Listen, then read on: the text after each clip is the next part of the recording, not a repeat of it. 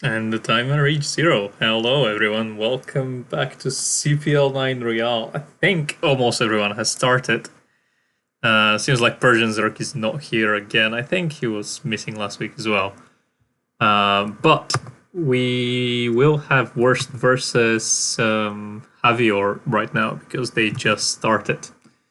Or they are just about to start. And yeah, without any further ado, we can just go into the game. I will update the overlay. Thinking of actually dropping the scoreboard this time. Because I always forget to update it. But we are gonna have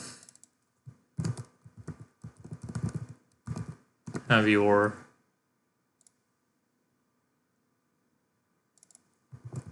versus worst. I know Havior is Terran. I'm not sure about worst. I think he was also playing Terran, but he also plays Process, so I am not sure. We'll see what he's playing right now. Seems like he's gonna be a TVP. Havior a very solid Terran. I think he is German, if I'm not mistaken, and worst is from the US. I believe.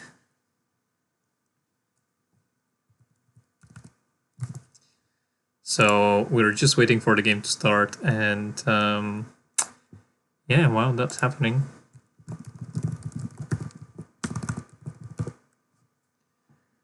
Well, that's happening. I have updated my stream a bit. You can now see notifications about falling and stuff. You also have the overlay with the coffee donation goal. And if you type in the chat !donate, you will get a link for the for how to contribute to the prize pool. You can also get a description of what the tournament is if you just type !CPL Royale. ASCII rooting for worst already. So we've got worst spawning in the top left corner of Polypoid. And we've got Havior spawning in the bottom right corner of Polypoid as the magenta Terran. Let me, while we are in the low of the game, let me join the Discord so that anybody of the casters who feels like they want to join the cast at any point can come and do so. So if you are a CPL caster and you'd like to join the cast, just hop on into the channel. You know how it's done. If you are not a CPL caster yet, but you would like to join the cast, message in the chat and I will try to set you up.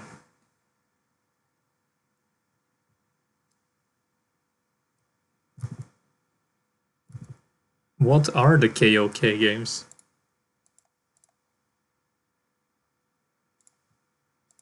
By the way, are the sounds level okay? Do you hear the game sounds and my voice? Is anything too low or too high? King of Kings for BWCL. Good luck with that. No game sounds. That is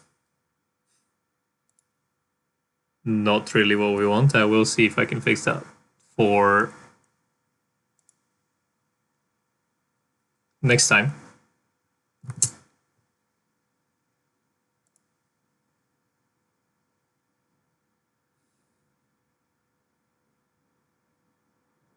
Yeah, we'll see about that.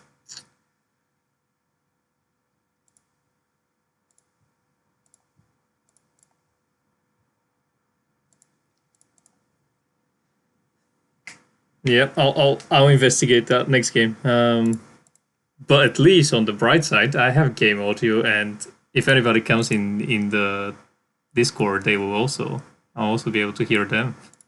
Seems like I just cannot get it all working together. Maybe. Anyway, so what do we have here? We have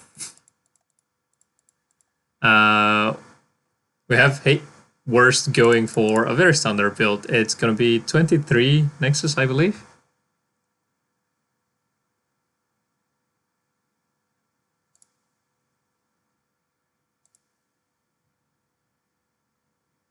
My Streamlabs overlay is okay. I can fix that at least easily. There we go.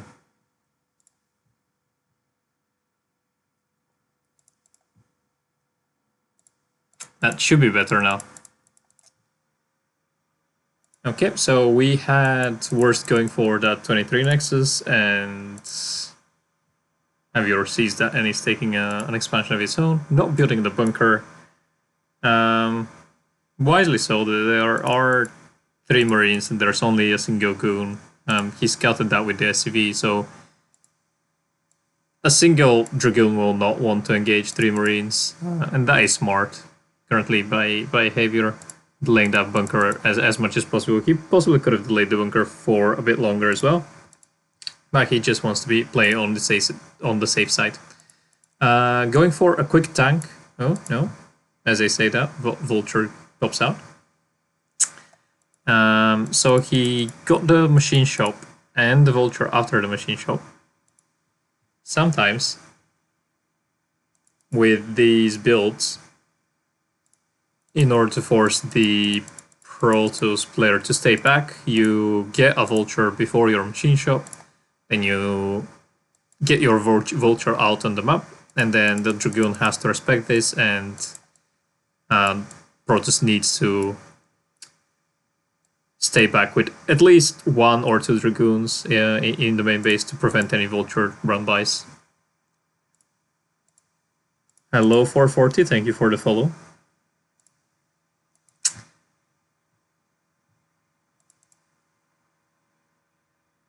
There are 2 Vultures though, and only 2 Dragoons, so that will be disastrous for worst if Havior decides to commit to this. Because 2 Dragoons take forever to kill 2 Vultures, and 2 Vultures can one-shot probe. So Havior potentially can do a lot of damage right here. He got his first tank, the tank pushed away the Dragoon, and there is no observer yet on the map. So yeah, I thought this Vulture was this Dragoon was gonna take a lot of hits, but instead it was the Dragoons near the base. Either way, not ideal for our Protoss player here. And we've got worst Havior is already going up to 2 factories and taking an academy. That is somewhat standard so far. Worst though has delayed his observer for quite a while, and that's why these Dragoons ate a lot of mines. But more importantly, this observer will be late to come into the Terran's main base. And if Havior was going for an eBay rather than an academy, he could have just very easily repelled that observer with the stump turrets.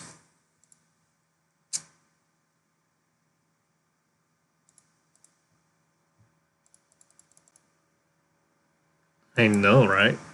We've got a TVP between these two, and ooh, they want me to stream. I don't think I'm streaming yet. Let me do that. Yeah, that's not ideal. You can watch my stream if you want.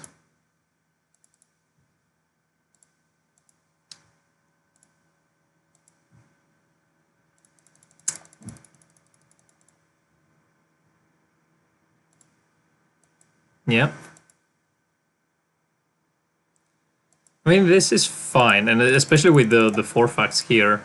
So Havior is playing it really safe, going for 4 factories before taking his third base. He could get he could get away with building fewer factories. Yes, Europe, sorry. Seems like game audio is not working. I will try to see what's wrong after the game. Now you can.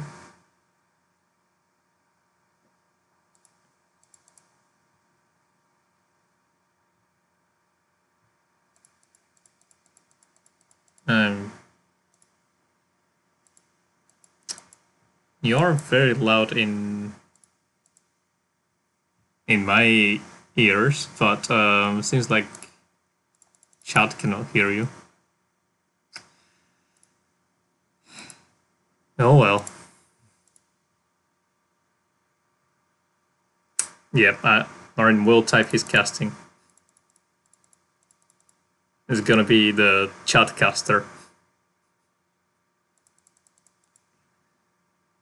Havior going for a lot of gates. He has the observer to spot the 4 factories, so this is his response. Next to the core, he's getting the fast arbiters, yeah.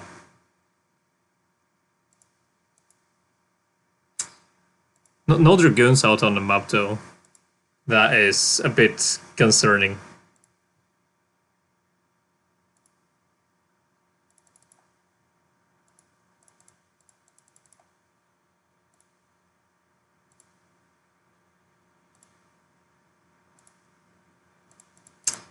Yeah, sees the arbiter tribunal with the first scan as Havior. The main issue right now, yeah. So these dragoons are now out on the map, and the vultures can do whatever they want, which in this case would be denying the fort base, and that is quite annoying. Also, yeah, these dragoons are not having their best time today. But also, taking that close fort base as worst, we are sort of committing to a battle proto style. And this fort base location signals that he wants to be aggressive and he wants to contest Havior all the time. But his dragoons seem to not be in line with the strategy that he's trying to show us. That DT just ate 3 mines and survived.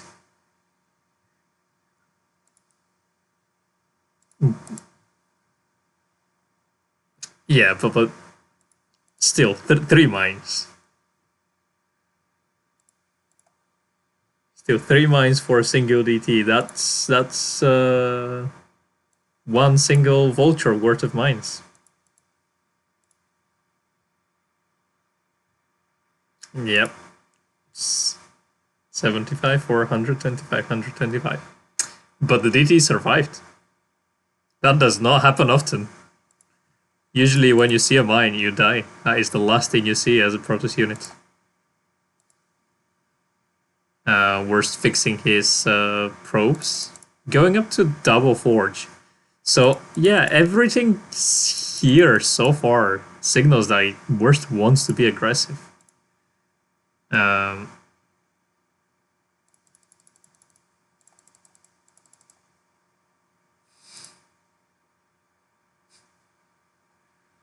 Yeah, so some resource disparity here. But Havior is nailing his build, to be honest, and he is getting...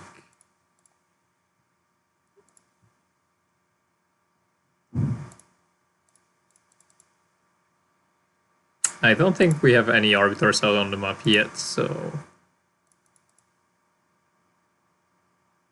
Yeah, he had the tribunal, but he had no gas.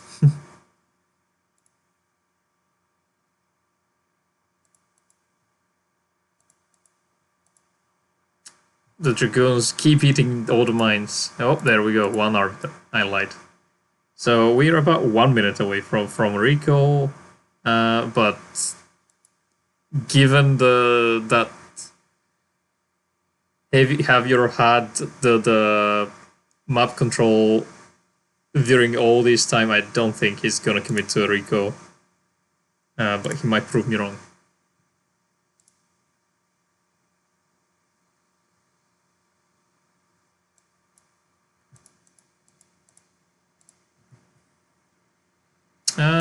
You might be able to get these 4 if you're really a master of hitting these stasis, but it's hard. You can get 3 easily. The stasis right here. I believe if you stasis in between these 2 tanks, you can get 4. Or if you stasis over here.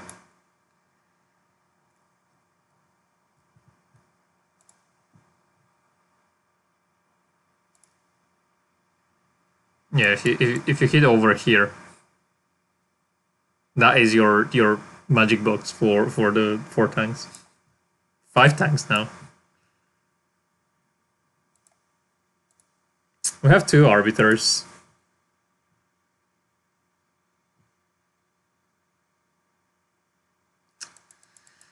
Yeah, I wish that was correct. If you have the arbiter, stasis just lands every single time. Havior going up to a lot of factories. That's 8 factories. That is all that he'll need, really. Meanwhile, worst is... Okay, he's trying to contest the 4th base, but joke's on him. Havior is not planning to take a 4th base just yet.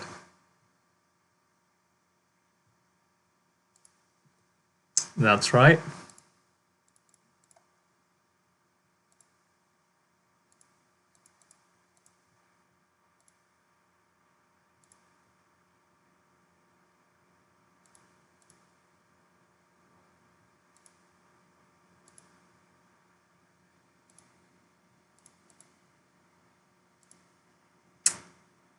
Havior is scanning, trying to find the army of worst right now. Seems like he might be a bit scared.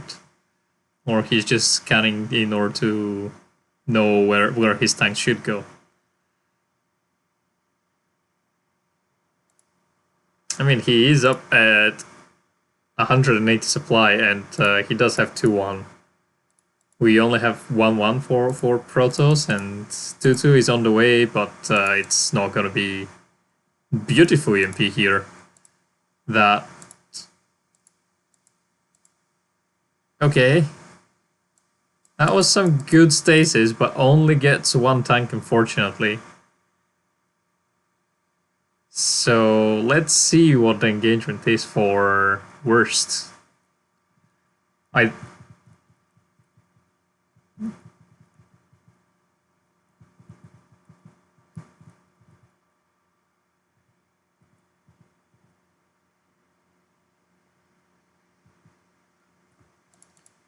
He looks to be trying to go for a counter. But there are some siege tanks close to the attack, and the counter is unfortunately right on the rally of the Airn. So, as worse, we are not having a great day today, and all these gates are idle currently.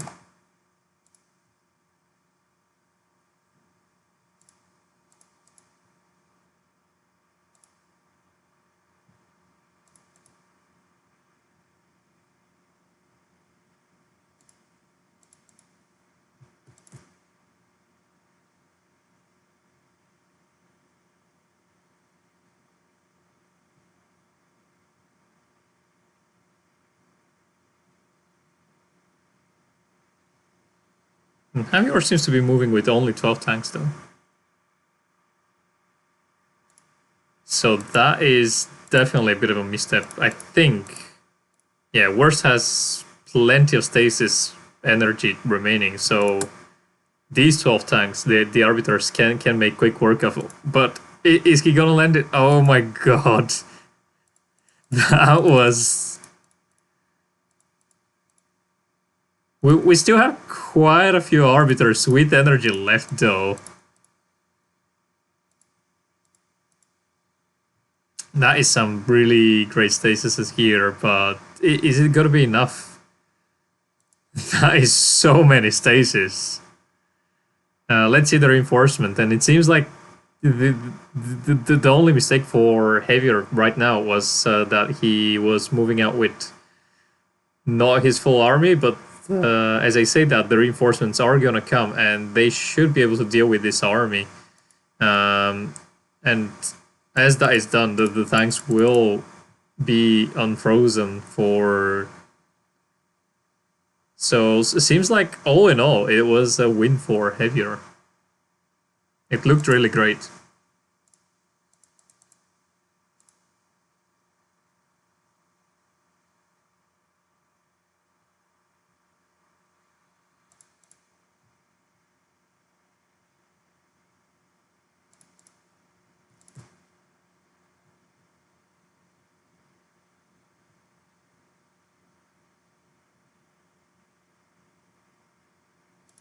Yeah, as a protoss, you really want to stagger your stasis a bit,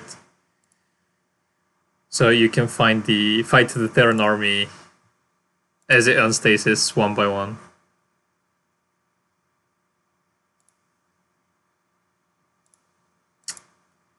He's gonna try to deny the fort base again, and okay, he gets 4 SCVs for his efforts. That looks like a lot of arbiters that have just been hallucinated, but they are real this time.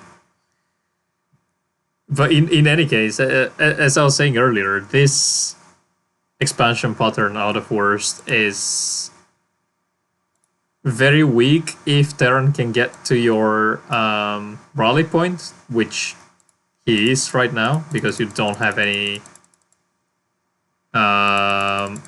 gateways anywhere else. And luckily for worst, the only thing that is going for him right now is that Havior does not have any SCVs building supply depots and turrets and E-base and everything right here to make the contain so much stronger.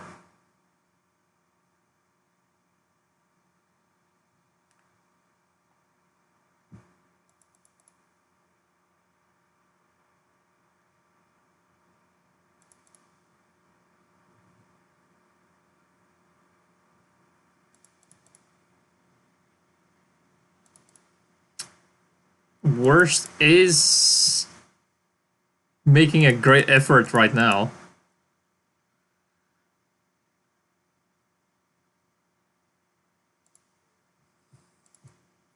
Yeah, all the arbiters. and a spiteful stasis at the vessels. Just because why not?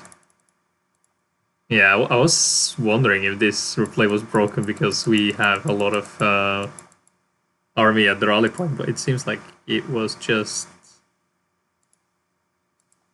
sitting there. We do have our first 2 Goliaths.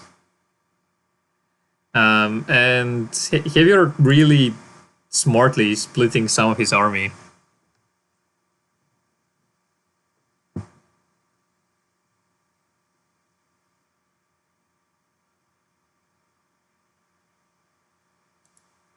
Yeah, but we are also quite low on probes right now. Yeah, we barely have. We have 8 mining minerals over here, and we have 12, 17, 18 mining here. So all in all, we currently have about 30 probes mining minerals. That is not the best, especially with that saturation.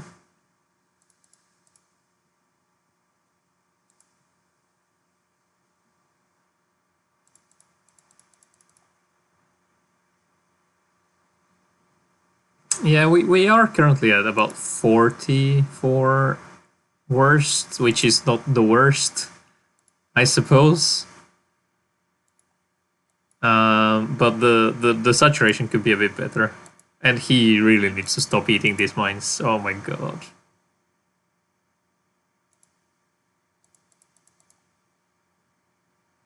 Very, very wisely mining the gateways so that no reinforcements can come out. That is 7 arbiters. The arbiter fleet He's coming to get all the tanks again.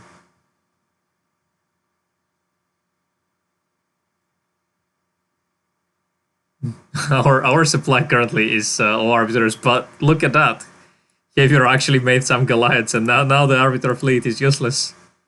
No, not like this.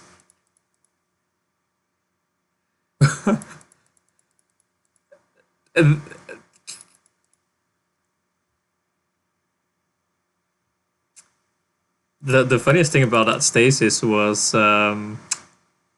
Worst actually protected all of these Goliaths.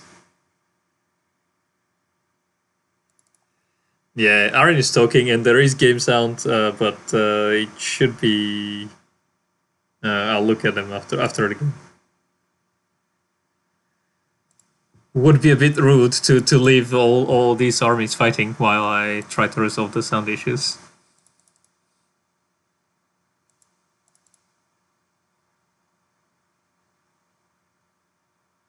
I mean, he is trying to cast the storm.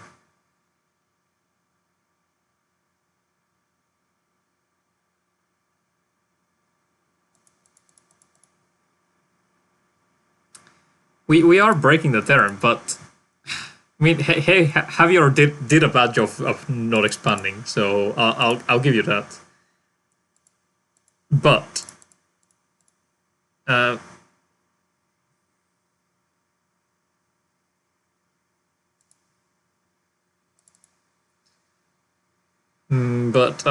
Havior is securing a new base right here. Havior Airn is talking. There is no. Airn is currently just voices in my head. No one else can hear him. The voice in my head are trying to convince me that I'm not crazy, but I heard from someone that.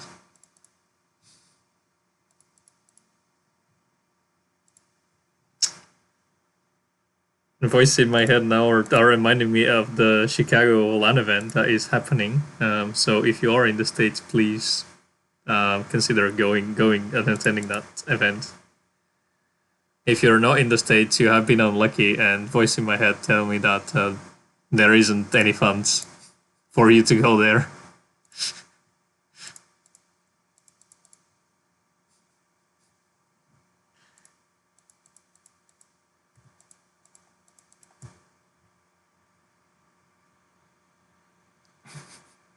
The smoke breaks spot low. I mean,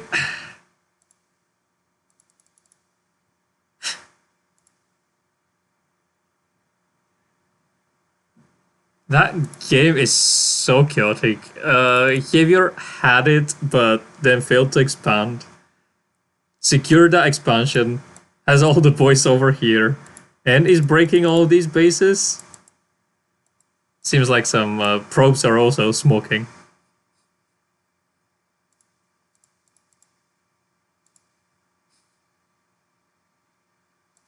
No, the D-Matrix Vulture. Second D-Matrix on that Vulture. Can we get a third one? No. Oh, so much blue goo. Dragoons trying to go up a ramp against 3 siege tanks. That is not the most not the most effective thing. Sva saying Toast looks pretty dead. I mean, he does, but the thing is, Terran also has no mining, mind you. So Havior currently has 73 minerals to his name, and he is not mining anymore. But Worst is barely mining. He's got some patches at the 12 o'clock, and he has some 3 probes mining minerals over here. No, it's 2 probes mining minerals.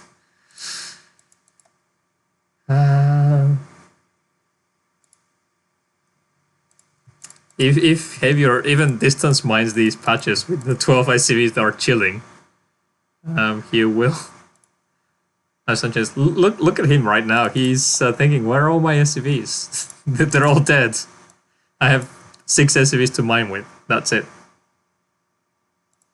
Meanwhile, the voice. Kiko says someone message Havior in the game. Tell him about the voice.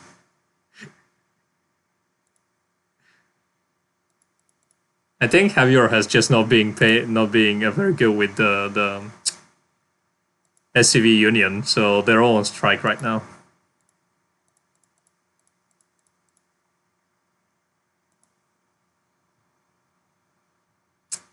But on the bright side, we have 85 supply to 85 supply. Havior now falling behind in the supply count, but has a lot of vultures that are sniping high Templars right now. And if Worst can do anything, it would be to produce high Templars and Storm, because Storm just recharges. You don't need minerals for that. But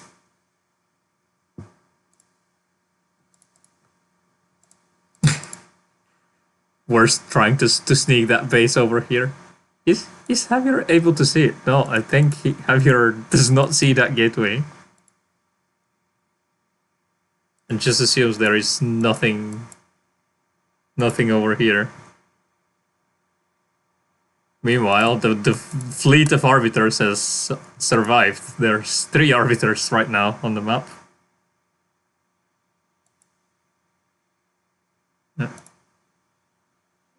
The two Arbiters did get AMP'd, as Karin says, in my head. But only one Arbiter has energy, but unfortunately not enough energy for stasis. Seems like this base might also be a bust. The tanks did manage to find that gateway and took it down, but not the probes and the pylon. Look at these 2 tanks going for an adventure. The single Arbiter that had energy casted his stasis, but unfortunately was only on 5 vultures, which is not gonna be enough.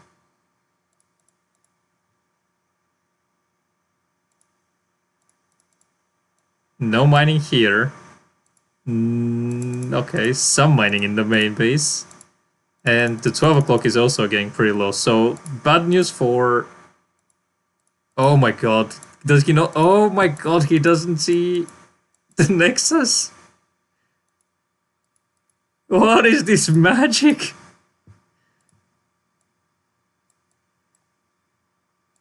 I think these 2 tanks can solely finish the game.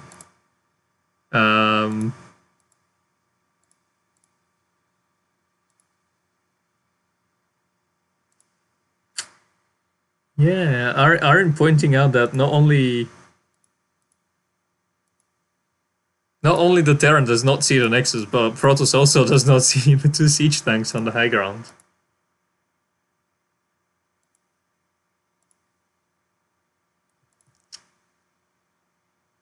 Meanwhile, we have a lot of SCVs mining, and seems like Havior, yes, just found the boys. Kiko, did you message him?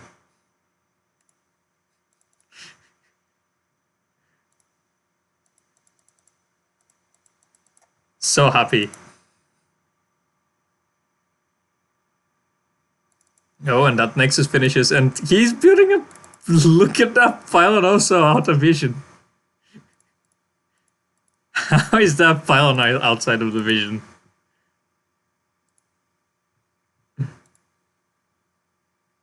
And meanwhile, we have a lot of High Templars and Arbiters, and that is pretty much all of our army. Some Dragoons hiding behind the rocks.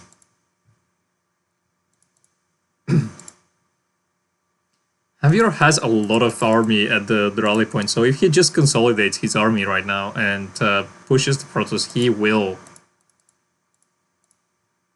be able to kill that.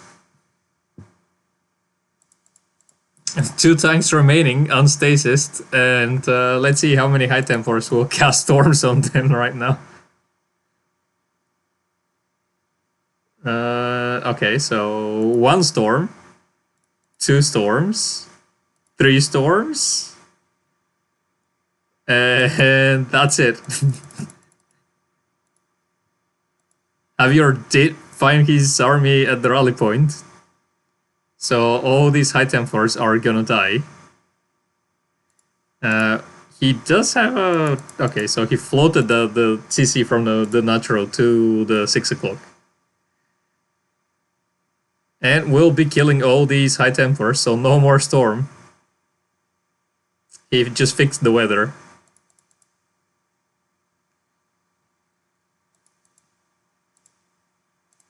Oh no, the 2 siege tanks died. I don't know, I missed what happened here. We failed to see the arc of the siege tanks come to conclusion. Havior stasising, EMPing the arbiters without any energy. Oh, as he's saying that the tanks did not die. They were just reinforcing some of the main army. Again, we have the arbiter fleet against everything. When in doubt, just make arbiters. Oh, he is upgrading air weapons. We don't really have any more minerals for to upgrade air weapons level 2, but oh, the Cape Boy. The Cape Boy. We do have 2 comsat stations. Okay, 3 comsat stations, so the Cape Boy is not gonna be effective.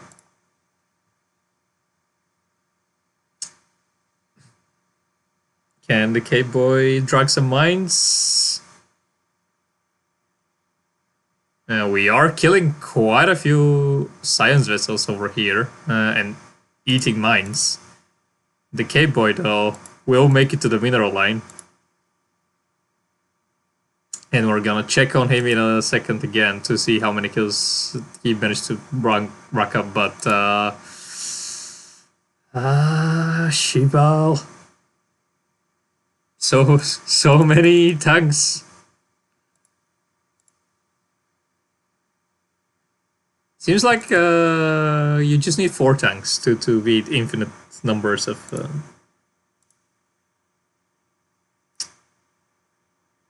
Cape Boy killed both turrets. And the SV making a 3rd turret. Oh, 3 tanks against the Protoss army. Who's gonna win?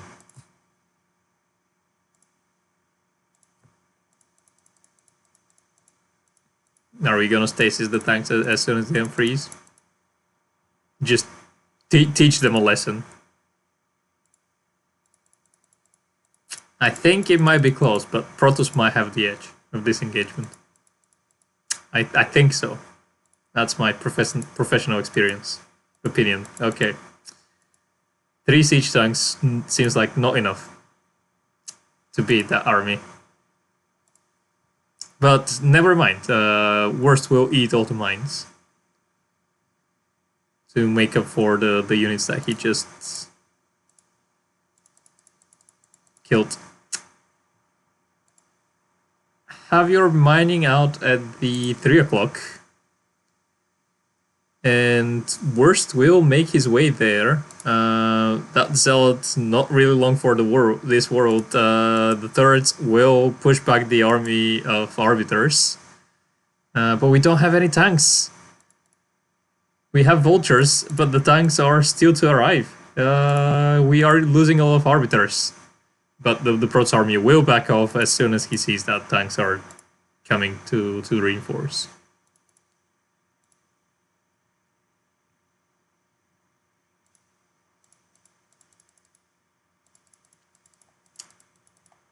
Okay, so Worst has now gotten a healthy economy after this base, which these 2 tanks were unable to kill. But the Nexus, honestly, if Havior can... I am speechless. Is Havior gonna lose this?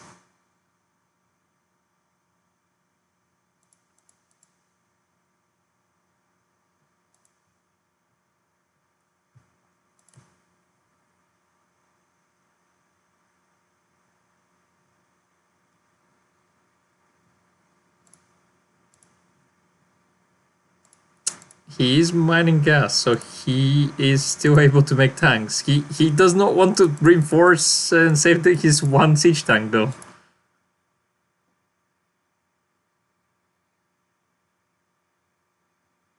We are low on arbiters. We have only one Stargate creating, and we cannot make any more arbiters really because we're not mining gas. We have. Oh, that simulator still has gas in it. Was he mining it with a single probe volt at that time? Okay, never mind. And he's now taking a simulator, so he will have access to gas. Meanwhile, at Terran City, our factories are not blinking.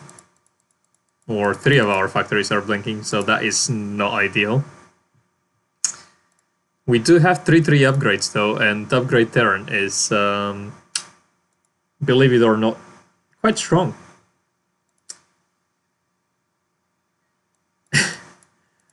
So the Goliaths see an arbiter, then the arbiter is dead, and then the Goliaths see a vessel and an observer, and the observer is also dead.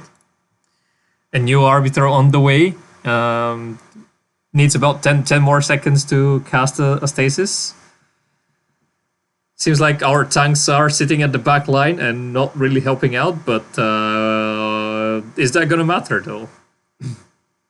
Our other mech army might be enough to take this.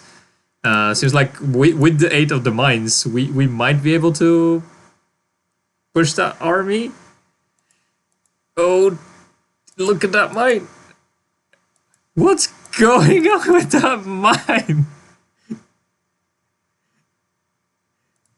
And just like that, Protoss suddenly wins the engagement, but has only a single Dragoon and an Arbiter left. So is that a win, really? We have 2 tanks and 2 Vultures, 3 Vultures. Seems like Worst is thinking of Rico right now, and that is not gonna be the best play.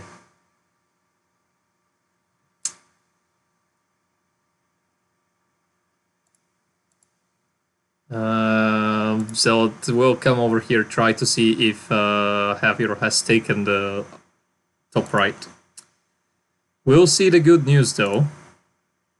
And is Havior mining? Only 3 patches remaining at the 3 o'clock. So Havior really needs to secure this second main.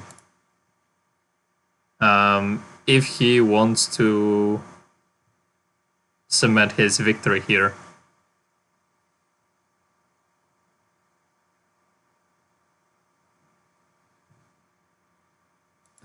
Vultures versus Zealots. Oh.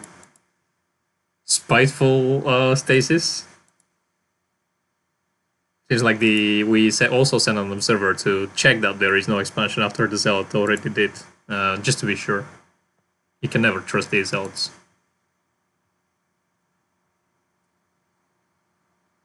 An army of Vultures versus 3 Dragoons. The Dragoons have 2 armor. And the Vultures win. Okay, so this time we have 6 siege tanks, and Worst says GG. Oh my god, what a game.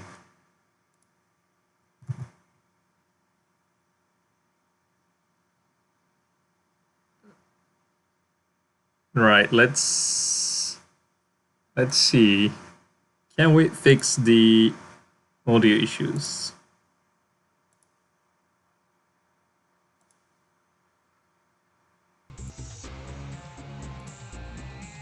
So there is game audio. You can see it in the stream. And that should also probably make you hear Airn. Can you say something? Hey. There we go. A couple of things. I can think say all of the things. Can you confirm in chat if you can hear Airn and if you can hear any game sounds? Anyone actually watching? People were watching. Yeah. Okay, yes, all good. Yeah. Nice. We got there. We made it work in the end.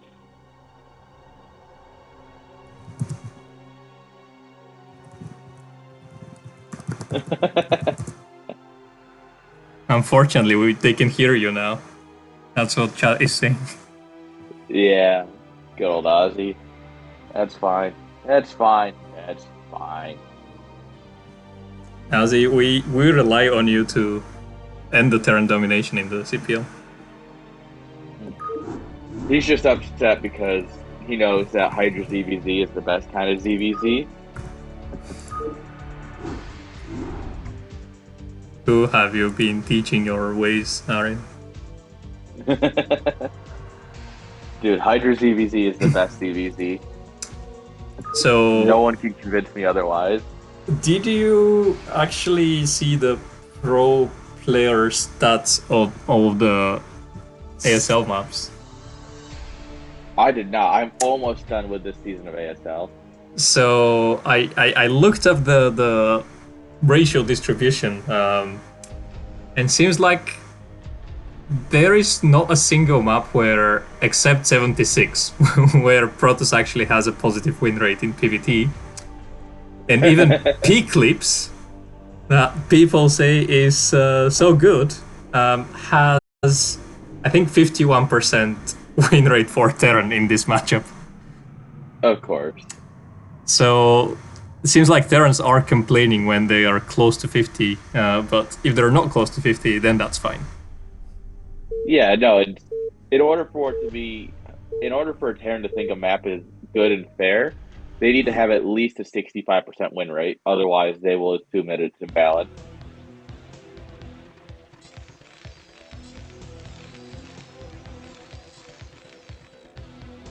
Yeah, as you're saying that PvT on Eclipse is really difficult if they secure their third. I agree. Yeah. On a long, drawn-out game, this map can be very hard to play, for sure.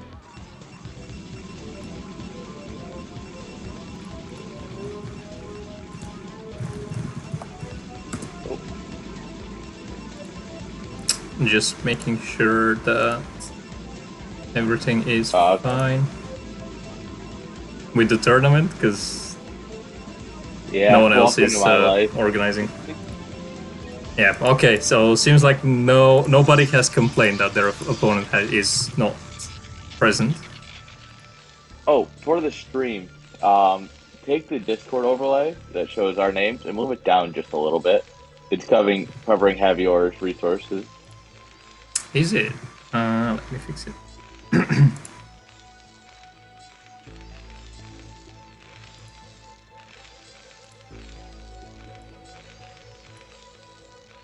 There we go.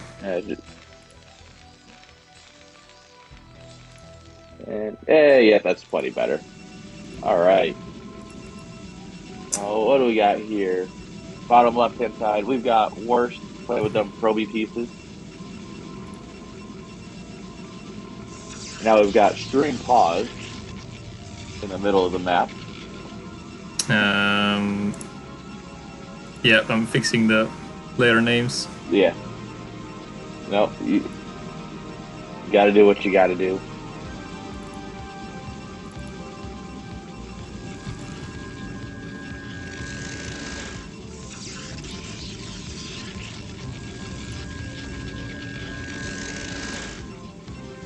Yeah, make sure you capitalize that T in Worst.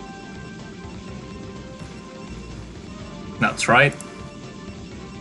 I posted a YouTube video. Worst with a capital T, but he is playing Protoss. Just because. Yeah.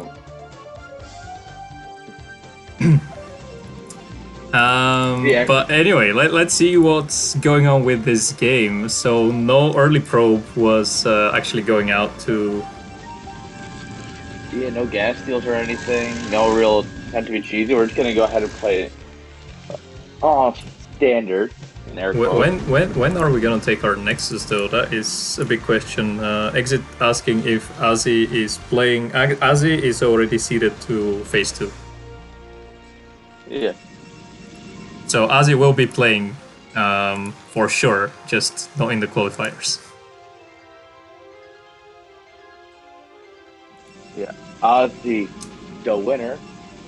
Flying saying that it's rigged. If it was rigged, you'll have 3 Protoses in the phase 2 as seeds. If it was rigged, I would be winning. Because let's be honest here, I can't rig it enough for you to start winning. Not with Hydra ZVZ, sorry.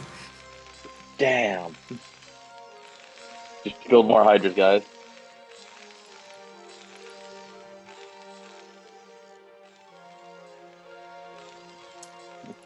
We are already at 24 supply and we're still not taking our Nexus. Yeah, do you think he's gonna do some crazy one base all in on the back of this? I mean, he's pretty. He's supply blocked right now. Last game. I think he just wants to go for a super safe 28 Nexus, but this is gonna put him so behind. Yeah, I think now that he's seen the command center, you have to get the Nexus. We are going up to 30 supply before we throw down our Nexus. Look, the this 30 Dragoon Nexus, is still poking. The new build. It's the new build, don't worry. Okay, 30 Nexus. We got it. Better late than never.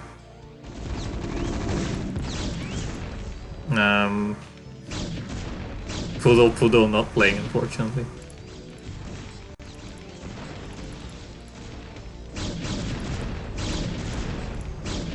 Alright, Coon's just hammering away here at the CC away from Terran. We snuck an SCV to scout later. Smart move by Havior. Oh, whoa. Dragoon survives on 1 health.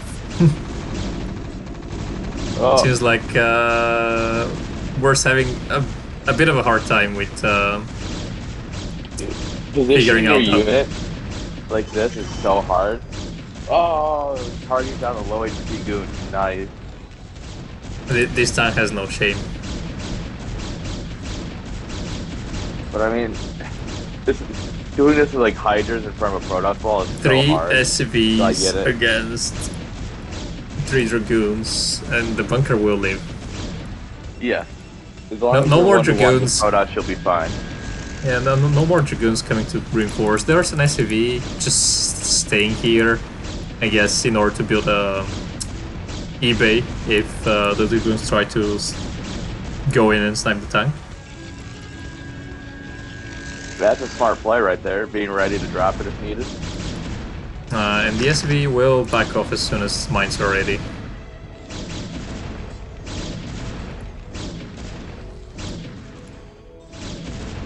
Alright, mines are done, which means speed and probably siege mode will be coming up next if we want double shot.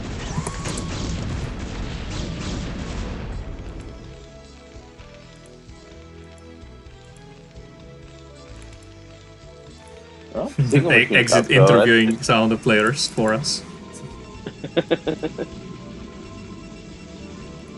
Honestly, not confident in PvP. Just build Reavers, man. Just build Reavers. Easy matchup. I feel like we can do better in terms of the latency here, but dynamic turn rate, not always the best. Yeah, there's only so much you can do though sometimes, you know?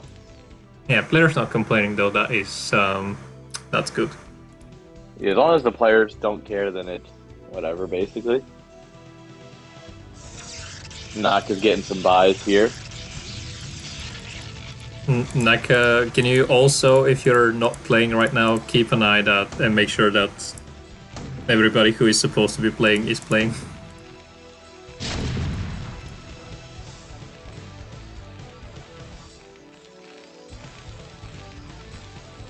Alright. Siege mode. Oh, so we want siege mode before speed. Interesting. Yeah, so going speed first is definitely nice, but you do need to have some vultures out on the map in order to do it. Or in order to capitalize really on that. And he seems to have to be worried earlier. I don't know if he noticed that about the Nate Lexus.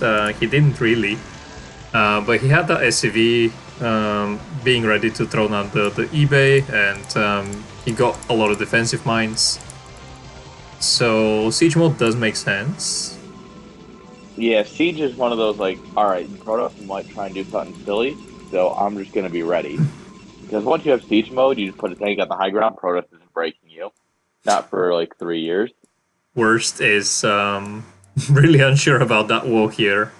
Making 4 pylons. Better not let these vultures slip in. No, it's an aesthetically pleasing wall, you know? It's much more of an art, right? He's an architect. Architect? Honey. And vulture speed is done now. The vultures will try to micro against these dragoons, and I mean honestly, on turn rate 12 is where it kind of gets silly with dragoon versus vulture micro, and I don't envy either of the players right now for this. Yeah, it's probably not the best.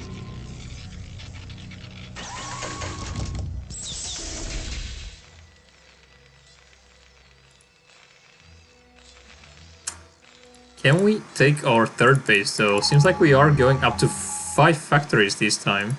And getting +1. Is that gonna be a 6th factory? Because Havior might just not have plans to take his 4th base. Yeah, and 6th fact. That seems to be the case. 6th factory. We could do a 7th fact all in with +1. We already are up at 6, and we are not taking our 3rd base, and we don't have starport ready, so that seems to be what we are going for, even though we are currently 1 factory light. Yeah, it's definitely...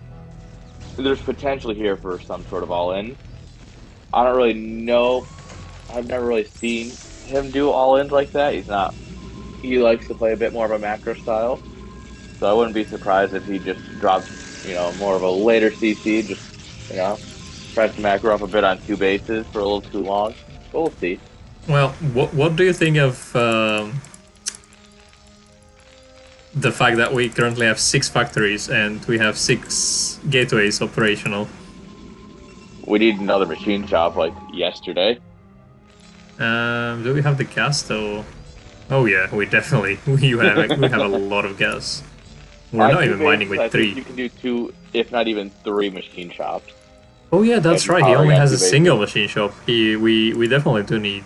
I mean, if we're not planning to go for a starport and go for any other upgrades, we can support 2 more machine shops. Yeah.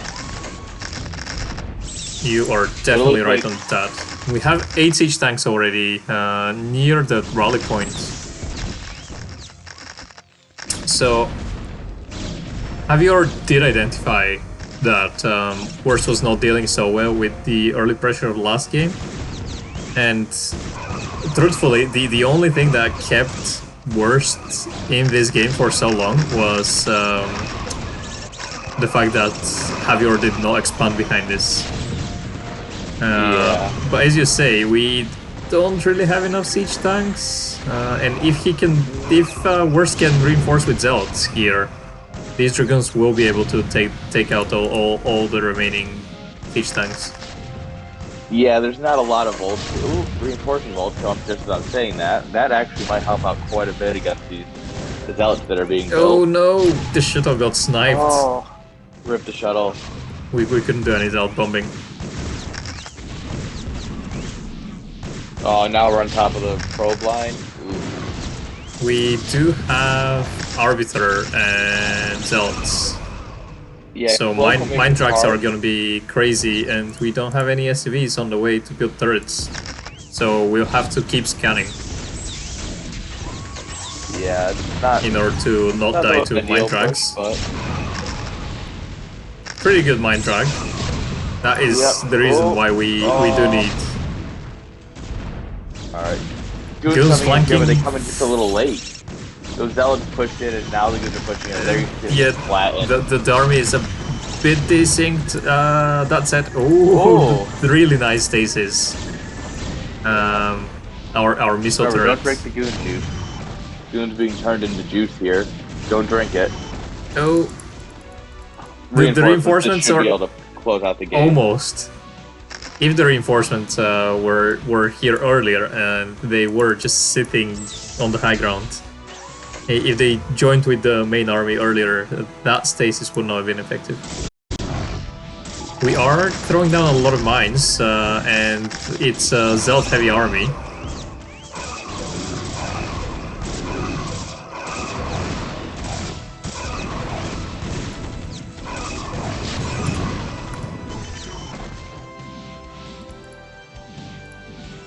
Yeah, alright, Protoss is pretty well contained at this point.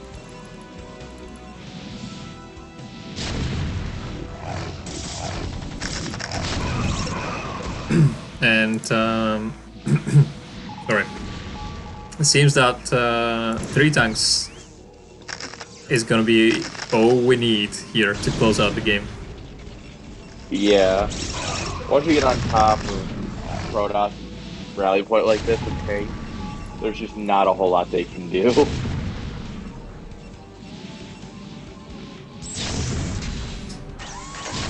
Wolf rooting for Havior here.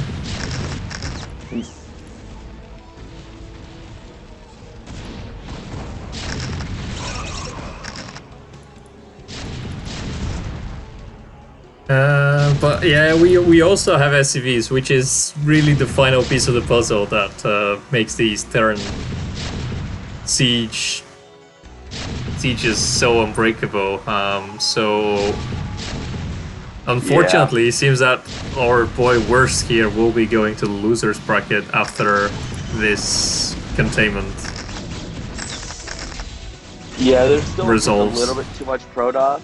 I don't think we're quite pushed into this yet with 2 arbiters and a bunch of goon zealots. But I think we can try and pull things in and bleed them out over time here pretty well. We do have 2 stasis right now. So we are gonna try our best. First stasis lands, second stasis could not land, unfortunately. But we are able to kill this Terran army, maybe. Well, we lost the arbiters. Where's the reinforcement from Terran? 2 tanks trying to reinforce, but they will reconsider that decision right now.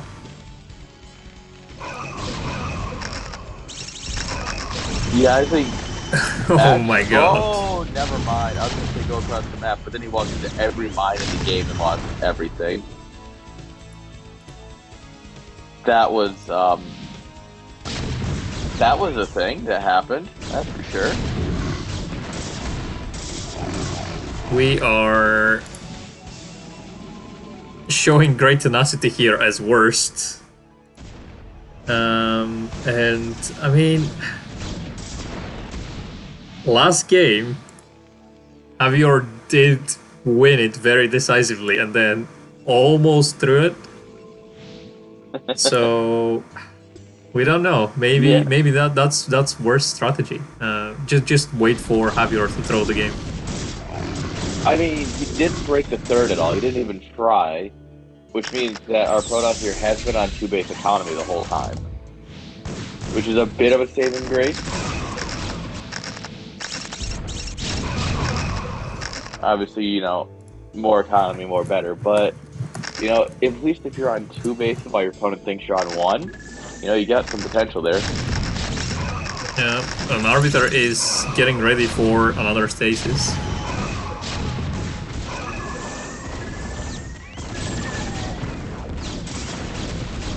Alright. Vulture's running in, trying to get a couple snipes off here. But all in all, it seems like these 2 are quite evenly matched, to be honest. Oh yeah, this is a banger of a match. If this happens, this is like a solid 3rd place for CSL right here.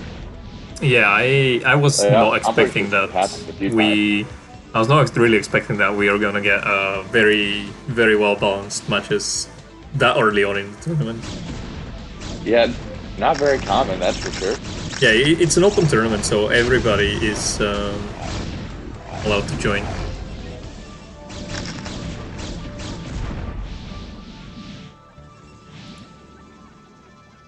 Well, it seems like they're giving it all they got here at this point.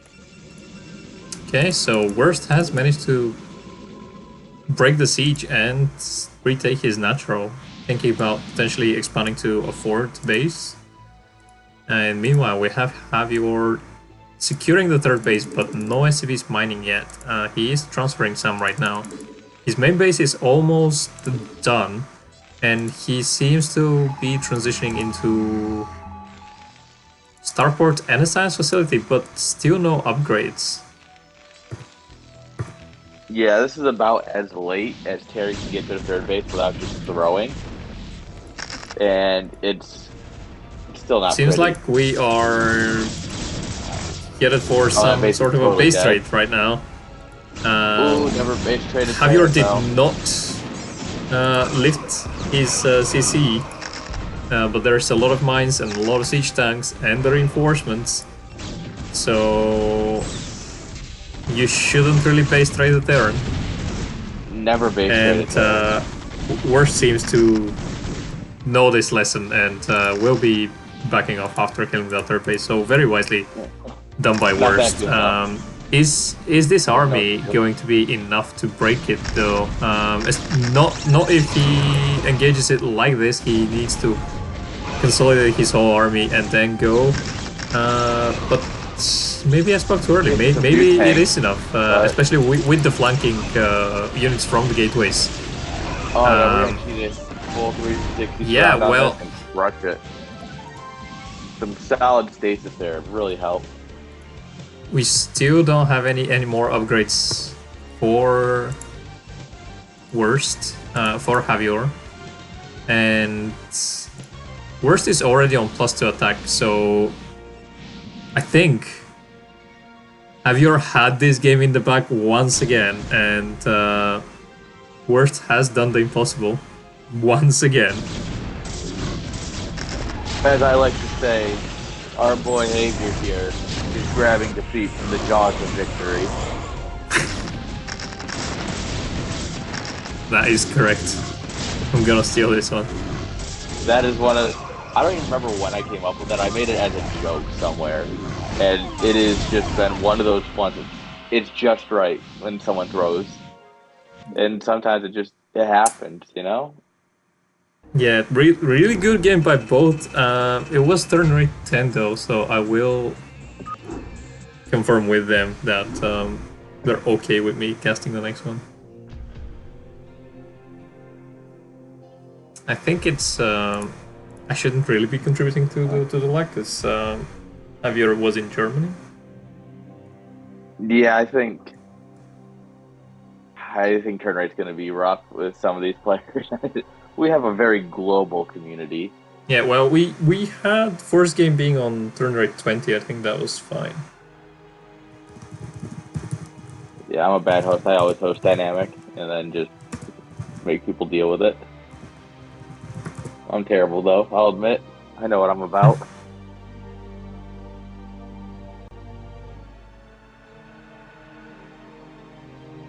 Naka here, 34 hours. That's real passion for Starcraft. You love to see it.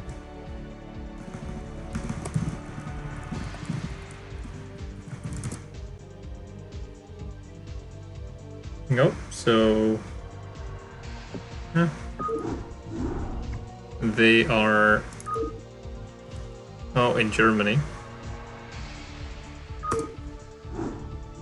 And I'm in the UK, so the turn rate definitely should not be 10. Poor Naka's like, I just want to die.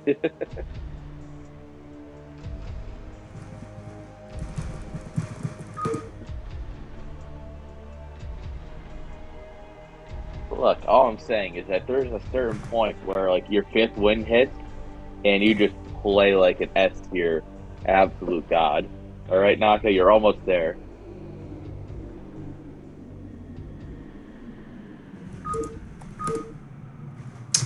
All right. Third game going up. Oh, is it? Could it be my connection? Could be. I'm getting some slow frames. Are we gonna see a 9-9 or BBS? What do you think? I think we are gonna see a very standard game by both of them. Because it's game number 3. They both won somewhat of a micro game. I mean, the first one was definitely a micro game. The second one, Havior just forgot his upgrades and was really tunnel visioned on winning it early. But you know, like both players have proven that they can go the long game, and given that this is their tournament lifeline on the line, I don't think they will try anything funny. Yeah, game 2 is where you're supposed to cheese in the best of 3. But you know, sometimes players don't quite get the memo. Yeah, I mean, Naka can cheese game 2 and game 3. Shout out to Naka in the chat. Yeah, he's gonna come on that third win and absolutely stomp the tournament. Also, I take no responsibility. You said that you didn't want a 3-hour stream. This series alone is 3 hours. This series is going the distance for sure. I take no responsibility. Look, I did say that you're taking over after the third hour, so joke's on you. I don't have have fun with your MacBook.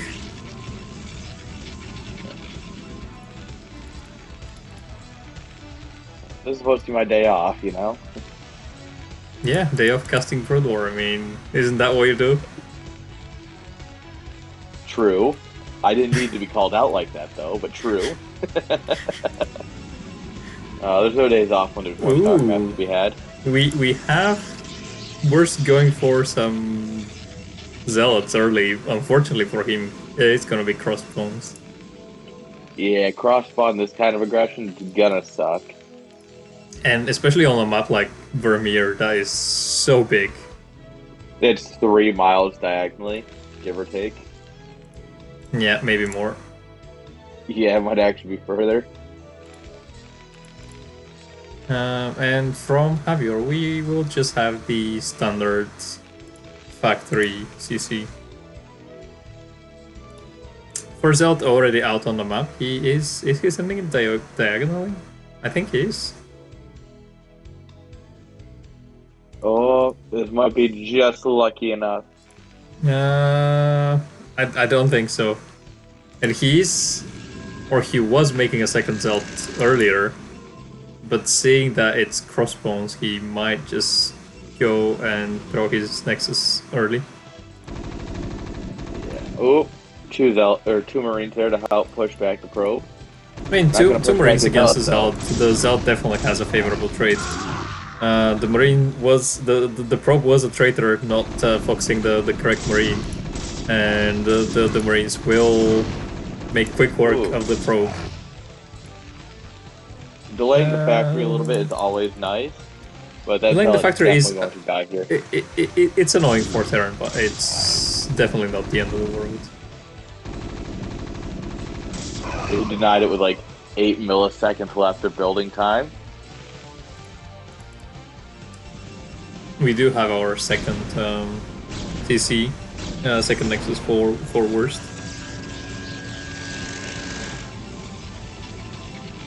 Yeah, I guess they are just going to go ahead and macro up here. Nothing too fancy.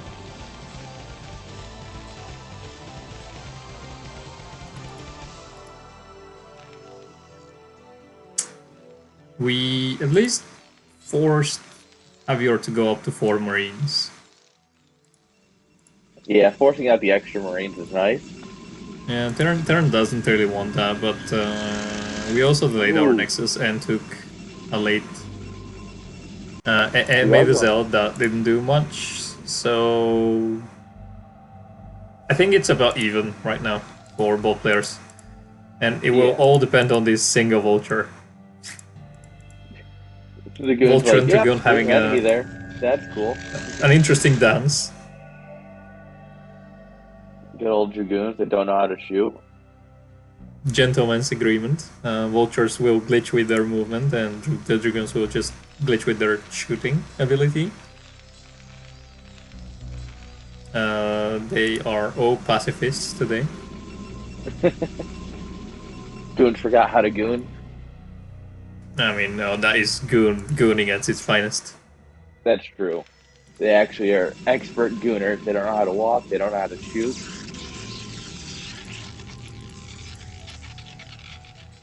Okay, we are transferring SVs at our CC as Havior, so that is nice. And let's see. In a few minutes, we should get a confirmation from both of them what is the tech of choice. Seems like Worst will be going for a Reaver. We have not seen any Reavers this game. Or did he have the Robo Bay? Or did yeah, Robo is. Oh, there it is. Has just finished.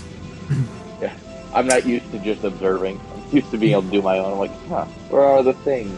You can also guess that it's Reaver by the fact that there's a single gateway and no third base yet. True. I do like some Reaver play. A little bit of supply block for both players currently. Always painful. Probably into mass speed shuttle on the back of this. You know, get some ASL vibes in here. No spoilers or anything, but it's a style. We will have to see. Worst is. I mean, maybe he feels like he has to change something for game number 3, but I don't know if going with a style that you may not be very comfortable with is that something that you need to change. Yeah, it's definitely a big coin flip on game 3. If you don't practice, like the amount of micro you need to do your shuttles well, if you don't practice that consistently, you're not going to be in a good spot for it. It's just not something you should do. He was, in all honesty, making High Templars in the previous game as well. So maybe he's not that unfamiliar with the strategy. I would love to see how it works out for him. We are going up to 4 factories again for Havior, and let's see what's the first thing that we're gonna build after that. We have the Reaver already picking up some SCVs, being annoying. That Reaver shot could have done so much more damage, but now with 4 siege tanks, the Reaver will have to retreat. Honestly, some good damage so far from the Reaver. Lots of denied mining time here. Tank armory not yet done, so we can't really pump Goliaths to deal with the shuttle. Yeah, but we also don't have Observer, and we might eat the mine. Yeah, he's just gonna have to eat the mine. Yep, no, Observer on the way, so we will expand after. being very annoying with that Reaver. Yeah, just little. But unfortunately, annoying is the main trait that we currently are with the Reaver. We have not done any critical damage, and we are still on 2 bases. So that is a bit worrisome, but we did manage to play turn for a bit. And we are now forcing turrets as a response to our shuttle. Yeah, unfortunately, once you don't get a lot done in that first window, getting anything done in another window is just not going to happen. These pylon walls are always so funny. Like, look at that gap, and a vulture cannot go through there. Yeah, but if you like, whenever you're building vulture tight, and then something just runs through them anyway, and you're like, well, fine then. Yeah, but also if you lay a mine here, the vultures might have a very, very high possibility of glitching through the pylons. Bouncer. Yeah, and then your goons are stupid and they cannot do the same. Ooh, nice spot for the Goliath. It's a little ambitious. We are delaying the third base of Terran, and Havior is being greedy, trying to take his third base on location. So gets punished for that. I would really love to see this. Yeah, okay. We forced the cancel. So this is nice. We are taking quite a bit of damage. No! Oh no! Don't lose the shadow! We are taking quite a lot of damage on our Reavers, but we also pick up a few tanks. Yeah, killing the CC. So all in all, right? That was a straight up kill. You know, we are in a good spot, especially if we transfer some probes to mine. It seems like we are doing that right now. And do we have a second shuttle? Well, probably. We don't have a second shuttle just yet. So, oh, there it is. But maybe we aren't. Look at them zoomy though. You know, it is hard to tell. Usually, if you're going for mass shuttles or that kind of play, you do want at least 2 robos. Yeah, he definitely should be dropping one soon. No, Vulture's just gonna go into the main, but is being blocked by that zone. Great zealot block on the ramp there. Really nice play here by Worst. Going up to 7 gateways right now. And we do have 6 factories for Havior. Delaying his upgrades once again. So, for reference, it's about the 12-minute mark, and that is normally, if you're going for like quote-unquote standard upgrade turn, that's about when your 2-1 will be finishing. Yeah. And we don't even have our starport yet, and after that we do need to get the science facility so that we can get +2 on the way. So if we stay on +1 for too long, as Terran, we are upgrading from our forges as Protoss, so we might have a window as Worst when our opponent will be weak and we are able to break them. Yeah, third base isn't online yet, you know. He doesn't quite have his upgrade while he's waiting for buildings to finish. There's a good time you can try and push in here, but there's a lot of mines. We are eating so many mines. Yeah, with the shuttles, you gotta be trying to bomb, you know, get some zealot bombing in there, try and pull the mines in. Yeah, I mean, at the very least, these mines that were here should have been taken out by goons. Yeah. And these mines as well. Also that. There are no tanks to protect them. Also, at this point, with the money he's banked up, I'd love to see just another expand. Yep. Okay. Oh. High Templar drops. And it didn't work. We are bombing with so cool. High Templars. That is not the most cost-effective way for your bombs, but I mean, if it works, it works. Well, I mean, if you get the storm off, you know, you can get some cash money storms with that, but if you get the storm off being the operative part of that. Yeah, you're not really gonna get the storm off dropping a single High Templar in the middle of a mech army. They're all ranged. Not with that attitude. No. High Templars need time to cast their storms. So you do need some sort of a distraction if you're going for an army snipe. Yeah. No, it was we have a lot of probes. I have a lot of probes going to our new base, no. but we also have. Oh, can we make it? Oh! Build the wall.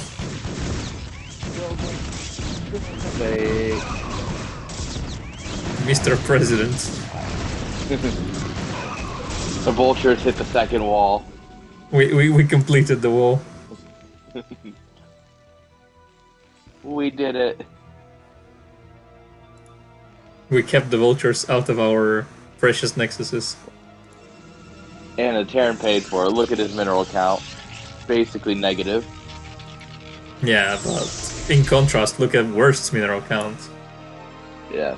We kept the wall Yeah. and are banking 3k. Yes, that's exactly what you want. Except it's not. He really should spend that money. He is. Well, he can't because he's maxed right now. Oh shit! I guess he's waiting for 2-1 and then he's gonna go. Yeah, sorry. This stream is a little Havior here pixelated. engaging in a really disadvantageous position. Only 160 supply against the maxed out army by Worst, and if he can do some nice Zealot bombs here, he will definitely. These are big money Reaver shots, and that storm was really nice, and just like that, we evaporated the Terran's army, and seems like Worst might have done it. You traded out what, 50 supply for almost 100? Yeah, that was 80.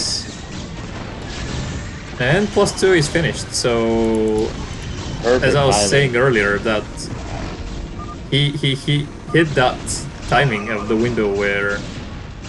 GG, well played. Good luck next round. Oh my god, it was Javier's game to lose, game number 1 and game number 2, and somehow Worst clawed back and made it to the progressed in the winners bracket. Not all is lost for our boy Havior here because he can come back from the losers bracket. It ain't over till it's over.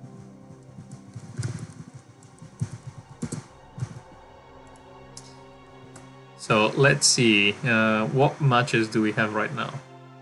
I think we will just keep following the winner. Works for me. So it's gonna be earob versus Worst. Let me update their scores. I can't believe that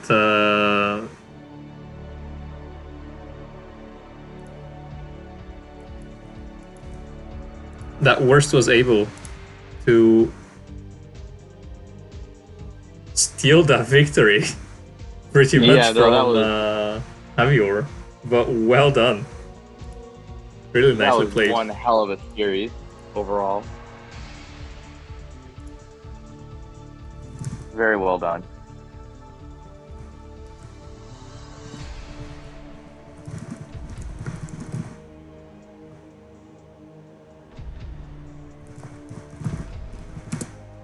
I think earob was in the chat earlier. So Pretty he sure. should be around.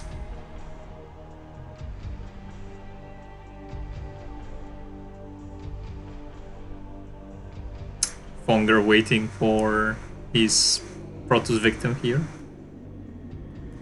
And Naka will have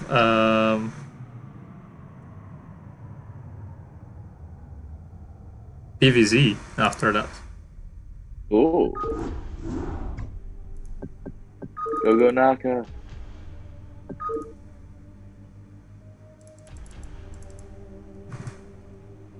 Ah yes, World Peace. That's the game we're looking for. And BGH. The way CPL was meant to be played. Some big opinions. You are not on your way to becoming an admin with this mouth.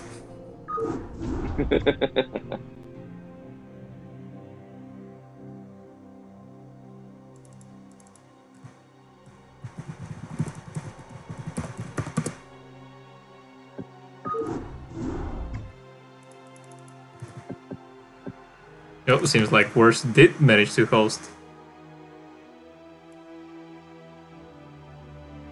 After all. There we are. Okay.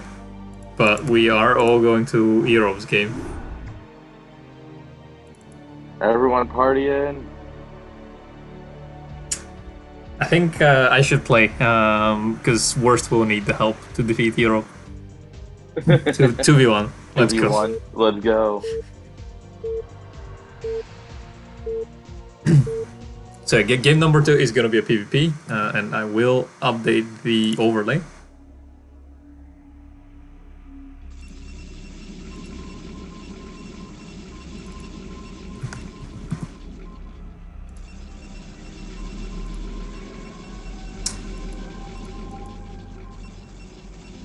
Naka says that he's on Team Havior. Havior is not playing in this. Naka's on the team of out. Europe? Do you know where earob is based? He... I can find out here in a moment. Give me a minute. I know he knows Spanish because he is sometimes watching the South American casts. Yeah. But I have no idea, honestly. We are at turn rate 20 low. Yep. See, he's listed as Germany. So Europe is Germany as well. Everybody's German in this tournament, it seems. The Germans are taking over, yeah. Not again. Not again.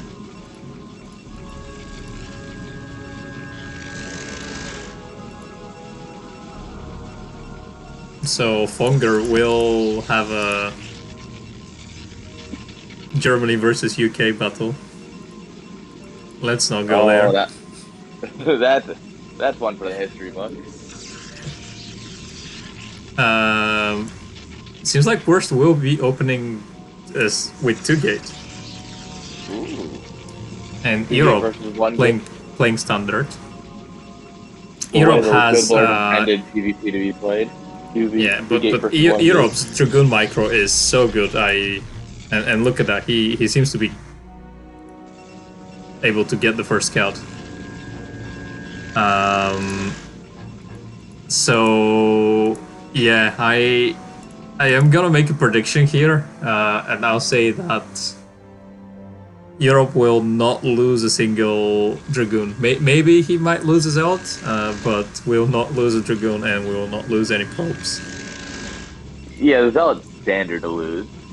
Honestly, it's there mostly just to eat them shots, put out some DPS, and then the goons are where the magic happens, especially for someone like earob. So we are sort of going for that 21 gas build, but we built our gas on 20. I wonder if he's just not going to be making Zealot number 3, or if he delayed his... Oh, no, there it is. So he was just cutting probes.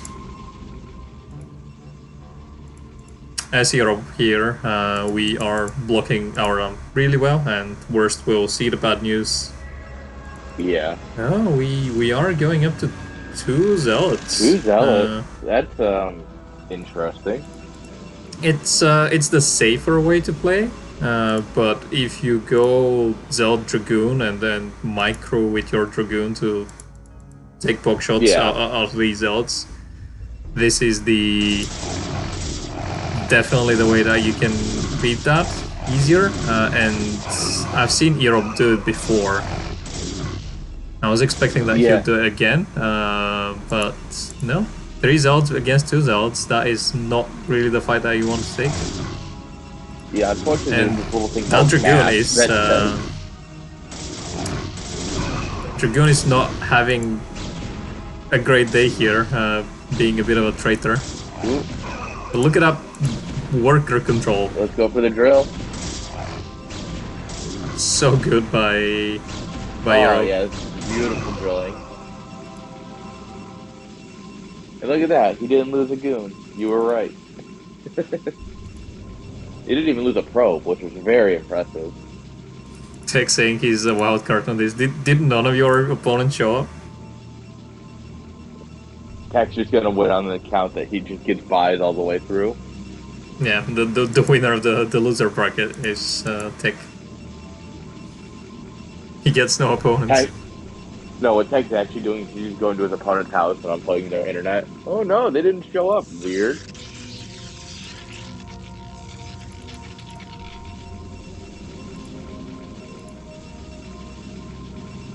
Alright, looks like we're gonna settle on in here. Couple goons going across here. Yeah, two dribbles really will try to... Much, He's just scouting around the map to see if there's any follow-up zealots. Ah, he clicked the screaming bird. I mean... They don't scream in the replays, fun fact. Sometimes they are so annoying. If you are trying to hit the perfect storm or micro your goons and then the screaming bird is there, you sometimes end up storming the bird instead of the hydras. That is not good times. Oh, there was a map in Starcraft 2, I want to say it was 1 or 2 rotations ago, that had a little cleaning bot in your natural, and there were several like tournament games, like high-level tournament games, where the person didn't get their natural down because the cleaning bot was in the way, and they were so mad. Like this is like a multiple thing, like this happened multiple times, to the point where everyone's like, all right, we can't have like any more of these. Like, at least not here. Put them in the middle of the map. We don't care. Yeah, I mean, critters are fine, especially if you can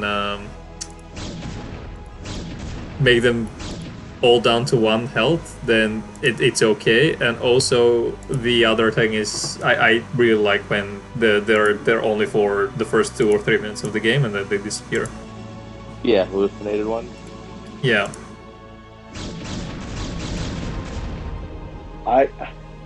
One of my favorites is August Grad for NSL 5, where it had all the polar bears that just...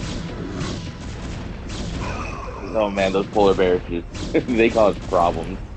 And it was hilarious. The river, we have a river on top of the ramp, but it's just not shooting. Doesn't have Starcraft. So, game is really going well for worse here. Rooting for the underdog. He got his natural down. And he's gonna go for his reverse right now. He skipped all sorts of detection, so if earob was going for DT play, this game would already be over. Yeah. But I think it's... Once you see the Reaver, you know that he can't have both Reavers and Invisible Men, so... That's correct, but initially when he built his first 8 Dragoons and just walked across the map, he had no idea. That's valid.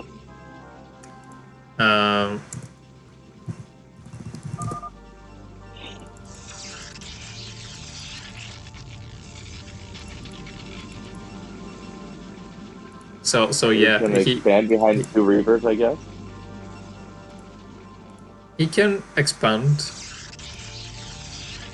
With the 2 Reavers, it's quite safe, but bad news is that Worst is already mining. In PvP, you can sort of... it's not such a big deal if your opponent has slightly earlier Nexus. But this Nexus is much earlier, so it will be impactful, but definitely not something that will lose you the game right away. Yeah, there's about, I would say, about a minute or 2 between the timer and Nexus finishes up and before it really starts being functionally useful for you. Yeah. So I think if we're going to do anything here, I've still got a minute here to really chill out, do what he wants to do, play his game, before it's like, alright, now you're starting to really show that you're behind, you know? Worst here, though, is... this SimCity, especially if he builds a building over here, will be a nightmare to deal with if earob drops some Reavers over here. Yeah, he seems to be cluttering all that area, so... And here's the shuttle drop. Oh, no, that Scarab is a traitor. Oh, that one's not. Probes dancing, sure. just focus. Oh, Is he? No, he focused the gateway by mistake. No. We have a speed shuttle though, so speed shuttles are always really dangerous. We are... Oh! Shiba! Thankfully, he turns around before a disaster happens, but that was still a close call. We are not mining from our main nexus, which is good for earob. Yeah, I mean, you're essentially 2 base versus 1 base right now, as long as he doesn't get any probes back in there. Look at these probes. Yo, they're dancing. No. Oh. Oh my god, connected. And we have 3 reavers against a reaver and no shuttle. So that's not gonna be the... Let's just say it's not gonna be the fight that Worst wants to take at this point. Oh, but he snipes also the shuttle of earob. So now this engagement is not as bad, especially with the reinforcements coming in. The shield battery will have to do a lot of work. The reaver in the front will be exposed, so these dragoons can just go and snipe it, but Worst should really not be going for that, trying to snipe these reavers, because there are 3 reavers fighting from the back. Yeah, well, one of them is just glitching out. But oh my god, Worst was able to take down 2 of earob's reavers and a lot of dragoons with his army. So, all in all, a good trade for earob, for Worst. Yeah, Worst definitely got more than he should have there, just because of one of those reavers absolutely just derping on the ramp. Yeah, well, when reavers are faced with difficult terrain, it's not really the reaver's fault. Yeah, it's reavers not them, aren't it's what you. I consider smart. No, reavers are... Man, if reavers had better AI, Protoss might have been a really good race. Yeah, might have been. Might have been. Yeah, shoulda, coulda, woulda. Europe trying to take down one of these spotter pylons, but Worst will prevent it. And all of that while Worst is setting up to take his 3rd base. If Worst can take this and has access to 3rd gas, he will be in a really good spot. But look at that SimCity again. Oh, he is just making it so difficult. If I'm Europe, I'm dropping 2 or 4 reavers here and I don't care. I'm gonna snipe your Nexus. Thanks for the Nexus. Yep, some probes glitching again. Oh, now Reaver has 7 kills right now. And we're about to double that.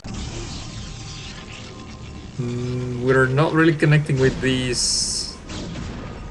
Oh. Drop it? No, doesn't drop it. Come on. He didn't realize how hot it was, so he didn't drop it.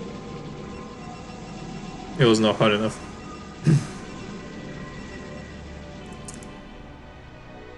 Worst seeing that Europe's army is right here, so nothing to worry about at the minute. It looks like these probes are still glitching, by the way.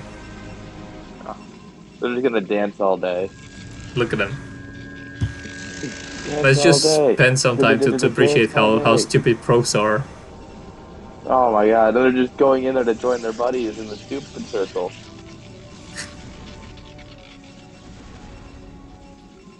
Oh, yeah, gateways over here are not great. They're going at it again. What are you doing, probes? Come on. Alright. I need show some mercy. Minerals. I understand how passing kind of works, where it's like it has quadrants and it's like mapping out between the two. But why does it do that sometimes? Do you remember a map called it will come to me in a second. It was with P, Polaris Rhapsody. Do you remember that map? I don't. So it's a two-player map. The first player spawns at the top left, the second player spawns at the bottom right. And you have your expansion over here. And if you're playing PvZ, you make your gateway, you make your forge. And then if you get Hydra busted, you need a lot of cannons. But the thing is, if you make a cannon over here, right under your gateway, you cannot transfer any probes from your main or from your natural to your third base, which is located over here. Because of that cannon, if it's built, they will just circle around it for infinite amount of time and they will not do anything else. Like, they will never actually fix. And if you don't have the cannon there, they're fine. Oh, Starcraft, I love you so much. Yeah, it's such a great game. Observers flirting in the middle. We are getting that observer dance, and it seems like Worst will be able to snipe earobs, which is always really annoying in PvP. Vision is king. You never want to lose an observer if you can help it. Earob has already Archons on the way because he's up on 4 bases, whereas Worst only has 3 bases. It was really good position for Worst when he was taking his 3rd, but then Earob double expanded, and now Earob is actually the one that has the advantage. Because late game PvP, it's a matter of how many of these psionic deadballs you've got. Oh my god, all the high tempo. So, even though Earob is not taking the best battle right here and the Dragoons are glitching, he has 3 Archons, and these 3 Archons at the front will be able to tank so many hits that his unfavorable engagement and half of his Dragoons not hitting will not be that impactful the for way the they fight. melted the Zealots as well, absolutely huge.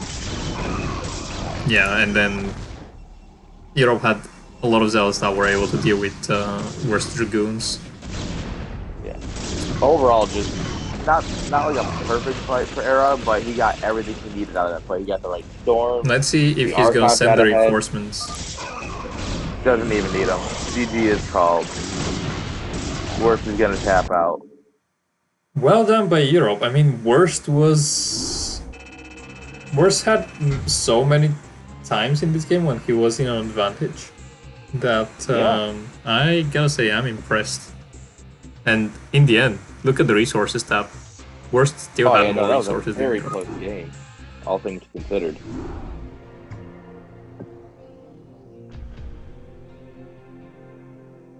Oh, look at that.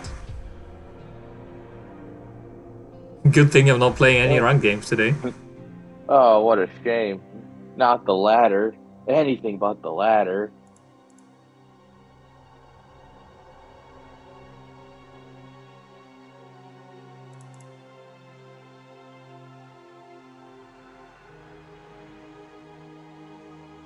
Looks like no one knows who 440 is, so 440.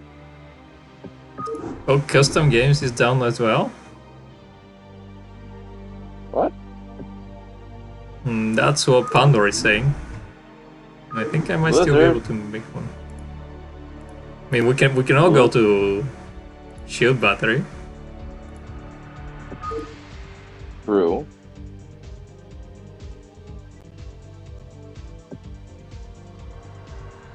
Yeah, I might have to make an announcement that we are all moving to Shield Battery. Rip. Rip us on 440 saying I don't have a Shield Battery. I will link you to the website, download Shield Battery, and it's pretty small. yeah, you can get it really fast because that seems to be the only way right now that we are gonna be able to play. So if we are to continue the tournament, get shield battery. I'm grabbing the link right now for chat. I posted one. What if we all post it? Let's all spam shield battery. Yeah. All right, so We're switching, I guess.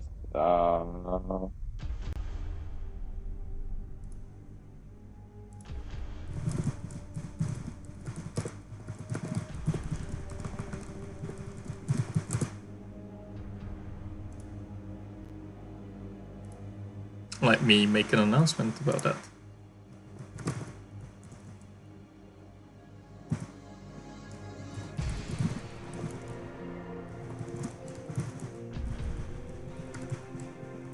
I mean, it wouldn't be a Starcraft tournament if, Blizzard didn't die.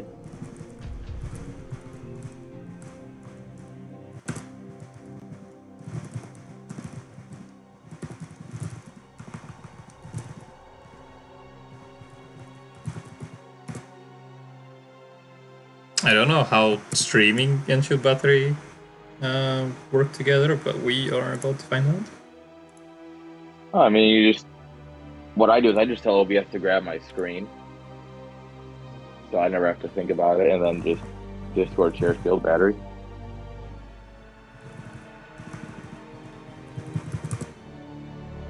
Yeah, too many things going on my screen right now. I mean, I might do that, but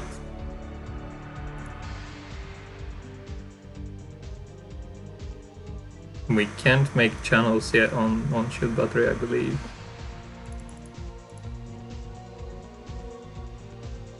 Let's see if I can at least create a game.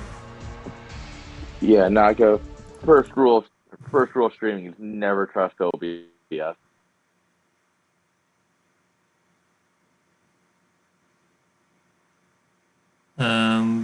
Can we make a game?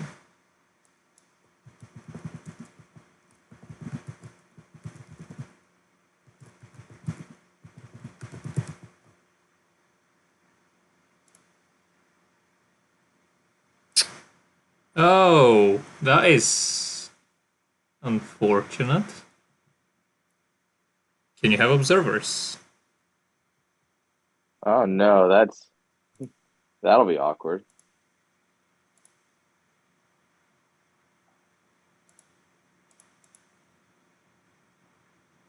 Dude, I feel you, Naka. Trust me. I don't know mine at all. Yeah, so at least I can make games.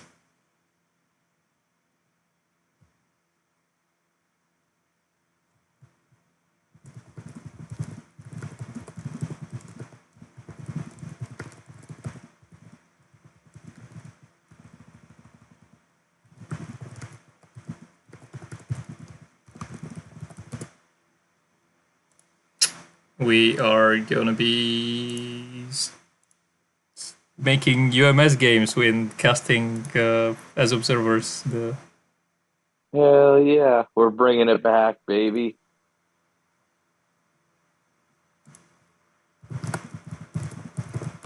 So now just make sure you keep it in 4x3 so it really brings in, like, we'll have to get allied vision and everything.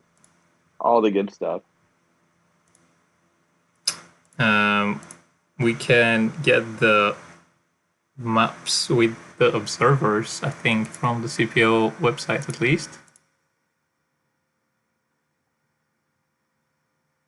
We have some maps.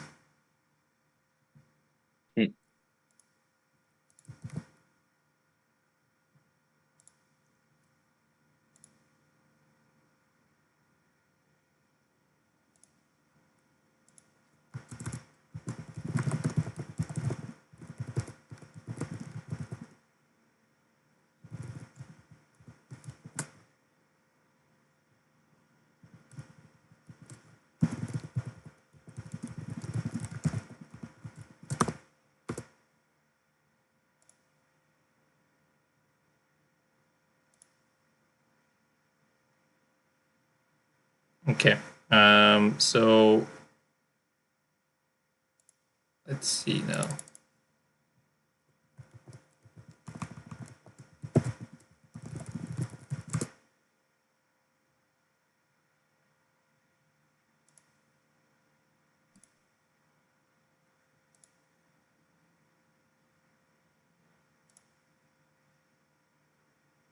Well, no better time for a quick break here than while we get set up for shield battery. I don't know if you have to run ads on your channel or not. No, I'm not a partner. I don't think I can run that. Oh.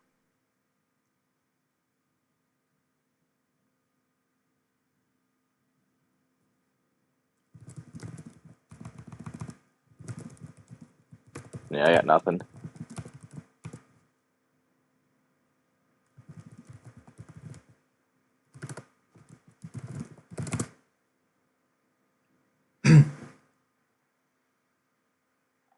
So something that we definitely need to tell Sugo about.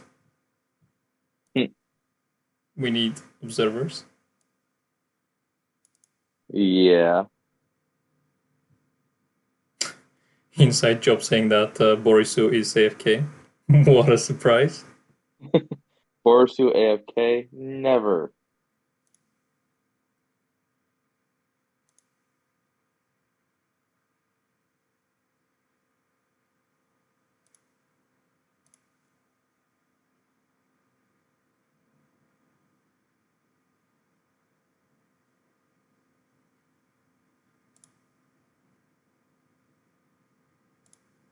Oh, why can I not?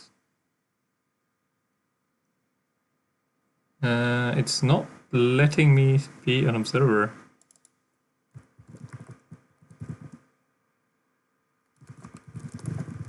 Yeah, I don't know.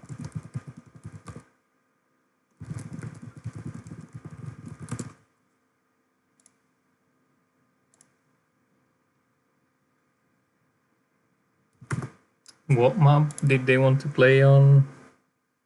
Vermeer. Okay. Everyone wants to play on Vermeer. Why do we Let's even ask? see.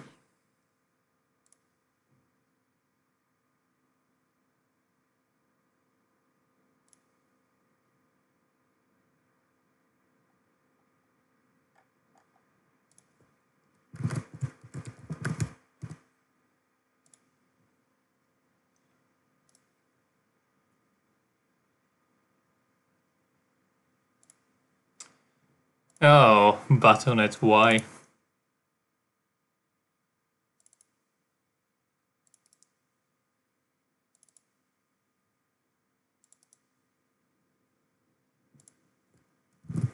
Blizzard. Small indie company, guys. Yeah, resolving issues from the small indie company. No biggie. Don't worry, our small indie community is better than a small indie company.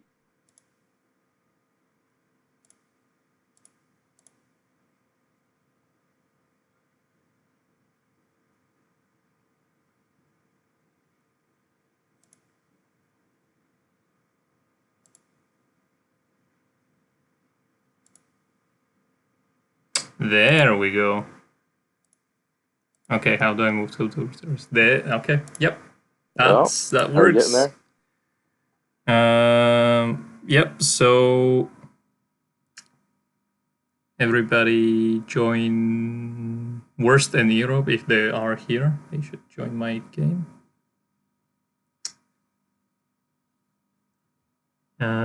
So it definitely works.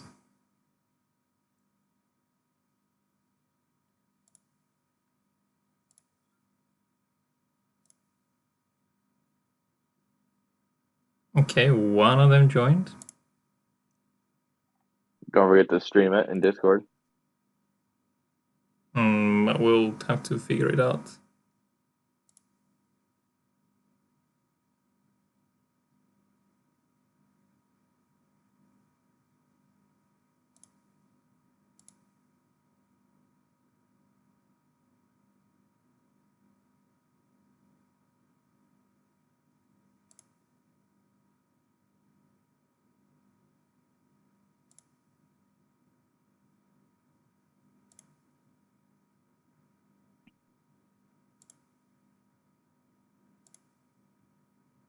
Is it streaming? No, it's not streaming it. Yes, look at that black screen. Oh, yes, Blizzard. Beautiful.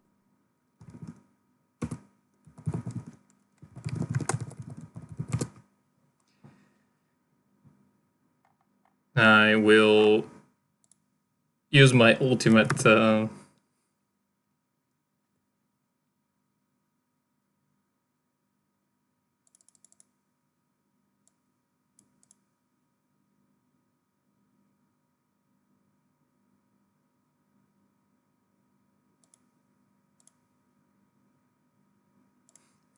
Players having difficulties picking their races.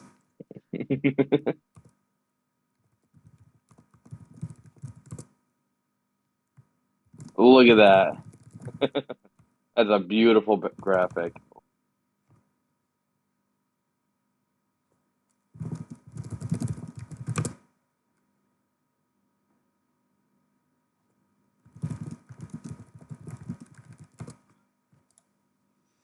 Okay, so we are starting. We're gonna do a test run first to see if everybody can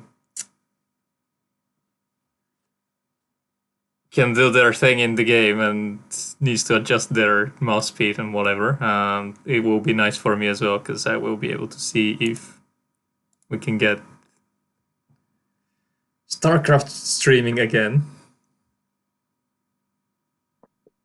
You see, Havior, the issue is that, you were probably top 15 on Shield Battery when you were like the third person to sign up, for Shield Battery. I don't know if it counts.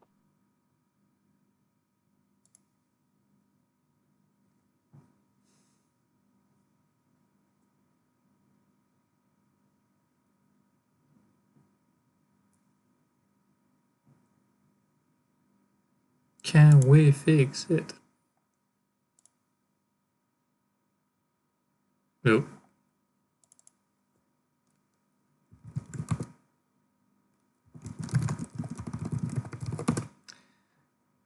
I really hope that Shield Battery is not using Battle.net's Oh, that could be an issue. servers behind the scenes because we are currently failing to get into a game. I mean, I know it Oh, launches into there we but go. We've got a game running. Oh, yes. Let me now try and get the stream going.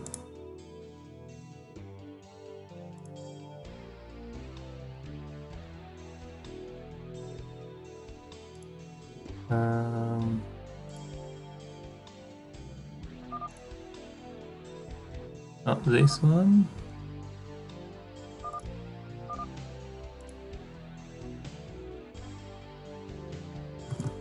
That's good to know, Naka. Thank you. It's all peer to peer, the way the good Lord intended.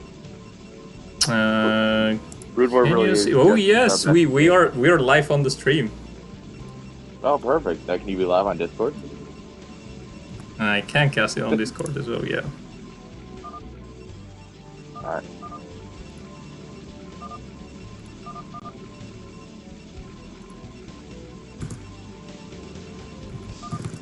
All right. This is some old school casting. Let's go.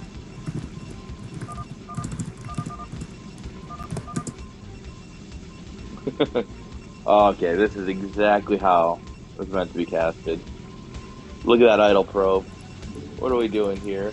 I think they are just going for a random test game to see how their movement is going and stuff. So they're not actually playing.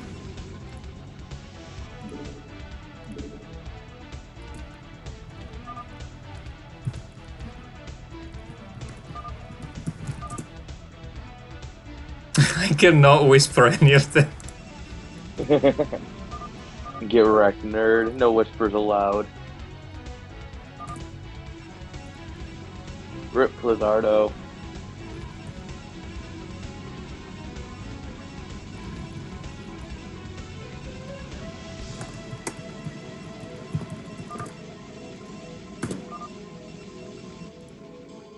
Yeah, it is better than the default client for Battle.net, but for observers it seems to be a bit of a pain.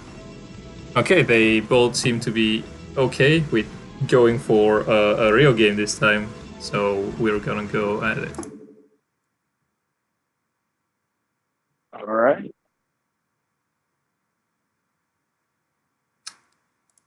Oh, you're gonna have to restart your I stream might every have game. to, yeah, I might have to restart the stream every single time, but oh well. That's We fine. can As at long as I don't least close out play. of it, it'll just yeah. If I don't close out of it, it'll just keep relaunching it for me. So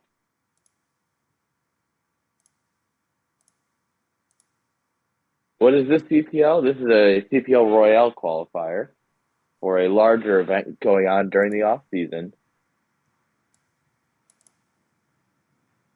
And that's about all I know, actually. I actually don't know all the details of the event.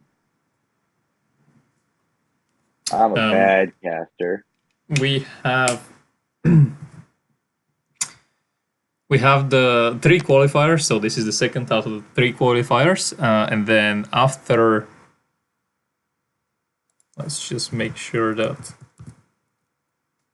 players are going, and as we get into the game, I will explain the CPL Real. Wait, I can buy my way in, Naka? Oh my god, what? I should totally be winning that. My battery is on the headset is low, so let's see how we're gonna. Yeah, mine's not much farther behind you, so. Okay. Right, we're going live.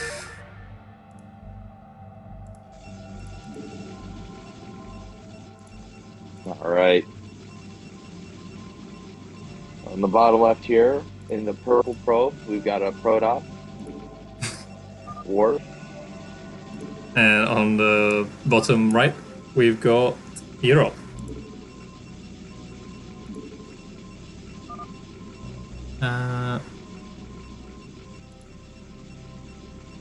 It looks like we're slowly getting this figured out. Yeah, Airn, can you also keep an eye on the CPL Discord if Yeah, I've got people it are open. being confused?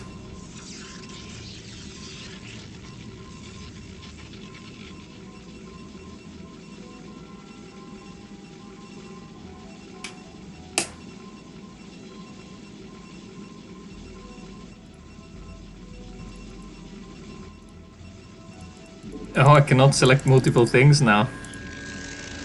Oh, we are really going all the way back. This is beautiful. Well, we have a gateway and a gateway. Seriously, throw it to 4x3 and let's have some real fun. Just kidding. Unless. Oh, yes. All right. Now, what we're going to do is we're going to take our mic quality and tank it, and it'll be perfect. It'll be 2003 all over again. Yeah, look at that beauty. Alright guys, you can see that we got the probe coming out over here. It looks like he's gonna one gate by his wrap. Alright, both players going one gate. We should get a nice little macro game out of this. Yeah, one gate tech for both of them, and how are the cyber cores? So we are going up to 2 pylons.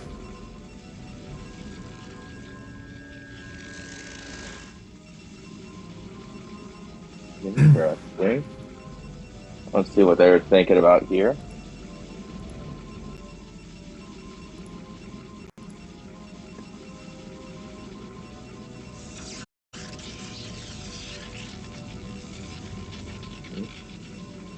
Oh, did we?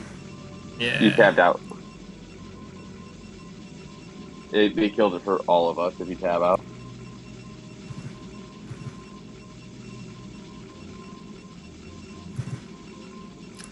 Can someone in There we the are. stream? Can you see the stream now? No. Yep. Oh, it's in and out for Discord. No, it's so great. This is fun.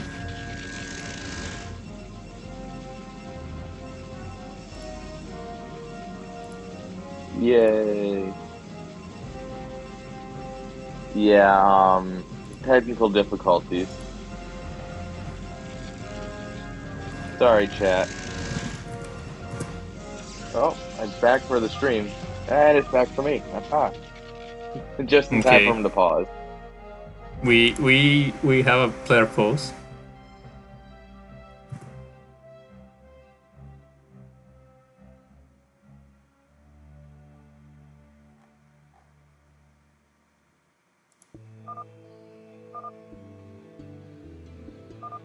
Guys in the chat, please keep it in English. Hey guys, English chat only. Not that you have like mods or anything.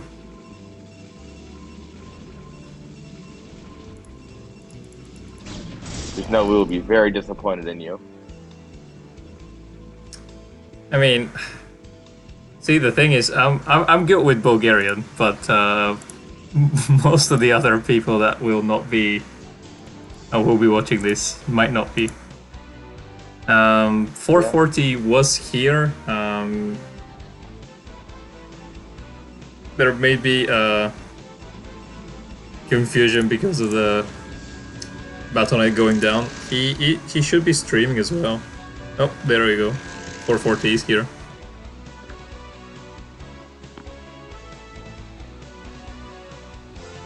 Right. 440 saying that he can connect to shield battery. Do you know why you can connect to shield battery? Yeah. So 440 we're all playing on shield battery right now because Battle.net is down. Yeah, VNet died. VNet did a blizzard thing and died.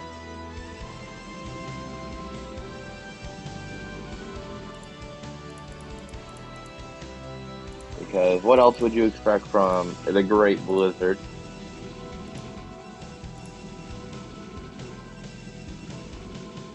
I believe. Well, so I'm trying to coordinate the tournament as well as observing here. So 440, if you go to shield battery and you click on lobby, you will be able to see all the games that have been created. So you can join. You can also create the game from there.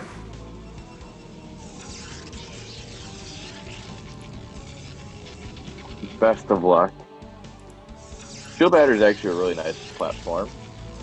Shield Battery is really nice, and we have access to the developers. We can talk to Tech and Sugo and ask them to at least let us have the observer thing, like it is in Battle.net.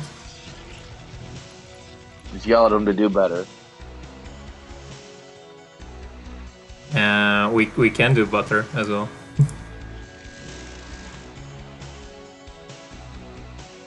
See, the main issue with Shield Battery currently is that we don't have, or we can't have channels. As soon as we have channels, I think we can encourage more people from CPL to use Shield Battery as default. Yeah, potentially. We're never really gonna be able to switch completely to Shield Battery because there are some people like Data and Minerals, I think, that are using Mac and playing Brood War on their Macs. Shield Battery only works on Windows.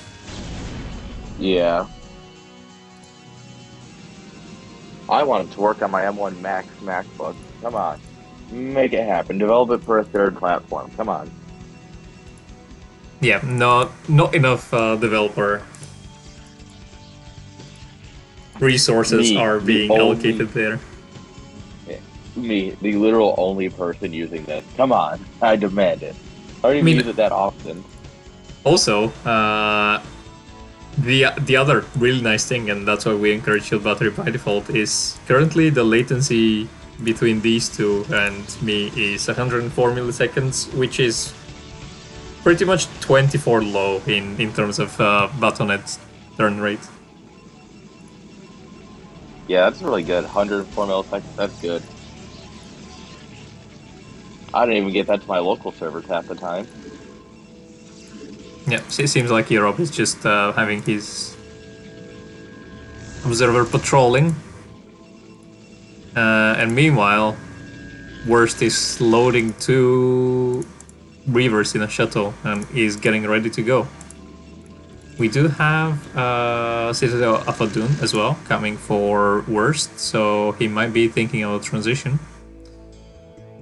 We don't have any observers yet for Worst. Yeah, I believe No, but he 100 knows it's coming milliseconds now. ping is 24 low.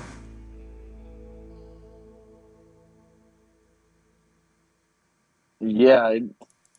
Well, you got to remember, Haver, you have to remember that when these were made, when turn rates were built, like it was mm, latency was a lot worse on the internet.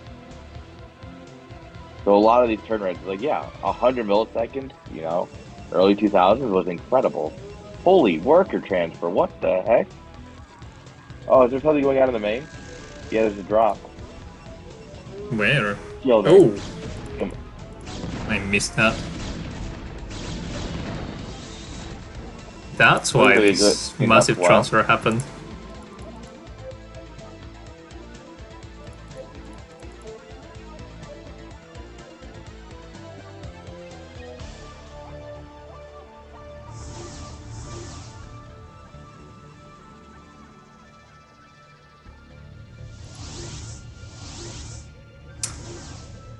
There was a All really right. nice table somewhere Yep, with the turn I rates. just pulled it up on Wikipedia.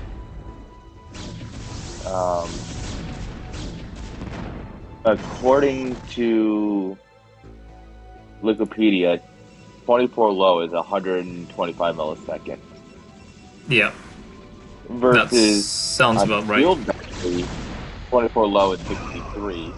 105 would actually be 16 low. Pandor, the score is currently 1-0 for earob, and earob is playing as the Theo Produce. Remember the old internet?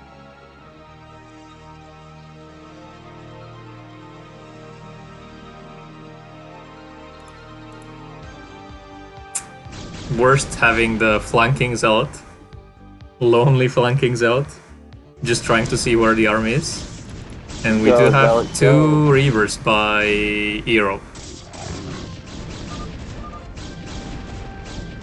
Yeah, just And that is gonna overwhelming be numbers. a quick game. I think trying to set it GG. up took us more time than the game itself, but we have earob progressing in the next round versus Naka. So Naka finally has his opponent. A quick 2-0 by earob. Naka's like, finally, I can win and go to bed. Naka, are you still here? Oh yeah, he is. Excellent. I will make the game.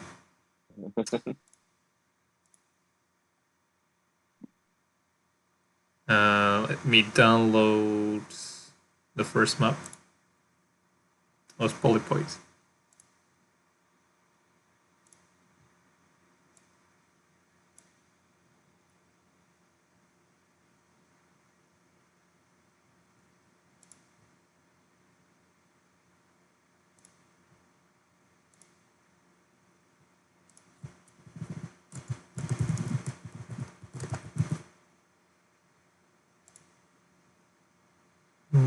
Wrong map.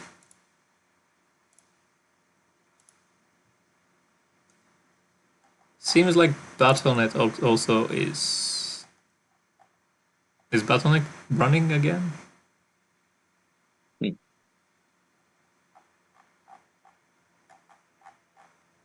VNet's never running. It's hobbling at best on a good day. Okay, let's maybe stay for the first game. In shield battery again.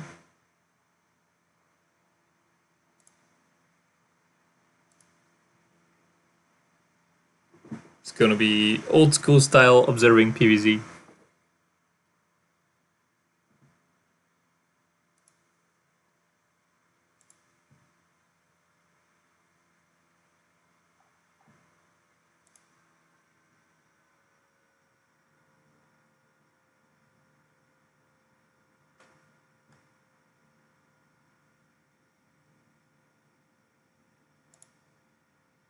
Okay, we have Naka. So we're only waiting for earob now. Funnily enough, seems like if you're hosting use map settings normal map with observers, players cannot pick their race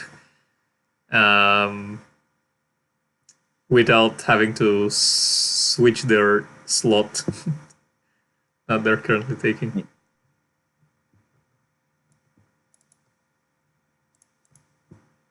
The fun of live events, right? It is so great. I mean, at least we should be thankful that Shield Battery exists.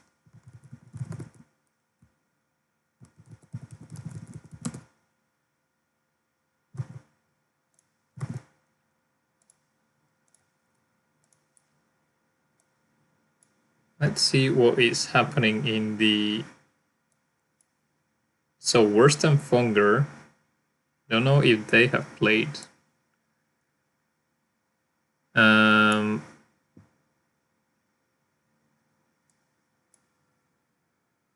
I think both Flizardio and Borisu are unavailable, so I'm just gonna give Inside Job the win.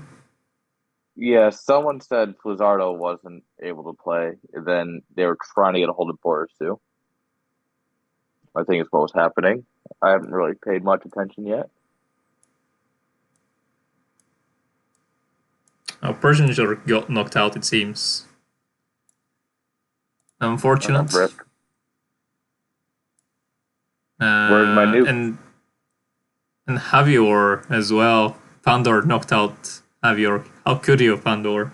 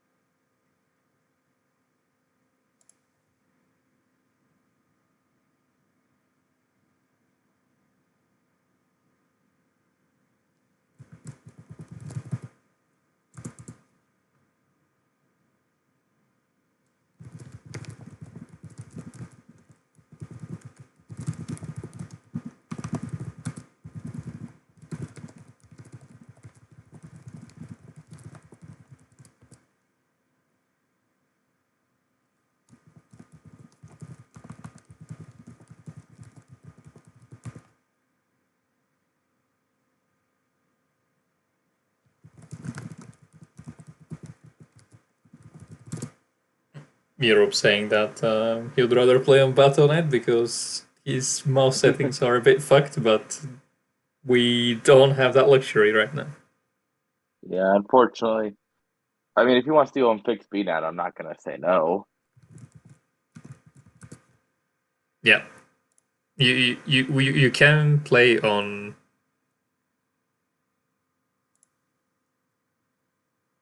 Who is Tato? Some person called Tato joined. Not sure.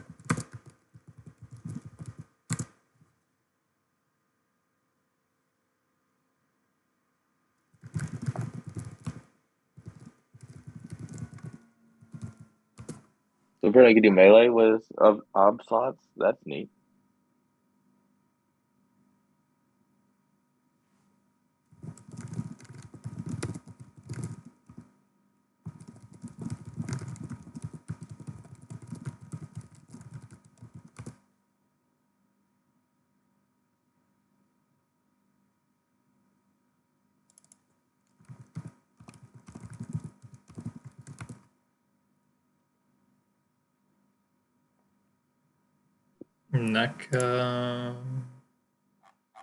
Naka left. He says... Join his little abbey.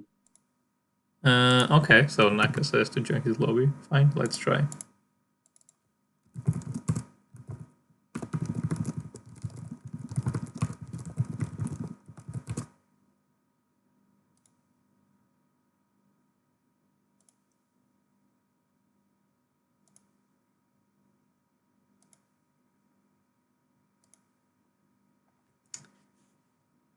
So if you host it as melee, is this still the version with observers? Naka? Apparently.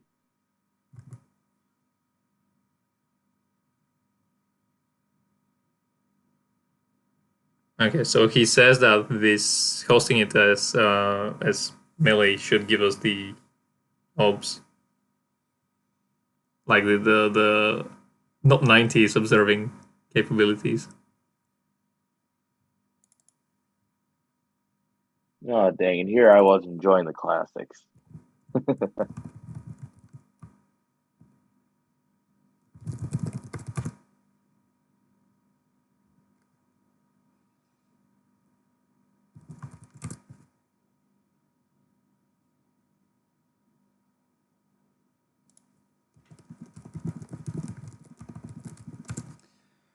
All right, game is going up.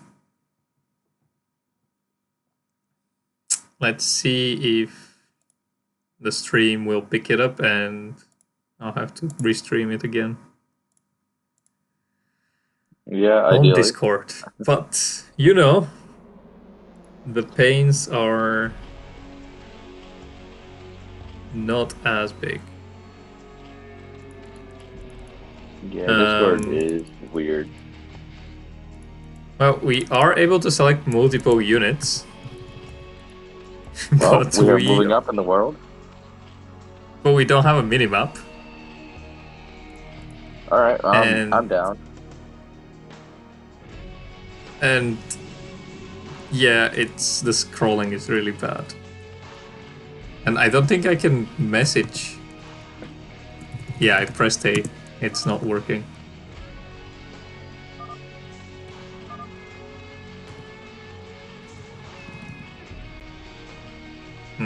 I don't think we are Yeah, gonna play this. and you can't whisper because you're not on the No, I don't think thing. I can whisper them.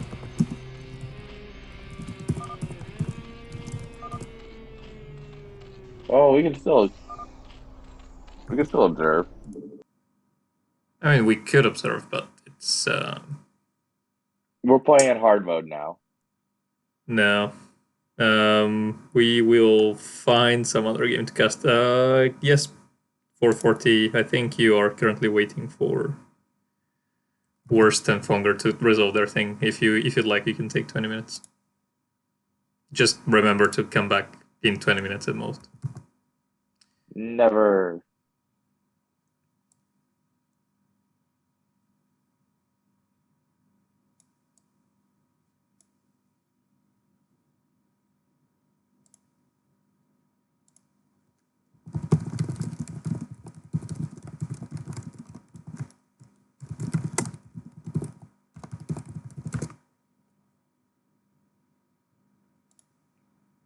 Okay, so do we have anybody else playing right now? I don't think we do. What happens to Fonger and... Okay, so they left the game.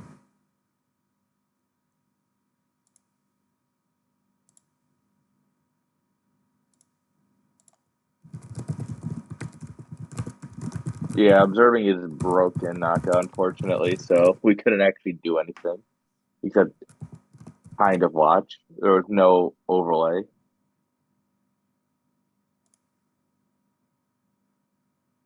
So if we're just watching someone play, it's fine. But for casting, that was impractical at best.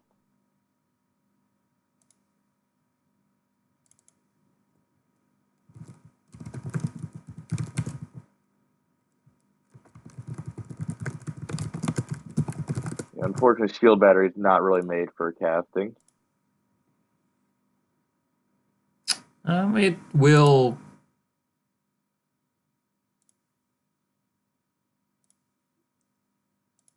It will get better, I'm sure of it. Oh yeah, I have no doubt about it. But in its current form, unfortunately.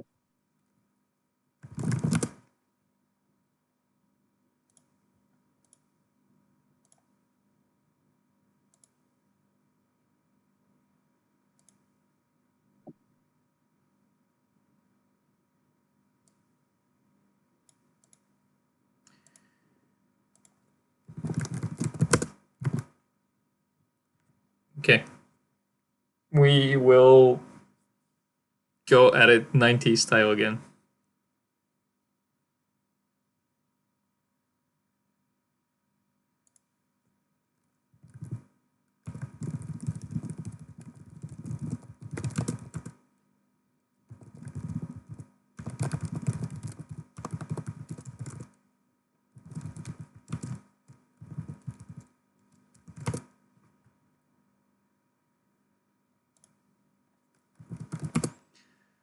Okay, game going up again. Take 2. Round 2. Let's go. Prepare to fight.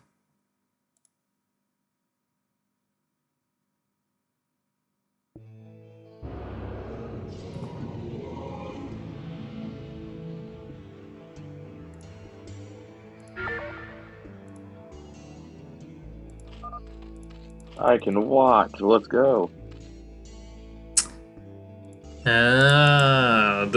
The map, the Thug of War is enabled and they cannot see the map in when the game mode is UMS, so it's much like the Battle.net experience.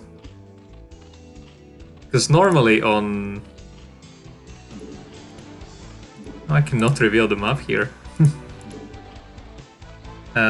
Because normally on Shield Battery you will have the... It's gonna be like Starcraft 2, you have the map already revealed for you. Yeah. But not when we're playing on use map settings.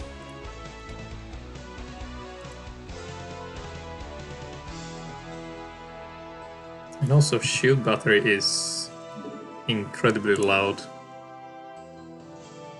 in my ear. Yeah, it's a little bit louder.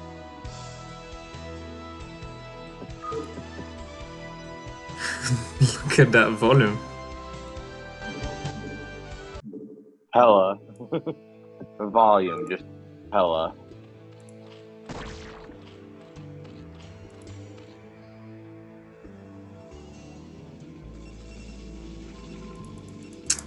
Inside and Fonger, I don't know. I think they should be playing. I'm not sure if they are. Let me ping them.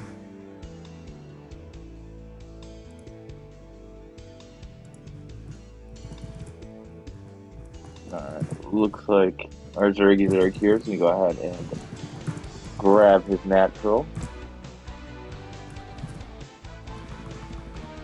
Eventually.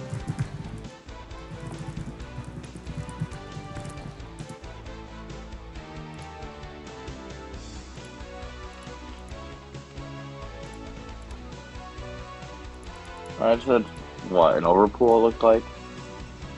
This Or is it force looks fan? like overpool, yeah. And earob scouted that and sees...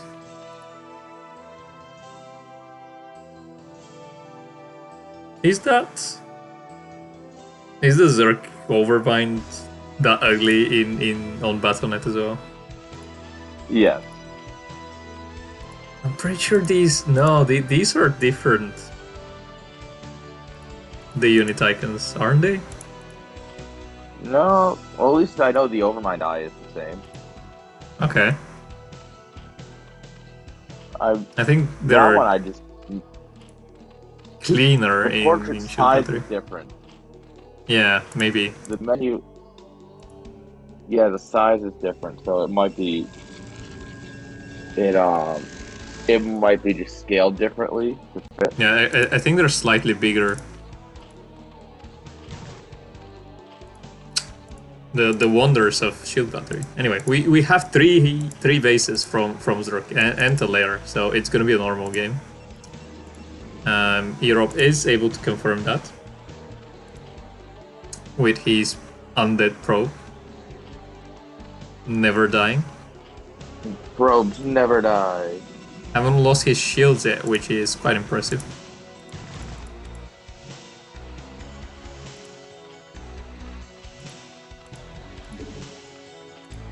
Stays long enough in the main base to see that there is no cancelled layer. And we'll be checking for third base right now, I think. Yeah. Looks like we're going to play some nice 3-hatch play here. At least to start. Yeah, 3-hatch into Spire, I think, is the build that we're gonna go for as Naka. And earob confirms the third base.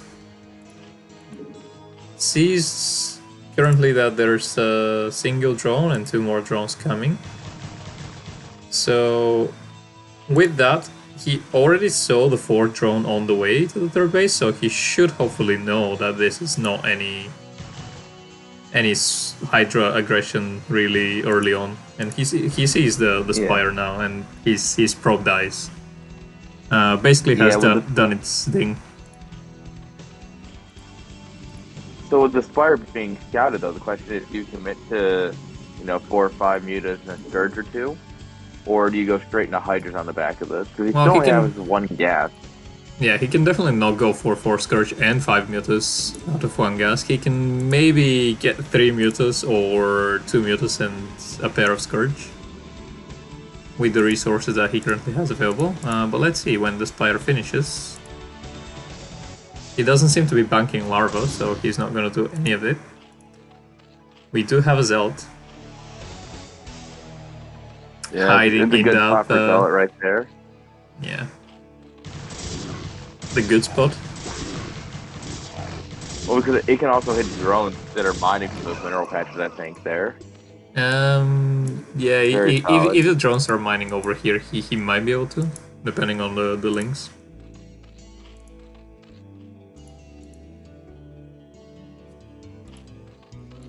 And we've got our first Corsair on the way to confirm what's going on at Zerg City. Sees the Spire done. Will decide to back off. I don't necessarily agree with that, because you still need to scout the natural to see what's the situation there. Is there a second gas? How many hatcheries are made? And so on, but he might be too afraid of Scourge.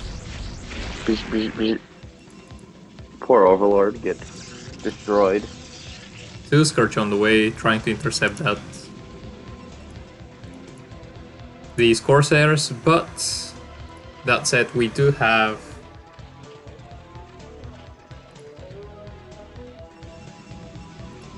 extra cannons. A bit late. Well, it's not that late, because if there were mutas, they would be out already. And again, there is no second gas. So I would. But if the Scourge were facing, they could attack. Yeah, if I was earob here, I would not even make that cannon. This one is a must, but this one is overkill.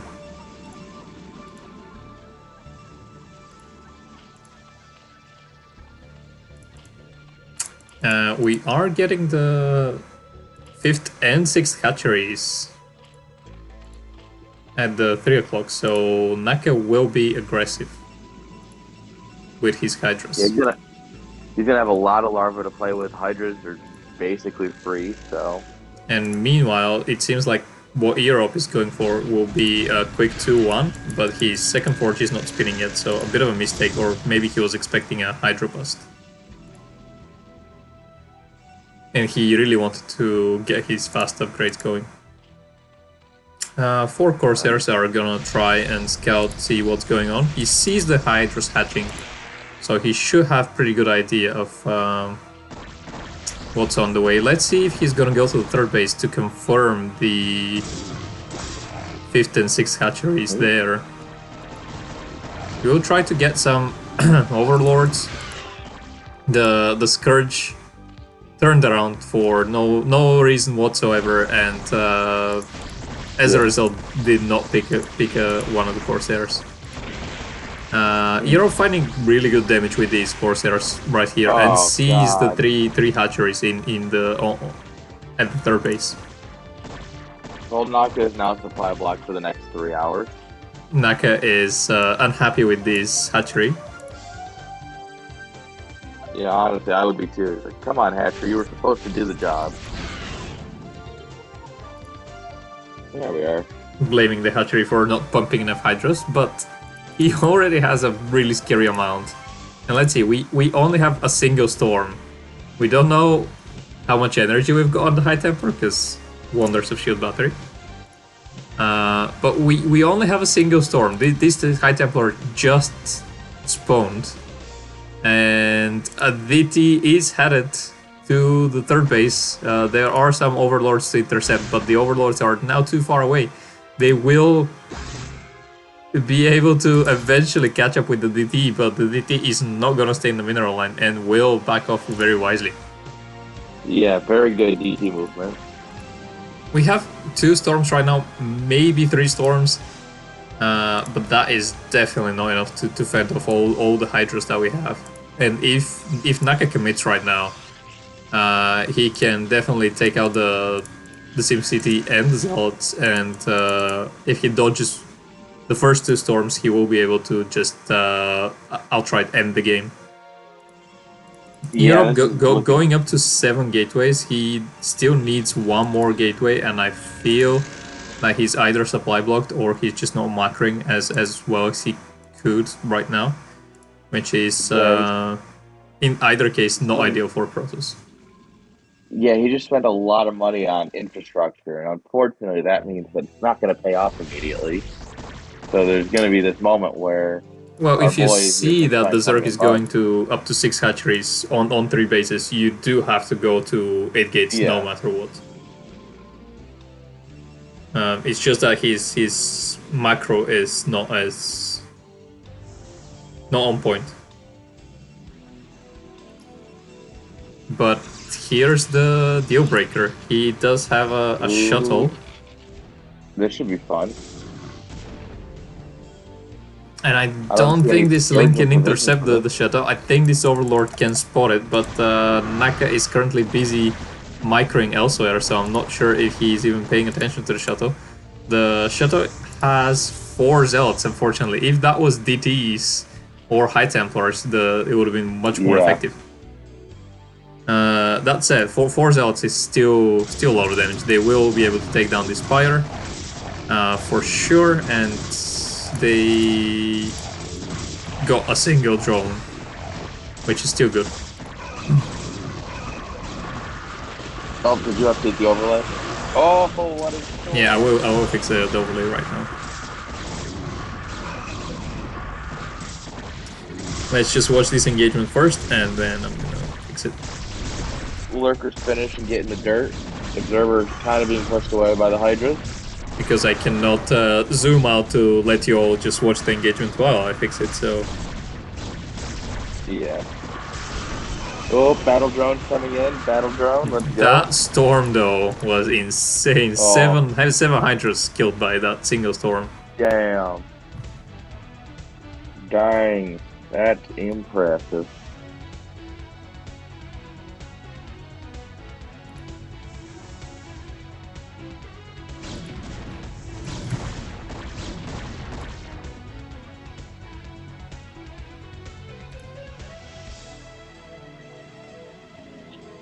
Okay, the overlay should be fixed now. DT going out on the map. I think this is the DT that escaped the third base. Some lurkers are out for Naka already, and earob really needs to act fast here before Naka is able to reinforce this. Otherwise, he's just gonna be forced into getting so cost inefficient trades. Naka not getting his Hydras to reinforce that single lurker, so he will be giving that up.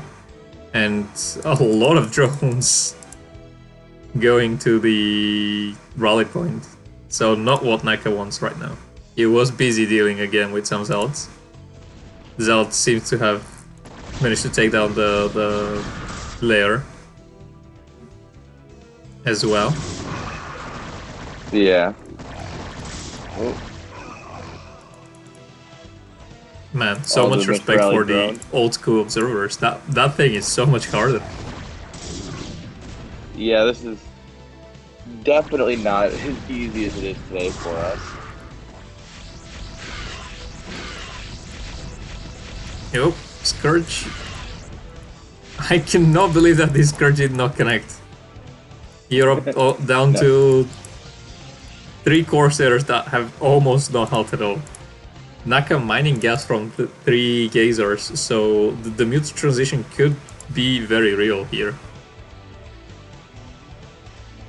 Even if he makes 5 mutas, he would be able to take down this single cannon and this single cannon and deny mining for quite a long time. But that said, he does have much bigger problems to deal with right now. The High Templars are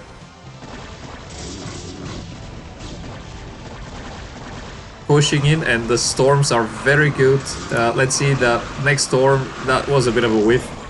And I think because of that storm, Europe might be forced to back off. Because with the reinforcing Hydras, that army will just get melted. So Europe needs to escape right now. Well, not quite not sure on the engagement at first. I think Fonger, now you're like, oh, you're not storming. Time to push.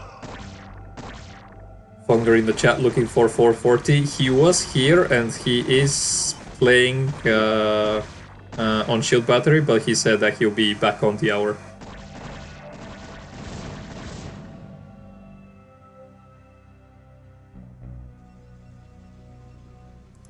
Do message him on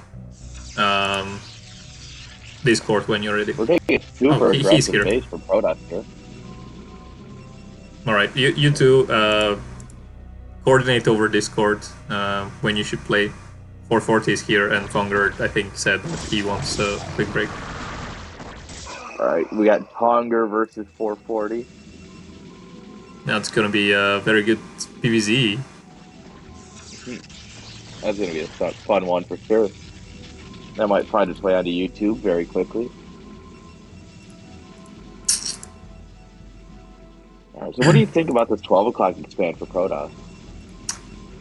It's really good if he can hold it. In this matchup, you're sort of behaving like the Terran in PvT. So if you expand in the direction that you want to push in, you are fine. Yeah. Oh, Form Hydras.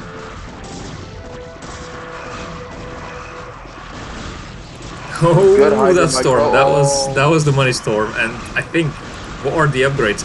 2-2 already for Europe, and only 1-1 for Naka. I think this might be the deal breaker for Europe, because he is so far ahead on upgrades.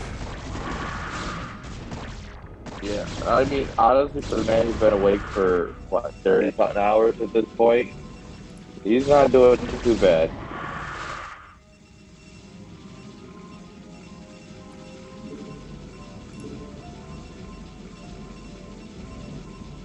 All these game sounds are so loud for me.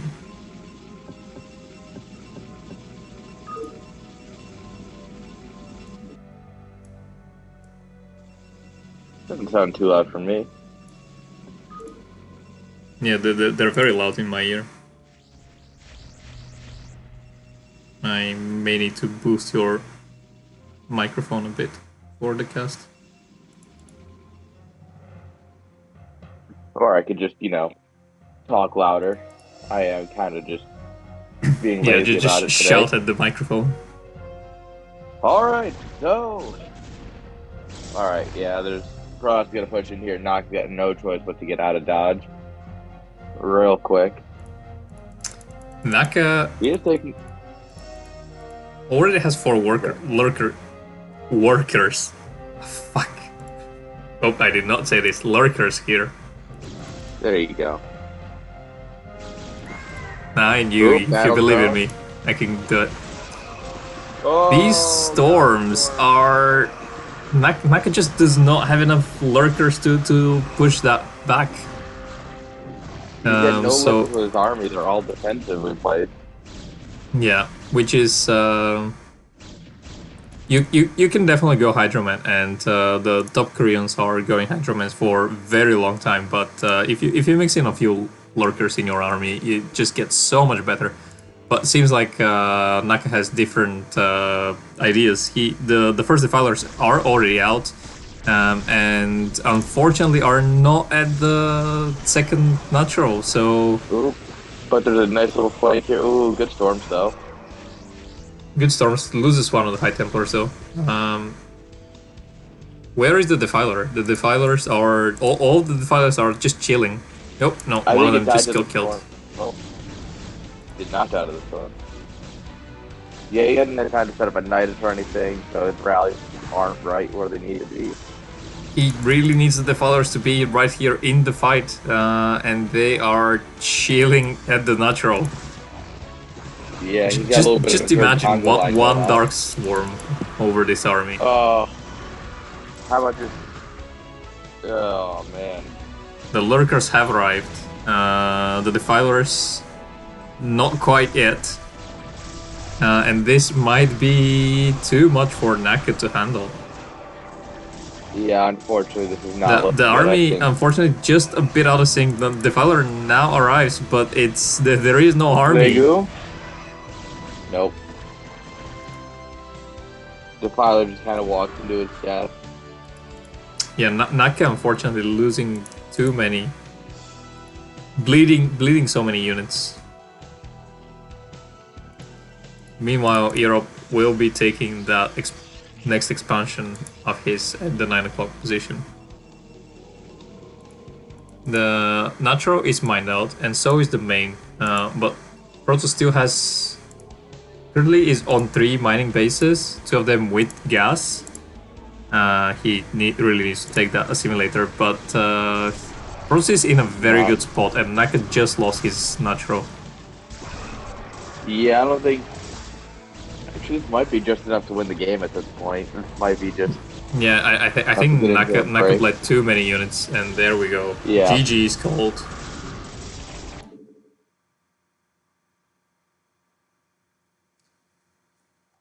Alright, so... A good fight for Naka. Unfortunately, just did not quite work. It's still best of 3 though, so... let's see what's the next game.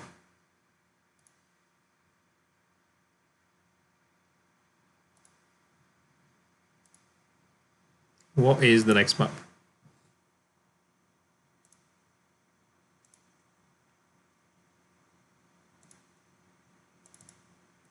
Probably. It should be 76. Right? No, CPL map, unfortunately.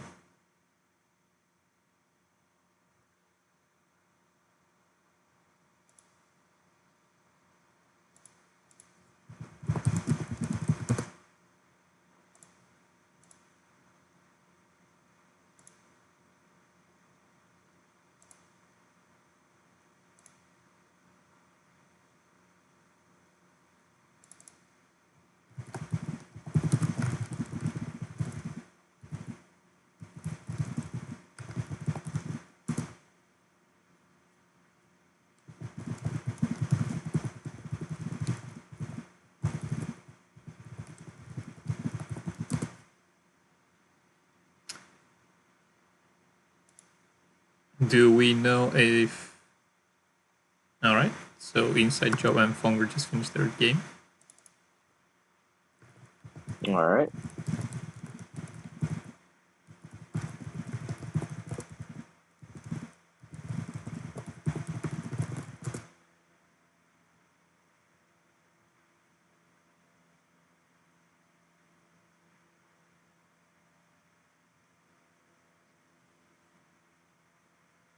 Players discussing stuff in the lobby.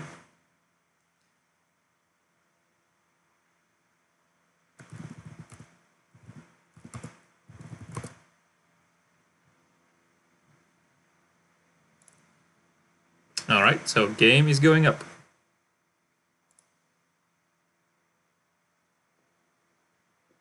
I'm gonna need to have a chat with TT1 after the cast for shield battery.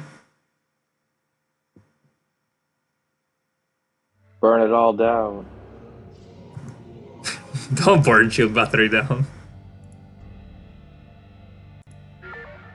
This is the only thing that we've got going. We could all play Starcraft 2, guys. Yeah, I mean, go join the CSL if you are playing Starcraft 2. And Brood War. Airn here, my co-caster for today, is a really nice host that is hosting this wonderful tournament called Chat Star League. He's got both Brood War and Starcraft 2 versions, so whichever Starcraft you're playing, feel free to sign them. Are they bi-monthly things? No, they both happen every month, which means I need to figure out when they're going to happen next month. Is it once per month? Yeah, each is once per month. I thought you had it twice for some reason. Unfortunately, I will not be able to join any of your CSLs until September, because my thesis is pressing really hard. Oh.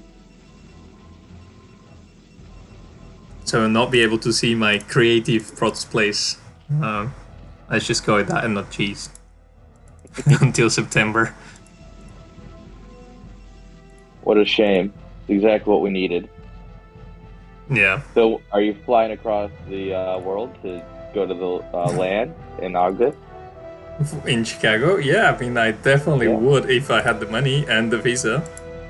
Is the graphic still, the graphic is not the game on the stream, by the way? Is it still the thing? Yeah. Thank you for for confirming. BRB screen. I am surprised Twitch chat has not complained about it yet. We just witnessed... Did that probe shoot through? Yeah, it did. Yeah, and Naka is not happy about it. Look, I'm not saying you should just GG the moment that happens to you, but if you did, I would understand. The amount of times I have done this and killed the drone and then had 500 minerals in my main base and lost as a result. So definitely respect for the Protoss players that can do it and still manage their base.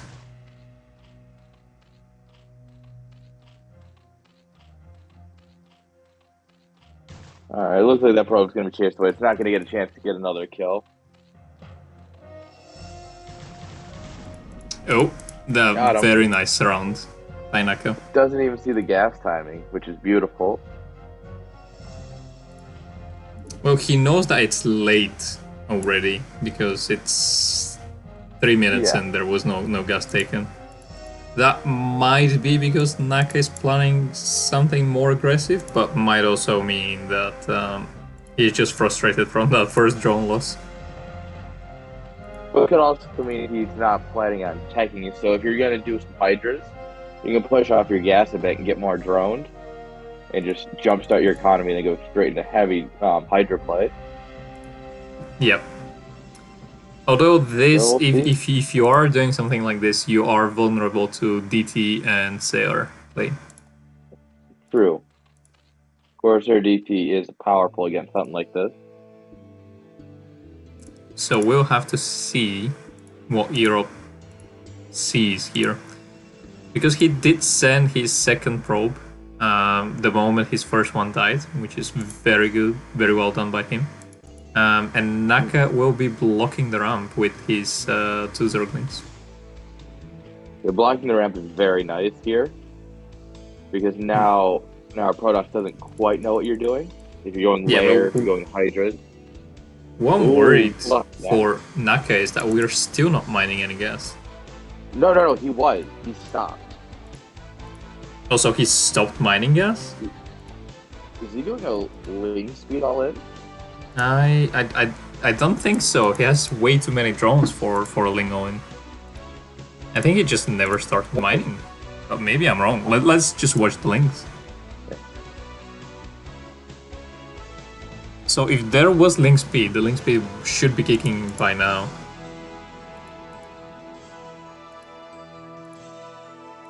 I'm And sure yeah, it comes out of these eggs. Seems like he was just not Oh, mining the maybe you were gas. right. That's weird.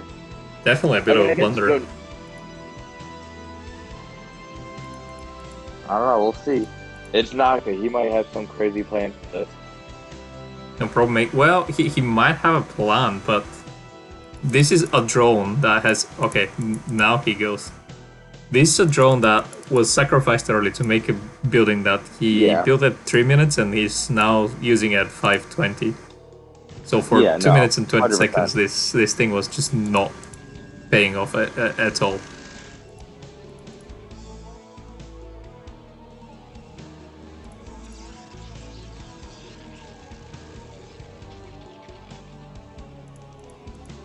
All right. But these are speedlings.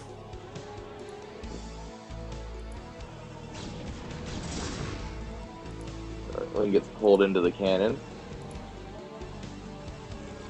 We are up at 3 gateways, and we have Citadel of Adun. We do not have Templar Archives yet. So 4 gateways, Citadel, no Templar Archives, no second gas. What do you think that is? Some sort of speed lot all in. Maybe with him seeing the gas late, and then when he got in there was nothing mining, he might be really concerned. So it looks like he's going for this heavy speed lot all in. And he's gonna have... Oh yeah, he has speed, and he's gonna have +1 in about 10 seconds. 10 to 20 seconds. This is Pokemon where you get your running shoes. You all of a sudden like, oh hey, you can run now. Yeah, and then you get your bike. Then vultures arrive. Oh man. Yeah, the bike is vultures. Jumps on top of these Senkens. We'll be able to take them out. A bit of a mistake for not focusing down that Senken that is morphing right now. The Senken will be doing quite a lot of damage. This here.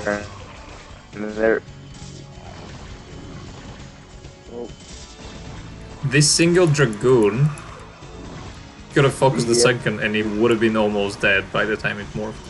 Because Dragoons do full damage on buildings. Yeah. Alright, Pool is dead. Unfortunately, I think... Pool is dead, and we don't have a layer yet. Oh, if we manage to snipe the Hydra then as well, that is gonna be so massive. Is he gonna be able to do it though? If the Hydra then dies, everything that he's gonna be able to do is just drones. Hydra then is down. Yeah, just leave. Just leave. No offense, but like... We have... Say GG. We have 5 hatcheries with 2 gas. Yeah. And obviously you don't want to quit because, you know, you get this far. He's been up for too long, and, you know, he's gotten this far, and he's like, you know what, I want to keep playing. But at the same time, it's like, he can't make stunks because he doesn't have a spawning pool. He can't make Hydras. He doesn't have a Hydra den. And he can just bump drones. Yeah, I think you see this and you just go, nah, this ain't my game, guys. Because even with, like, S-tier micro, it's still slow Hydras versus fast charge lots, you know?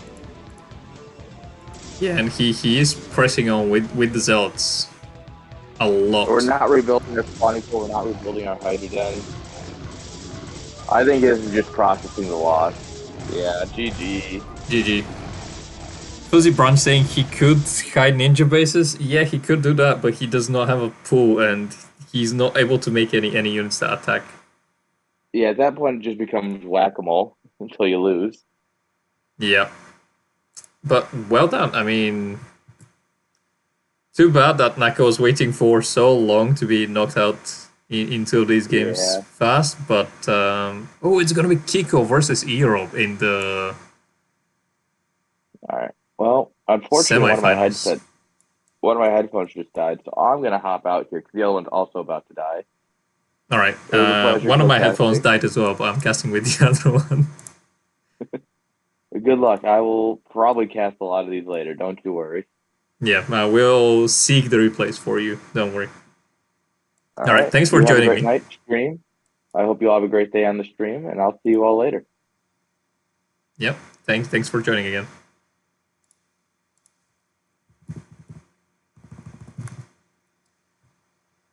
Is Kiko still in the chat?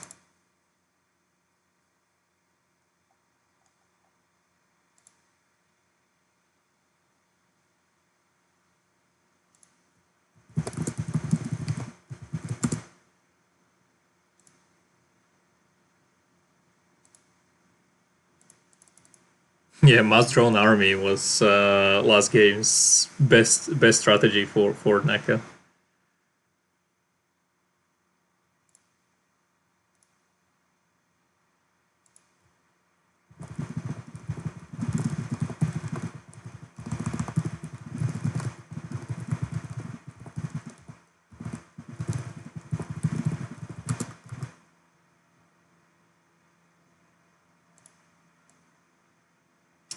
I, this is gonna be the. I should probably make the semifinals as well, best of 5 in the winners bracket. Too late now to change the rules, but I'm gonna consider that for the next qualifier. So right now we're gonna have a best of 3 between Kiko and earob. I have hosted the game. I don't think Kiko is here, so try to get a hold of him.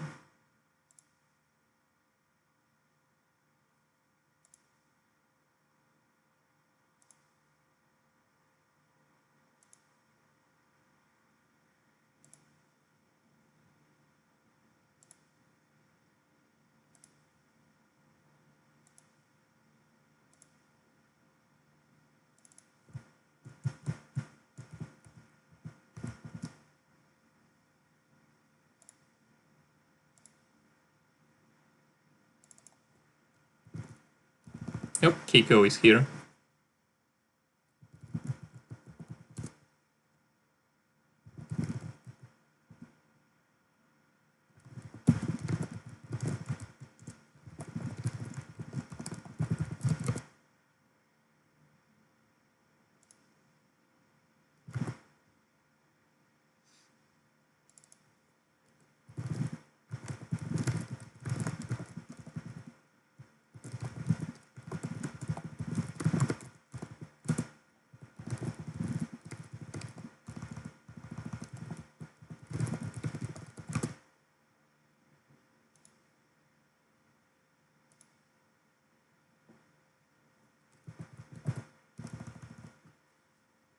So we are trying to get a slot where Kiko can pick Terran, and seems like it's done. So both our players seem to be ready. And we're gonna jump into game number 1 very quickly.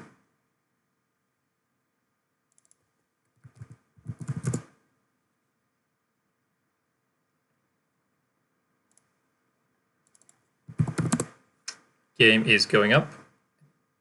Let's change the scene while I remember and don't have.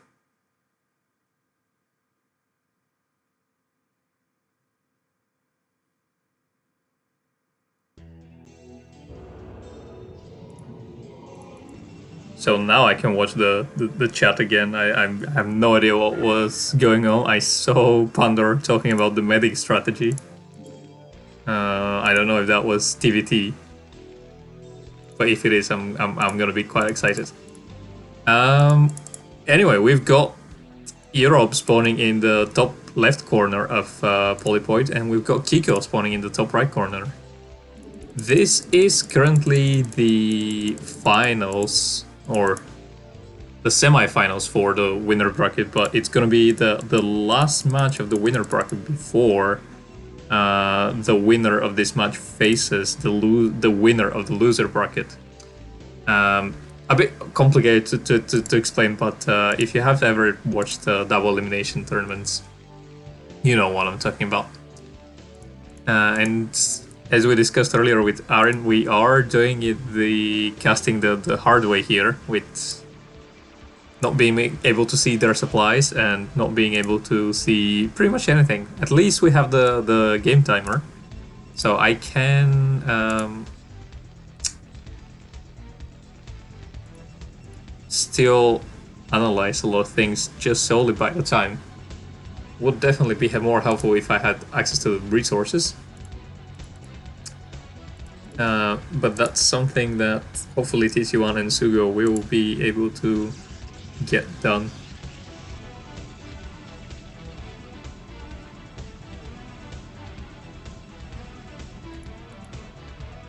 If you are discussing strategies for your opponents in the next round, maybe don't do it in the Twitch stream. Oh no, Kiko stumped your medic strategy. I mean, Kiko, man, is so solid. He is. His early game is really good. At the same time, if you really want to beat Kiko, you have to do it early. Because late game he is he's a monster. And we will see what earob has in store for us. Only a single probe mining at that gas. It's gonna go up to 2 probes. Doesn't seem like we will go for the Zealot. And Kiko here scouting our opponent last.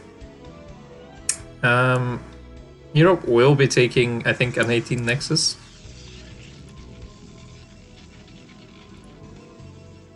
Which is really good if your opponent is not going for something super aggressive. If they're going for an FD though, you are pretty much dead. Should be starting his range right about now, because otherwise, again, he might die to any early aggression by turn. But he confirms the CC, so he's gonna be happy about that. We'll put three probes at gas so that he can get his observatory ASAP. But overall, he's not too worried. Right now, I think earob is at about 20 supply. And we'll be getting that robotics facility really soon. As soon as he has 200 gas. That single probe unfortunately dies though. And Kiko will be making a bunker, so no goons will be able to get any aggression done. I'm surprised that earob, sorry, it's been a long cast. I'm surprised that earob is not moving out with his first goon. And not killing that SCV. Because he saw the really early CC by Kiko. So he should know that there is no factory behind it yet. And if there is no factory, there is no vulture, and you don't need your dragoon here. You can kill that SCV, you can get a few dragoons to try and be aggressive. You could do a lot of things. Seems like he scouted for the SCV, did not see it, and will be moving out. But right now he sees the SCV because it reveals itself.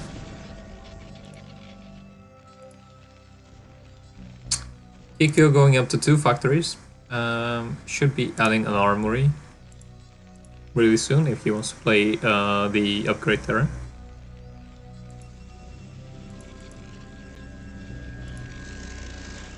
earob getting that really fast observer should be arriving at the Terran's main base just before 6 minutes. So earob playing really well here. The saturation in the natural could be improved. Other than that, really clean game by earob. Going for an early citadel, so most likely that will be for 2 base arbiter. He might try to go into DTs, not very likely. Especially since he's posturing to take his third base at around the 6-minute mark, which is kind of what you want. That observer seems he either did not have enough gas, didn't start the observer immediately, or was supply blocked. But this observer will be arriving in the turn base slightly later than it could have otherwise. Kiko taking down that scouting dragoon and sees that earob is posturing to take the third base. Decides to move out, which is a really strong move by him. DTs though are almost, the DT tech is almost online. There is no academy yet by Kiko, so earob should be able to hold this if he makes 1 or 2 DTs. Arbiter Tribunals should be going up very shortly as well. And Kiko is setting up. Does not have any scans yet. Will try possibly to build some turrets to prevent DTs. earob really nicely trying to delay this push as much as he can. What's gonna come out of the 2 gateways though? This is the big question. It's gonna be DTs, and yes, with the 2 DTs, he should be safe. He has a shuttle and these DTs, so they will be able to avoid all the mines. And these 2 dragoons, or these 3 dragoons rather, should just go and prevent any reinforcements from helping this army. Really nice gateway placement to deny any reinforcements, to deny any vulture run-bys, and these dragoons will be clearing all the mines. And Kiko's aggression is held. Who is the Terran? It says Naka. I will fix this. It's Kiko.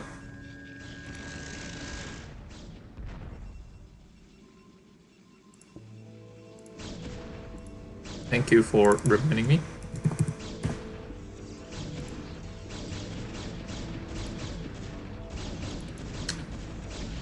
Interestingly, earob going for the pylon rather than the gateway. I don't feel like you're able to macro out of this gateway very effectively. But, you know, if you had a lot of supply and...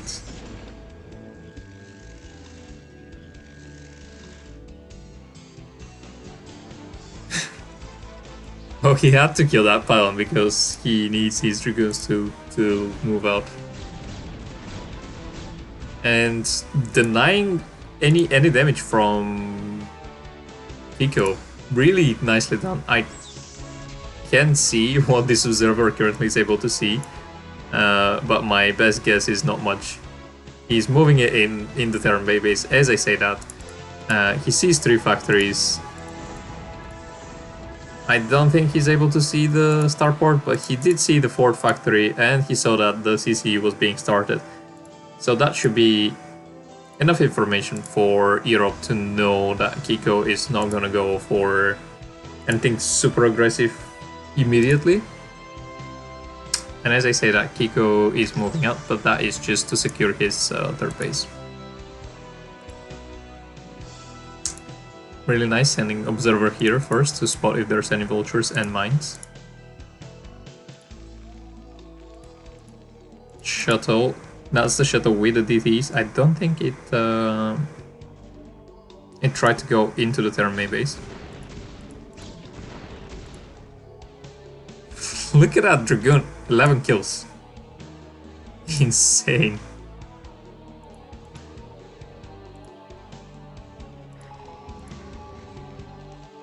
Kiko's scanning. I think he's just scanned the main base. Should have seen the Arbiter.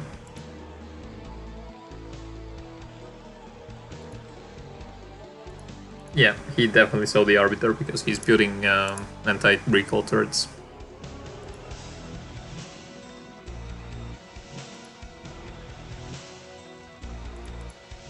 going up to 7 factories right now.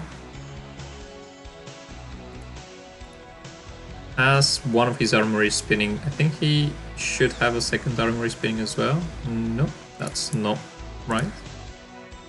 Or at least I cannot see a second armory. So I think Kiko definitely wanted to have plus 2-1.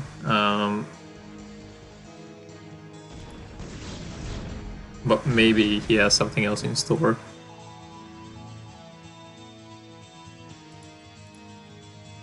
Again, the players are currently playing at something that is the equivalent of turn rate 24 low.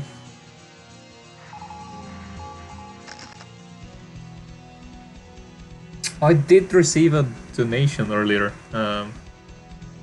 so thank you to everyone who donated.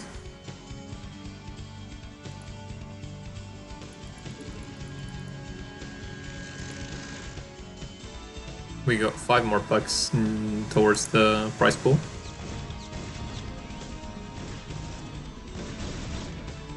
And Kiko going for his drops again.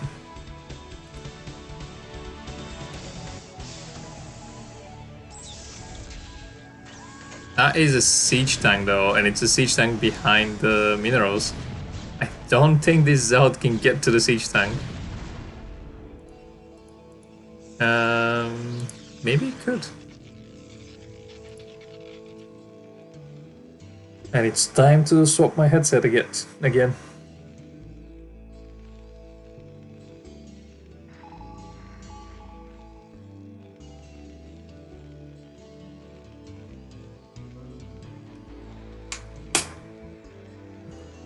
Now at least I know how much battery I've got on these headphones.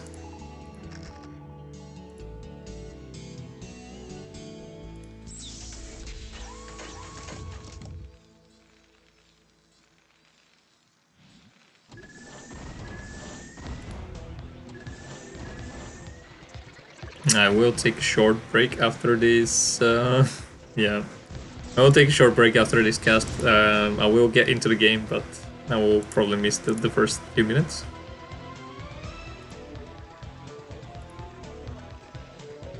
Unless the players also want to break.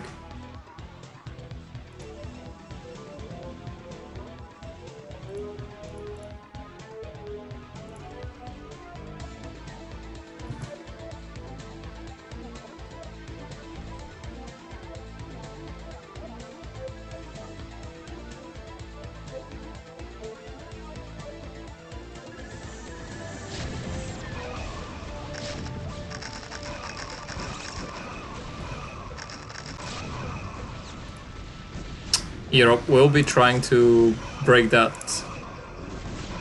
position by Kiko. He might be successful. These 2 stasises were really good.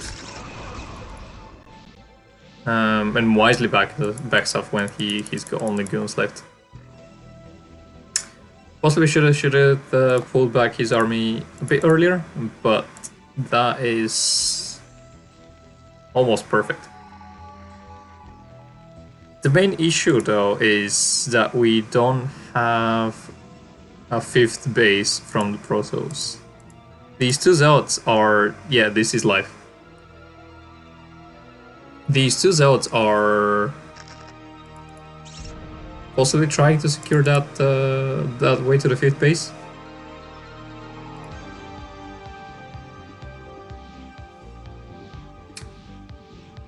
Good luck on the NSL matches, Naka. Thanks for joining the tournament.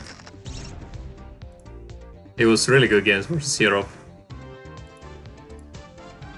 Kind of unfortunate that he managed to snipe all your production facilities at the end. I think it was because you took the gas a bit late. But regardless, thanks for staying up that late to participate in the tournament. The shuttle with the DTs gets gets spotted and is able to deny one of the expansions. So really well done by Europe. Only now taking his 5th base. The main issue with taking his 5th base that late is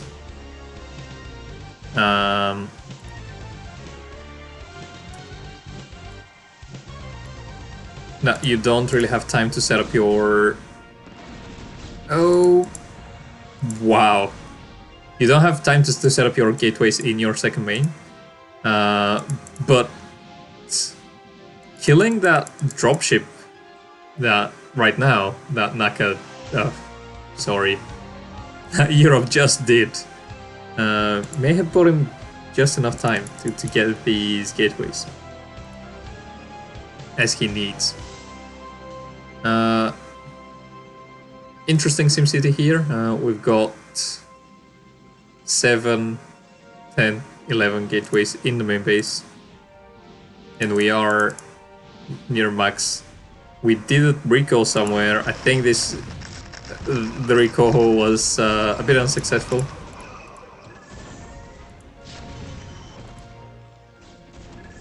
We recall the low health arbiter. The arbiter though still has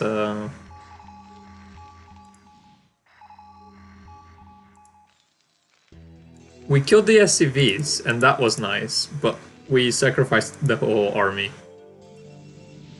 And as I said, we don't really have a second gateway farm to be able to sacrifice armies all over and over again. Kiko being active with the vultures on the map, really nice. Will intercept these probes as they try to transfer, which is more than he could have hoped for, honestly. That was, I think, 12 probes that were transferring, and none of them ended up surviving. Europe will most likely send an arbiter, dragoons with an observer to deal with that.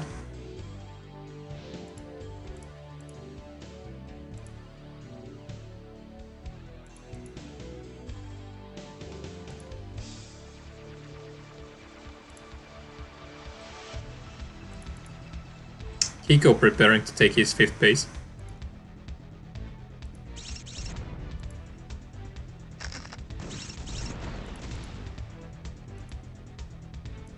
Zeld simply dragging mines to the vulture until he dies.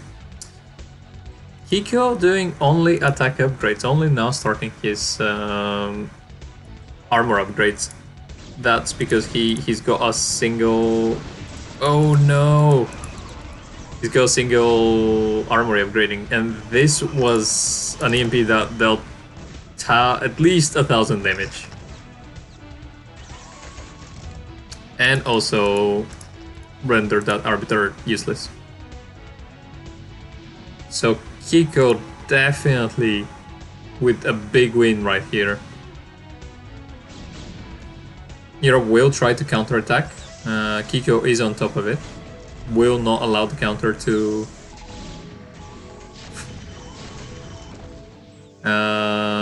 be very effective.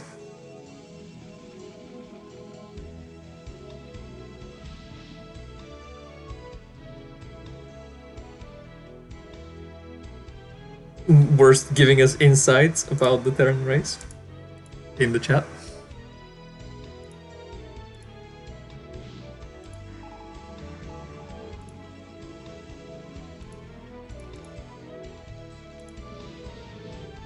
I think Europe is setting up for another recall, but Kiko has immaculate defense, so will not be allowing any of these recalls to happen.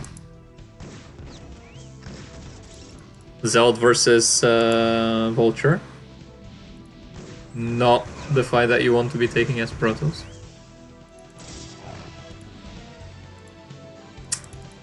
Only 5 gateways though.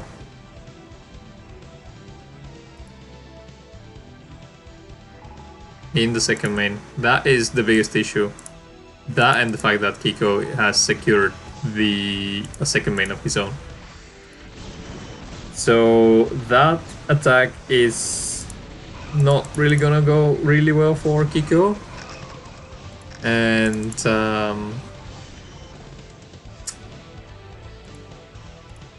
Kiko has managed to take a second main. Both of these things are really bad for earob right now. His mid game was super solid, but seems that right now Kiko has the lead.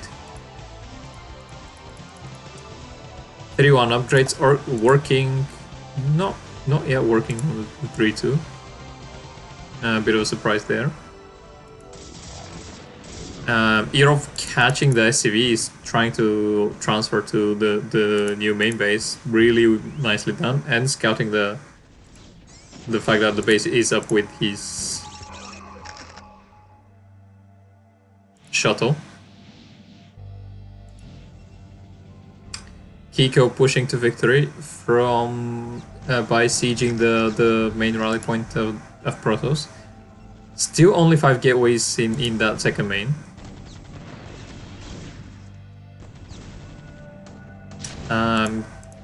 Europe used to have arbiters nearby.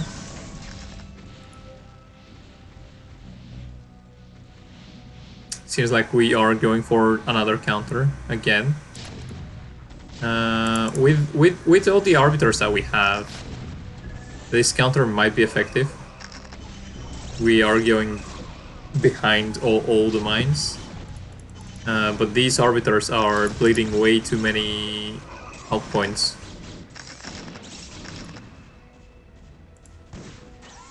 Securing the 6 o'clock as earob right now.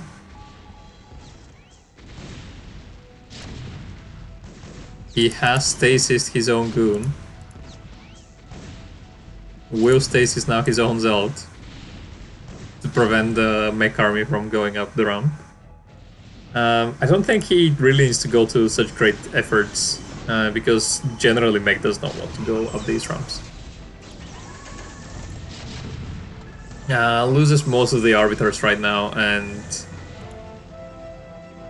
does not have many gateways in the second main, so this is unfortunately going to be, I think, that the final engagement by earob. Maybe he can try and muster army for one more,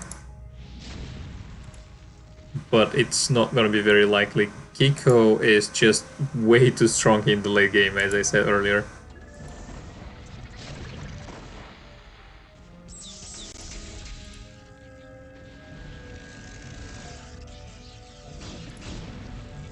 Kiko now scouts that earob is planning to take the final remaining main base. Will do everything in his power to prevent that from happening. And by that I mean we'll push the second main that earob has taken. And there are not enough gateways here, and the Dragoons cannot walk out.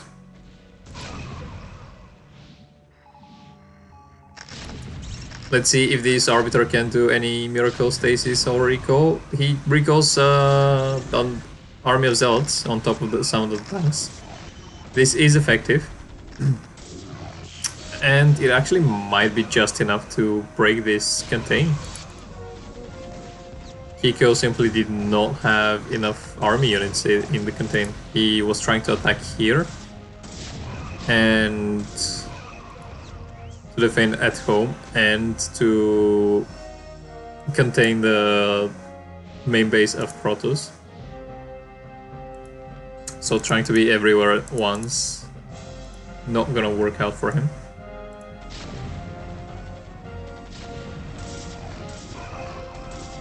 earob trying his best to fend off the attacking force near his second main. We'll be going for one more counter. I think at this point he should not be going for these counters and try to save his second main.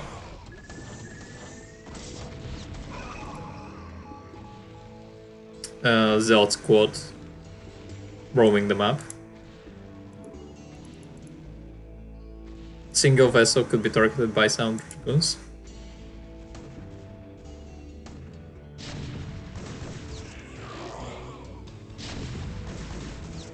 Kiko is reinforcing his army that he's using to pressure the second main base. And earob feels like he does not have enough to repel this attack. So he is choosing to go for yet another counter. He was trying to save it with some DTs, but there are vessels here. And this counter will be really strong. This counter will be handled easily by Kiko. That said, earob is fighting really well, and Kiko is only on a single mining base. So if earob can somehow muster enough units and prevent this force from joining with the main army, he will be in a very good spot.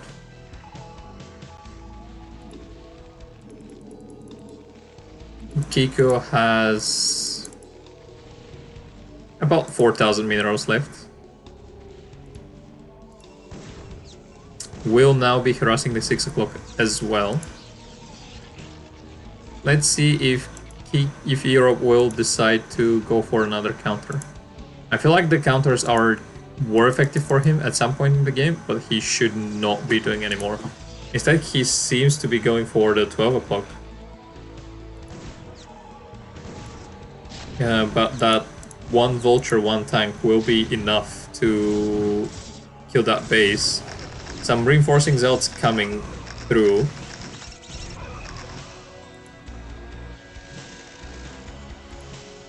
Kiko very wisely leaving a single tank to prevent any probes from remaking that nexus. Has 3 SCVs that are working their way towards the main base. I wonder if he will attempt to make a CC there. Now scans the next main base and sees the bad news. earob is already mining that and has 3 gateways. Again, this gateway count could be a bit higher, but I'm not able to see the player's resources, and I think earob is quite low on minerals right now, because it took him a very long time to build this nexus.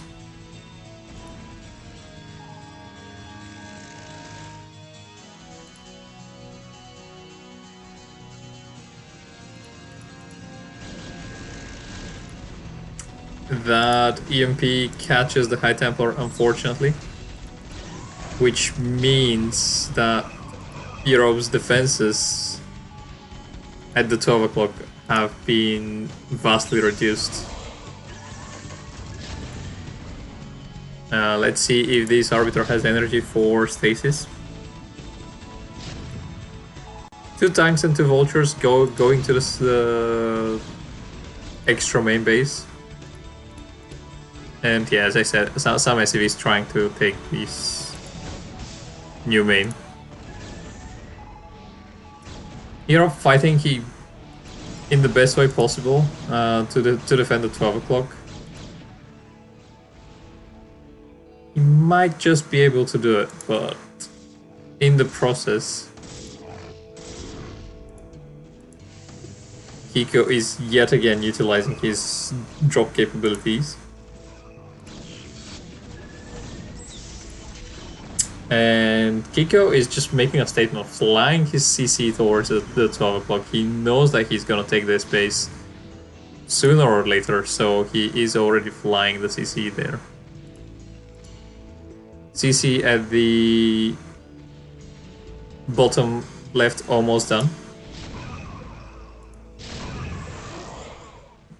Will now use these CC offensively as part of the attacking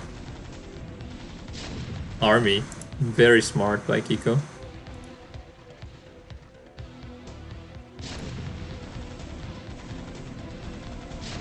this CC serves for providing gold vision and messing up with the Goon AI. Attacking the 6 o'clock, and I think with that, Europe is almost out of any mining.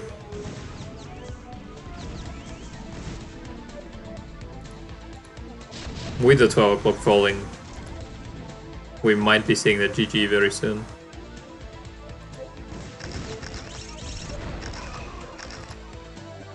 It was a really nice game, Kiko.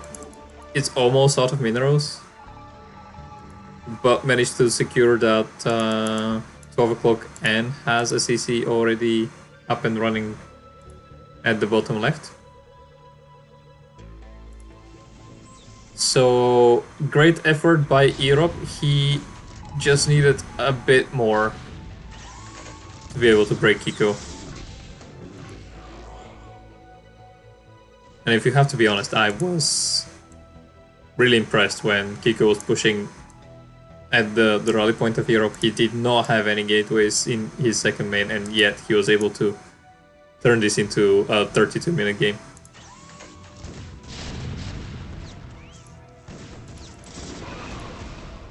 Some High Templars will be able to deal with the first siege tanks that are on the high ground, but there are so many siege tanks over here, and D-Matrix is just currently adding salt to the injury.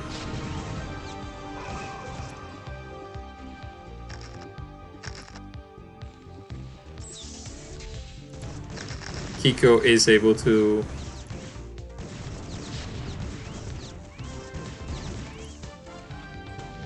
win this game. A very tiny Brico happening.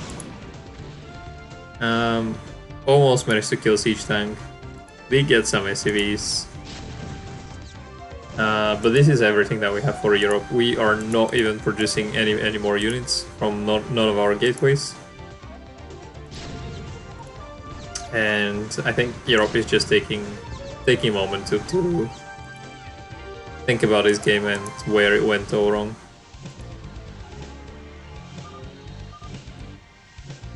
And there we go. GG is called.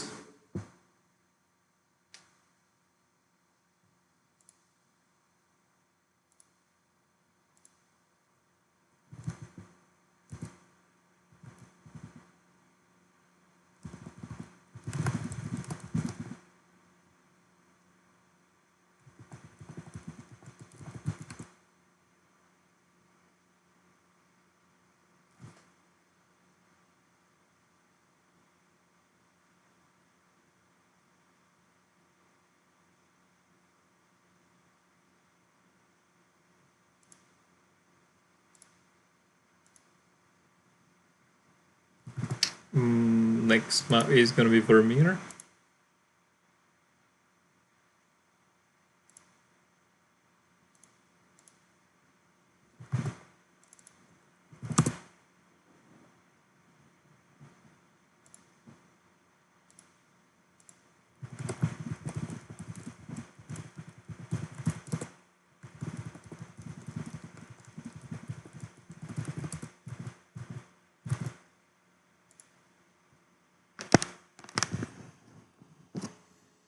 Game is up. We are waiting for Kiko. And as I said, I will take a short break.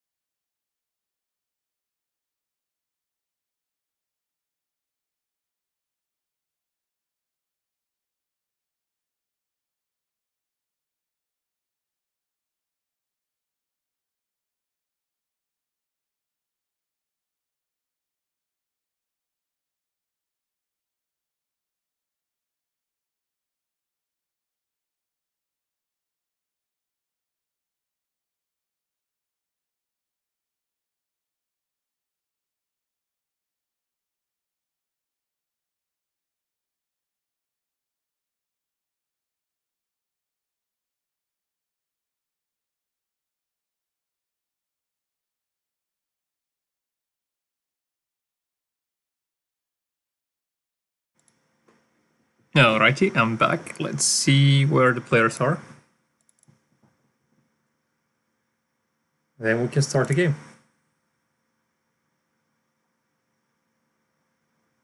I wonder if I have browser capture.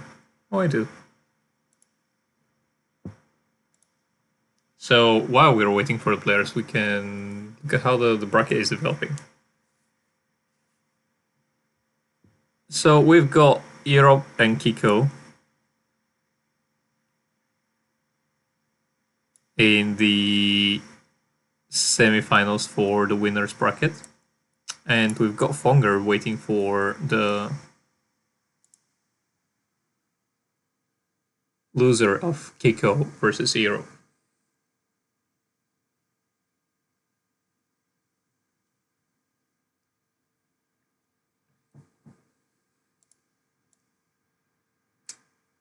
Let's see what happened. 440 lost to Fonger. Naka lost to Pandor.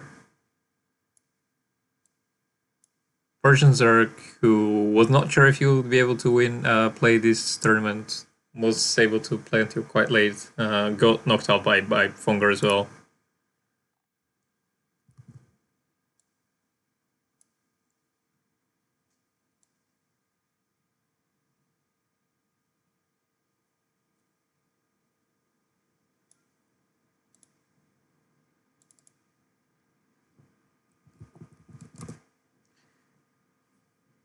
And yeah, we seem to be in a good spot.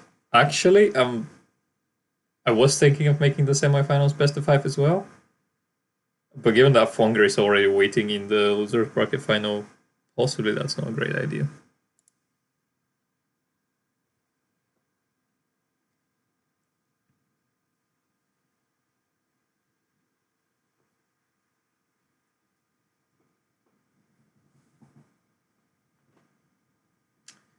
So best of 3 is good. We currently have Kiko in the lead with 1-0.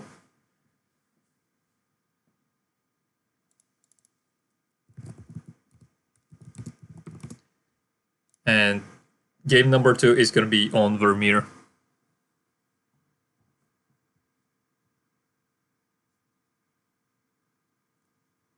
Game number 2 going live right now. And let's see.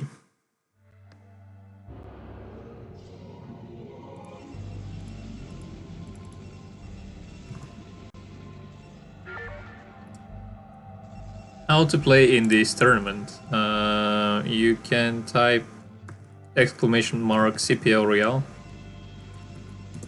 and you will get information about this tournament, although the only way to participate currently is to have played in CPL Season 9 as a pupil.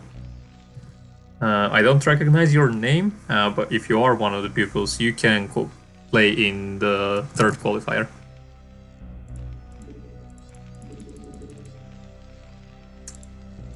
As I said earlier, the map is Vermeer. We've got earob spawning in the top left corner, and we've got Kiko spawning in the bottom right. Let's see what they have in store for us. Last game, Kiko had a really solid late game, but earob seemed to have the advantage in some stages of the mid game. What is the score? Kiko currently has 1-0 lead. This is the second map. If Kiko wins, you will play against earob. If earob wins, we'll go into game number 3.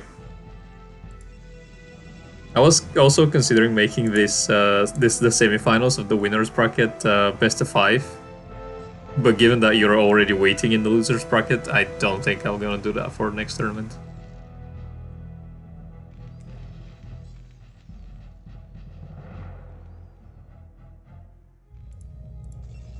Oh, we have a 12 Nexus from earob. And also I have already been going for 4 hours.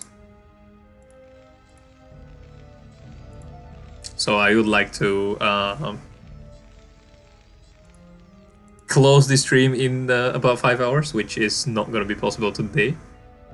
And my voice is really gonna hate me for that tomorrow.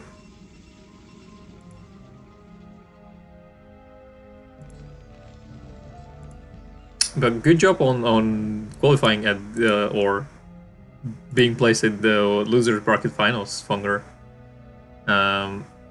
Greatly appreciate your assistance last week.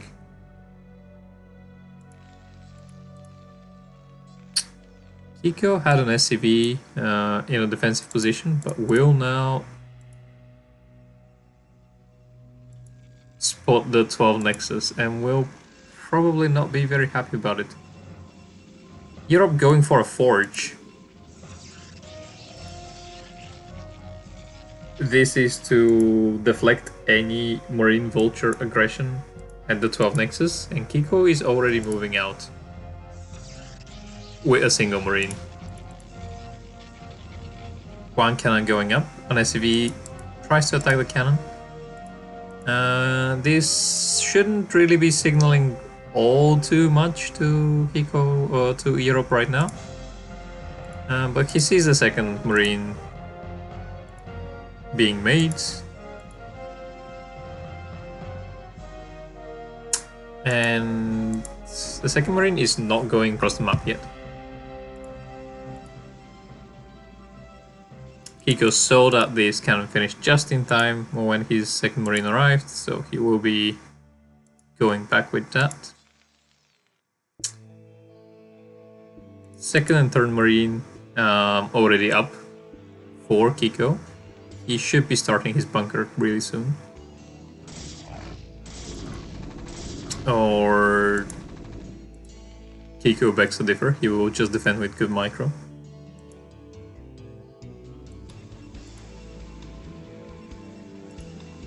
Let's see what Europe has in store for us. Second and third gateway going up, Cybercore already up. Starts the goon range as soon as Cybercore finishes.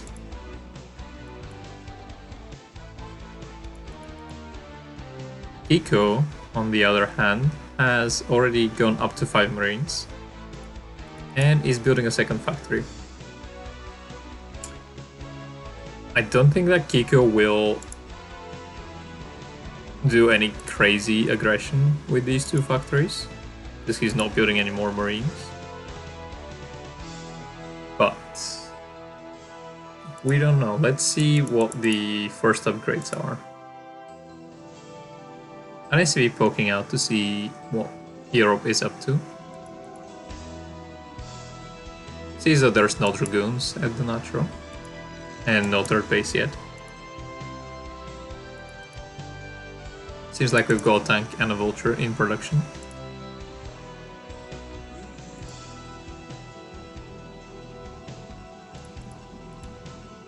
And Europe will be getting the Robo really fast, followed by the observatory.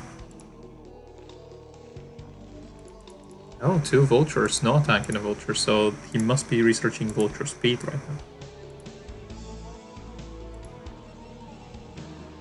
I guess he is gonna try to get into the main base with these vultures and snipe some probes. Or maybe he'll just lay some mines.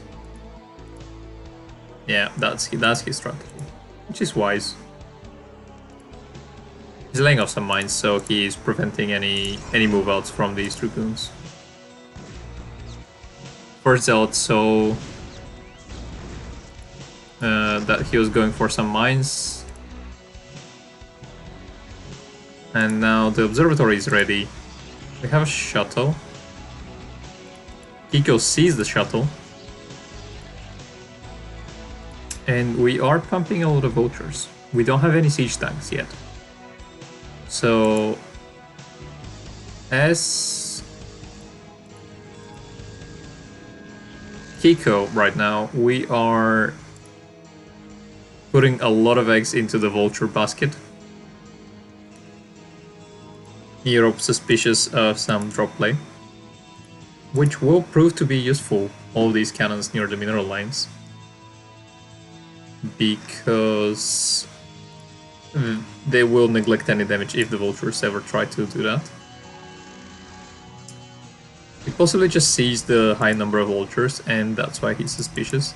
First tank only now coming out. If earob just does a beeline to the main base of Kiko with all his dragoons, that might be a very effective move.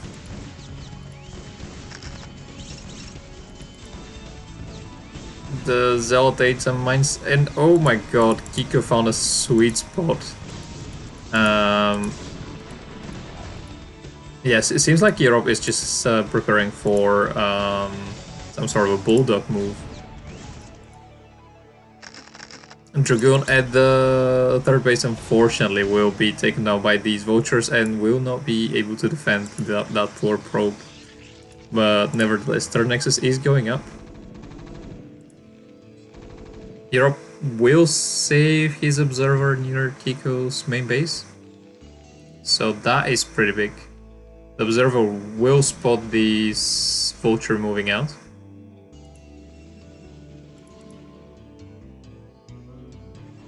Vultures will make it very uncomfortable for earob at near the third base. But earob is already gearing to try and bust the main natural. His shuttle is ready. The shuttle is loaded with 4 zealots. If he moves out, he would see that there's mines, and if he can drag one of these mines,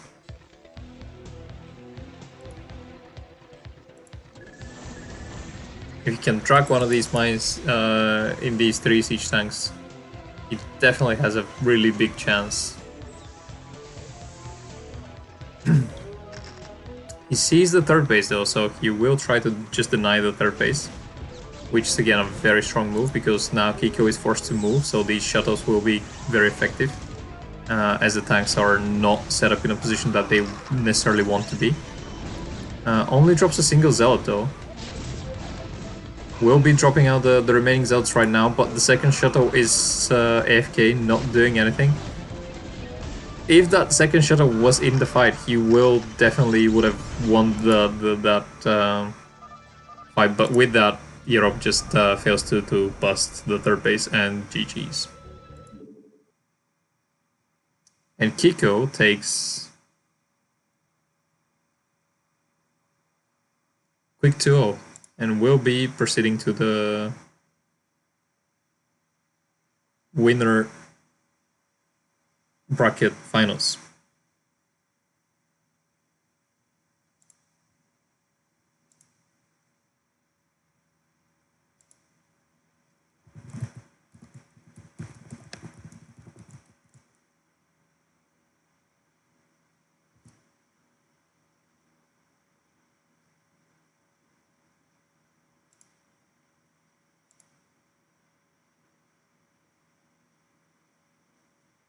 Okay, so I will host the next game. I will need to get Eclipse from the map pool.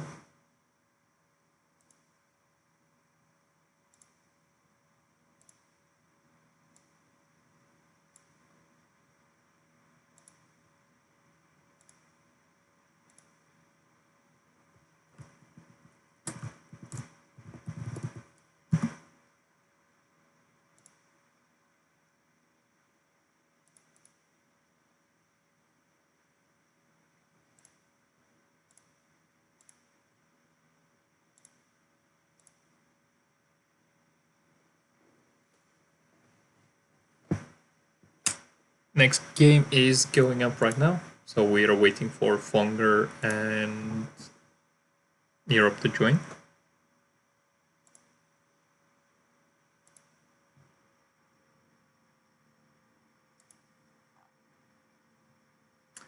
I had the feeling that earob is a bit fatigued already.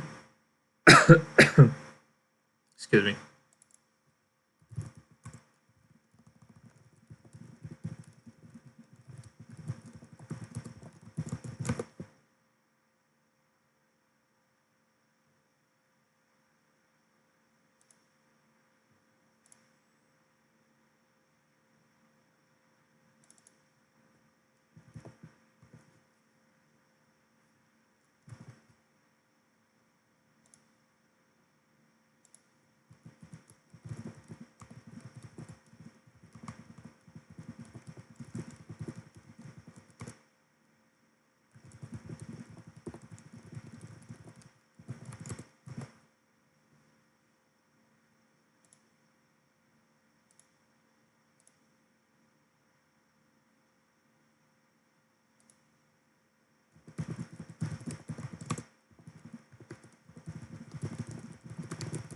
Okay, so earob says that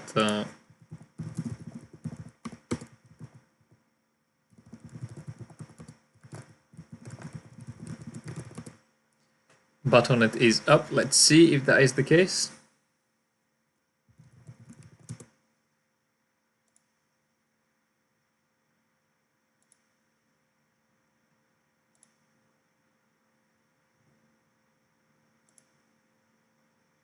We're gonna move to casting in the 21st century. Let's just make sure that everything still works.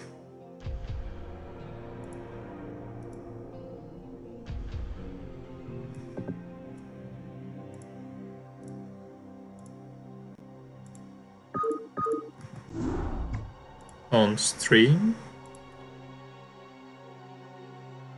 Yep. Okay, there we go.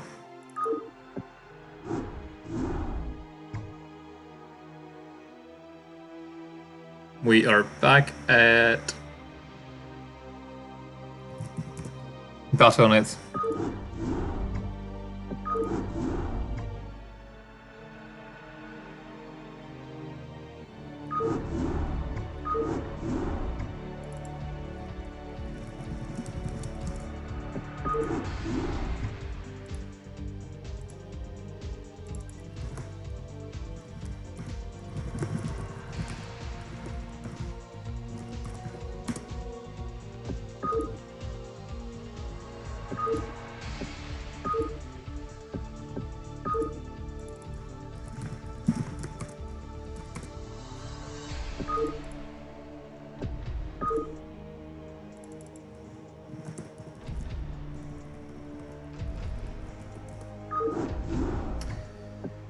So we are all able to get into Battle.net, but I don't know if we'll be able to get into games.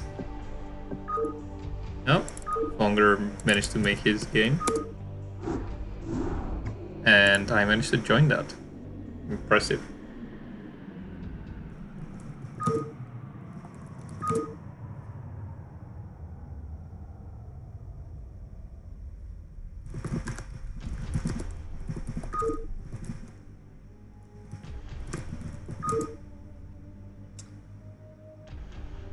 It is too late to join CPL9. We currently have the CPL Royale, which is a post-season tournament. And after CPL Royale is resolved and we have the winner, at some point after that we will announce CPL10. That's probably not going to happen at the very end of CPL Royale though. I think the timeline for CPL Royale is June, so by the end of June we should be done with this tournament. If you type !CPL Royale, you will see details of the current tournament. It is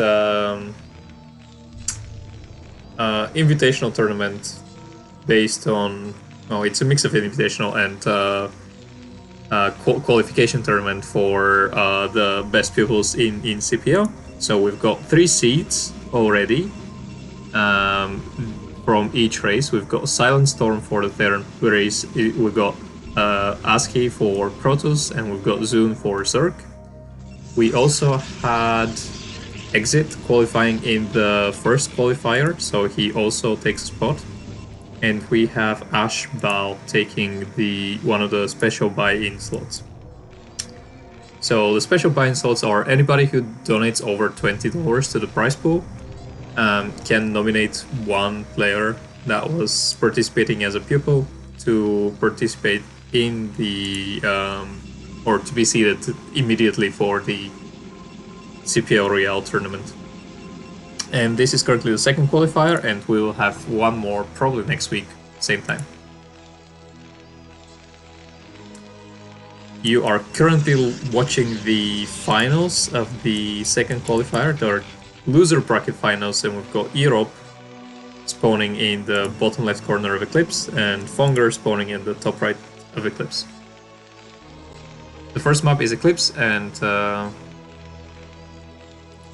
the second map will be the loser's pick. Yeah, this is similar to what we had after CPL 8. This is a follow-up tournament. Same concept. The rules have been slightly tweaked, but the nature of the tournament stays the same.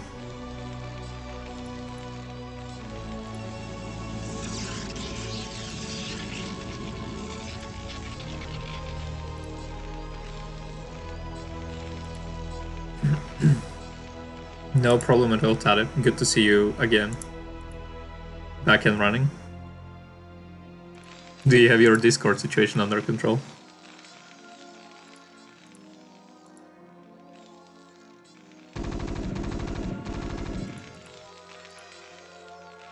Fonger will be going for Brax Expand.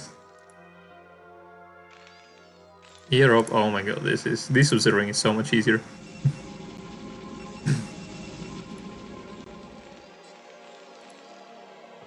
Yeah, I'll send an invite in the chat after the game.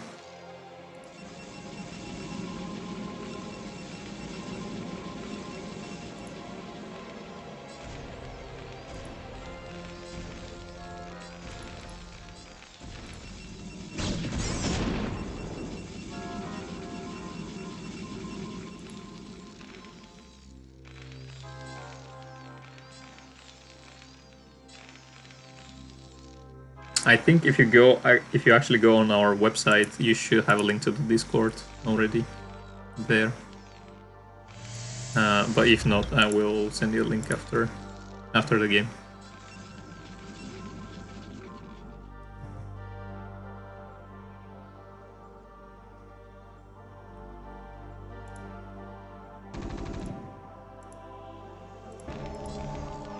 Europe confirming the CC.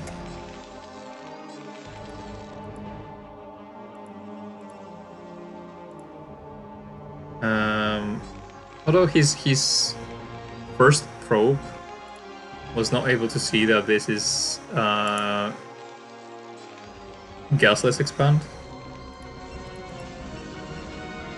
so his nexus is quite delayed in comparison. But he is going for a very quick Citadel of Doom. And there is an SCV going across the map trying to scout what's going on. But a single Dragoon will intercept that.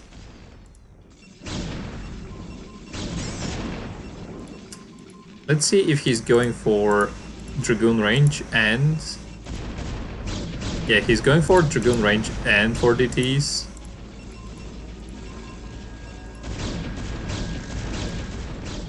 Oh my god, Fonger is pumping out medics.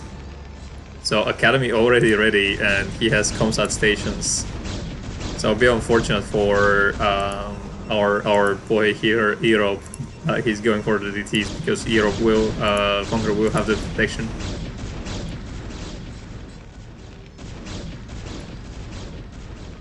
Fonger starting the second barracks and maybe the third barracks as well.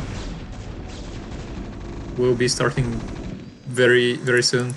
But come on, earob must have been tipped off. He saw that the Marines had extra range in the bunker, so he knows that the range upgrade was finished.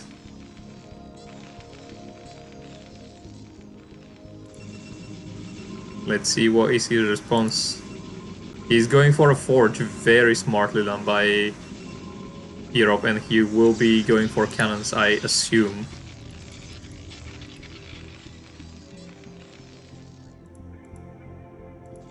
A single DT may be made. 2 DTs, in fact. Forge is done. Let's see if he builds any cannons. Non-probe.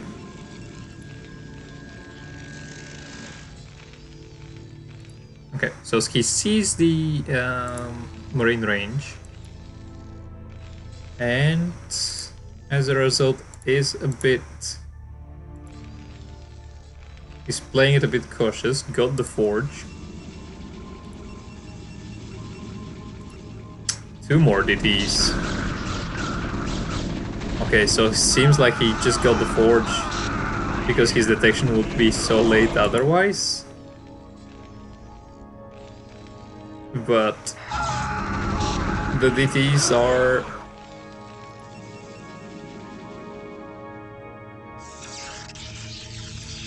He's taking a third base. He's setting up to take a fourth base.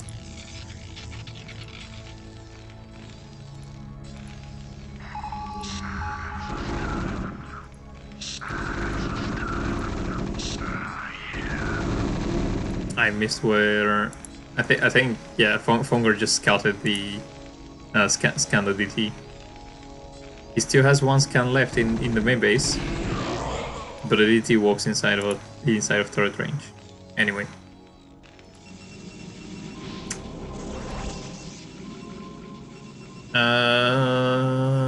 Europe is making a Dark Archon. This is to counter the medics? Question mark.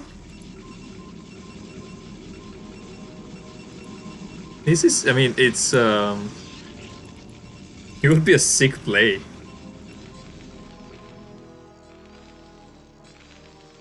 If he pulls it off. He might be researching Maelstrom as well, yeah. But I think...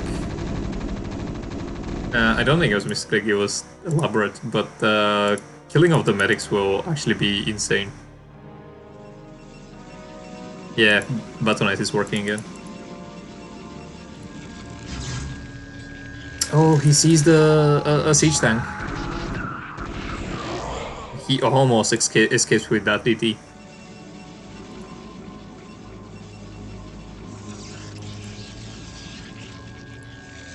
Oh, that was unfortunate. That was probably the main line of defense for Earob here.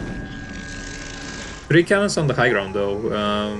I doubt that Fonger will be able to break this. Let's see if we're gonna have Maelstrom or if we're gonna just have feedback for the medics. Honestly, both will be great choices here, because feedback has quite a long range. Not as much as a siege tank, but still very healthy. Going for some storms on the Marines, very effective. None of the Marines are able to do anything as a result. Still has that Dark Archon.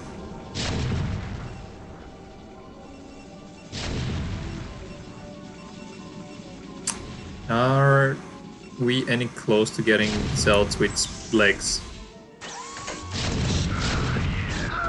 We have one storm in this. Okay, so it was for Maelstrom. We only caught 3 Marines with the Maelstrom. I honestly think that doing 3 feedbacks on the 3 medics would have been more effective.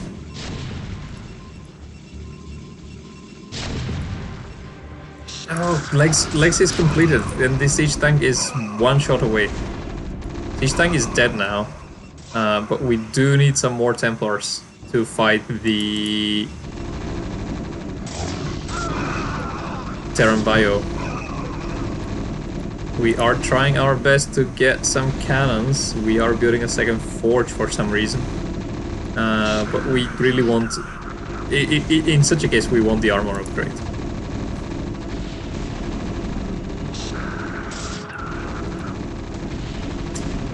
Thankfully, Fonger is not focusing that High Templar yet. Europe might be losing the natural. Come on. Maelstrom or feedback. You have the energy. We catch only 2 Marines again.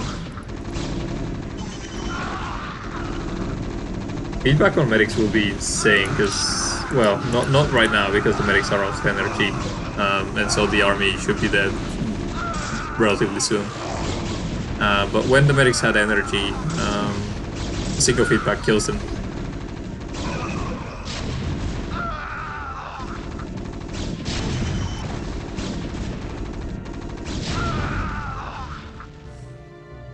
Fonger is not a troll, he's just coming up with the creative strategies.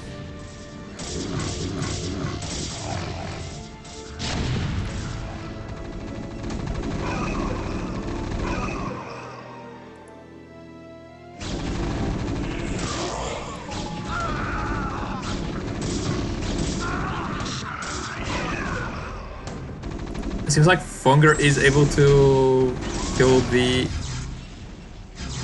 Oh!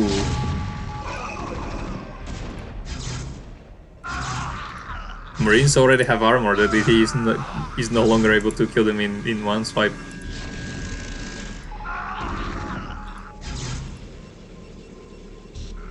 A single Marine is running away from a DT. The Marines are able to dish out so many damage, so much damage. We don't have a scanner though for that single DT, which is able to take down this siege tank. And if we take down that second siege tank, we are actually back in the game. The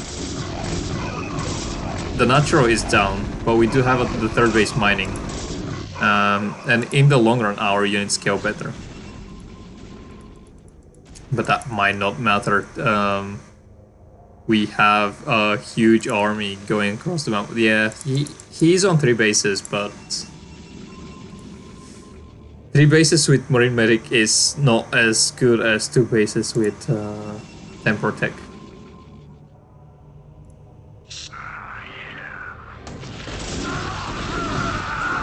Let's see the... Oh no, we don't have any energy for a second storm. And that might be... There's too many Marines.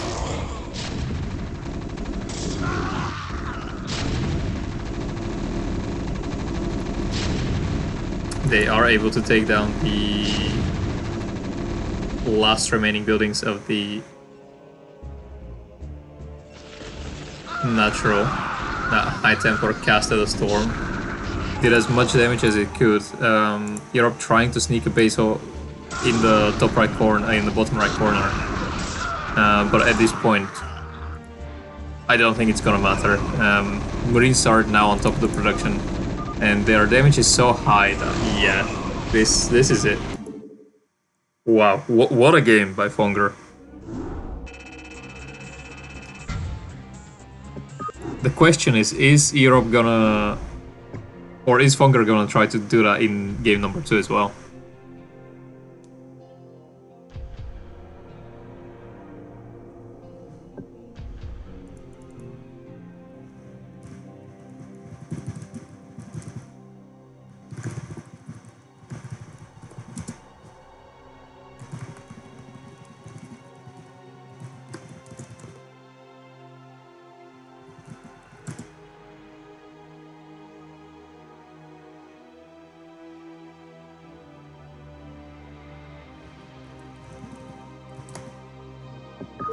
Okay, next map is gonna be Polypoid.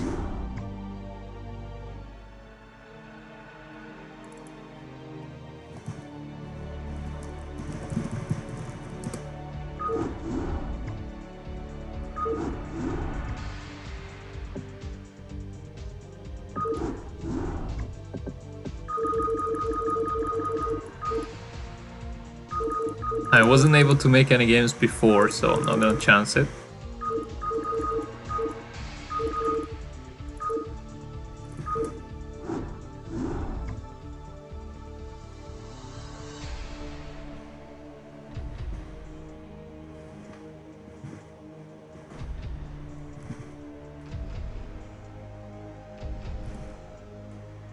Well, at least Fonger is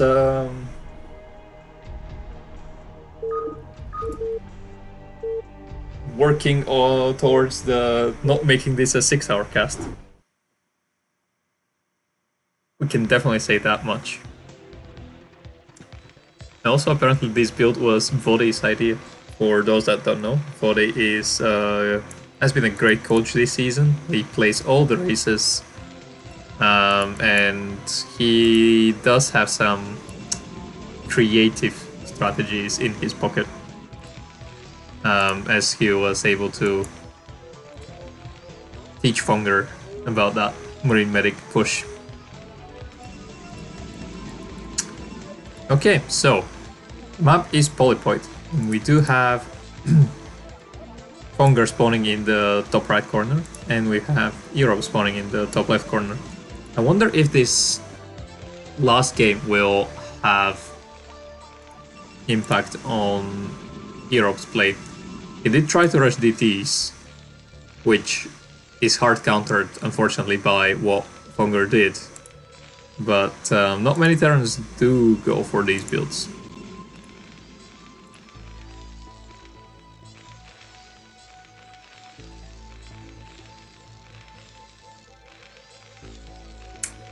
Let's see what's the build gonna be right now.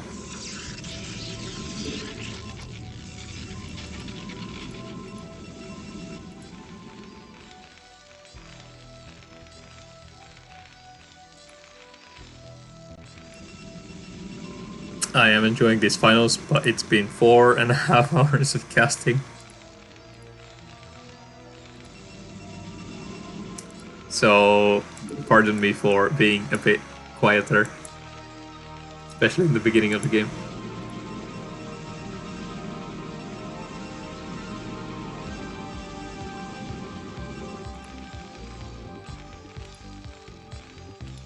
Okay, so Fonger this time seems to be going for a standard build and will be taking his CC after Factory. Let's see if he's gonna do anything. With dedicated aggression in mind, let's say. After he lands his CC. Europe going for that one probe on gas build again. He will, if he's doing the same thing, yeah, the second probe that comes from this Nexus, he's gonna add to the gas geyser. And then he's gonna build the Nexus and scout after it. This is what he did last time.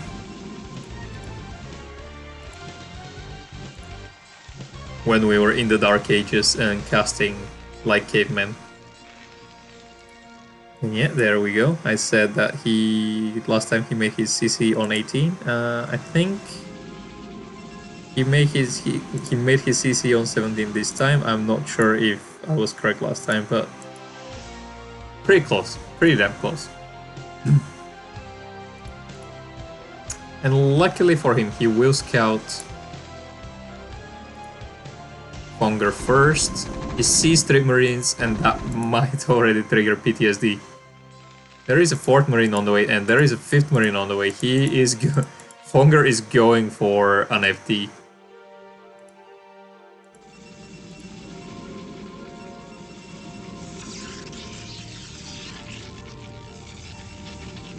And as I was saying earlier, the build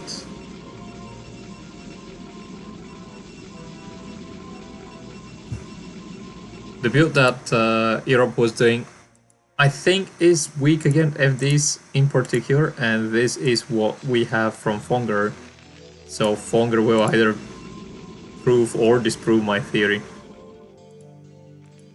If I was correct, we might have a very quick loser bracket final.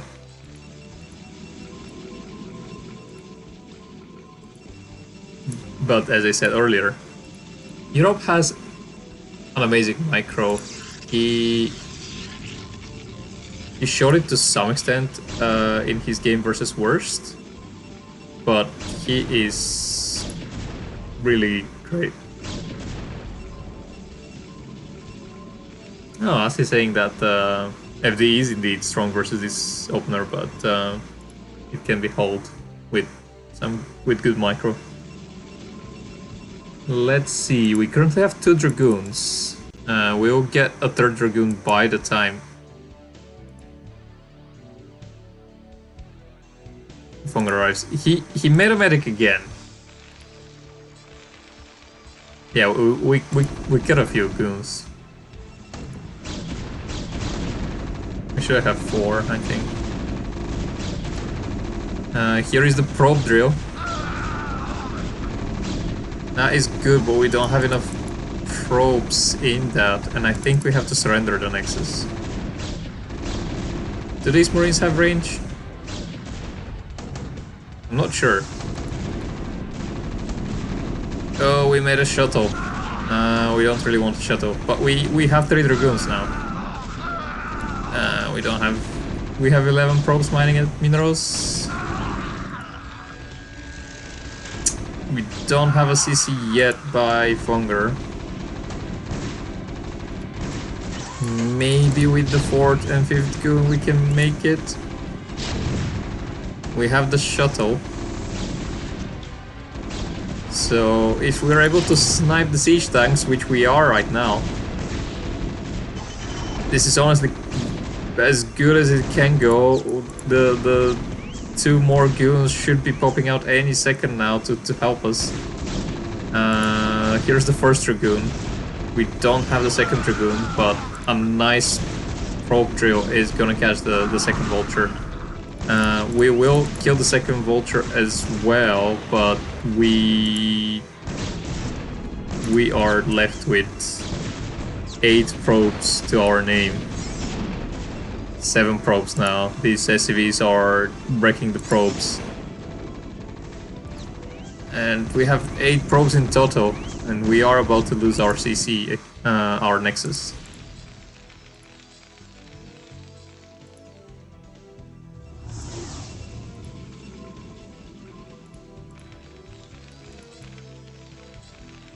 So unfortunate for earob here. He's gonna try and do some magic with his shuttle. It's possible. There is no anti-air.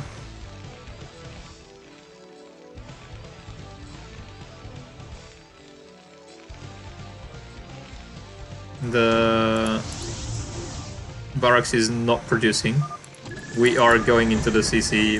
And as fonger started making the raid, we are calling the game. So well done by fonger. We are gonna have a TVT finals again, and that means that we're gonna have yet another Terran going into the competition.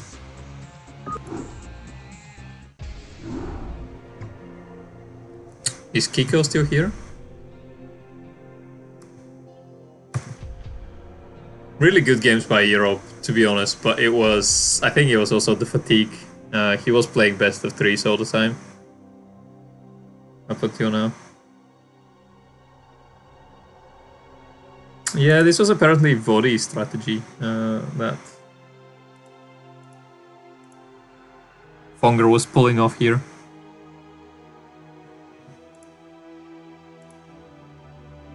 Oh, Kiko is here.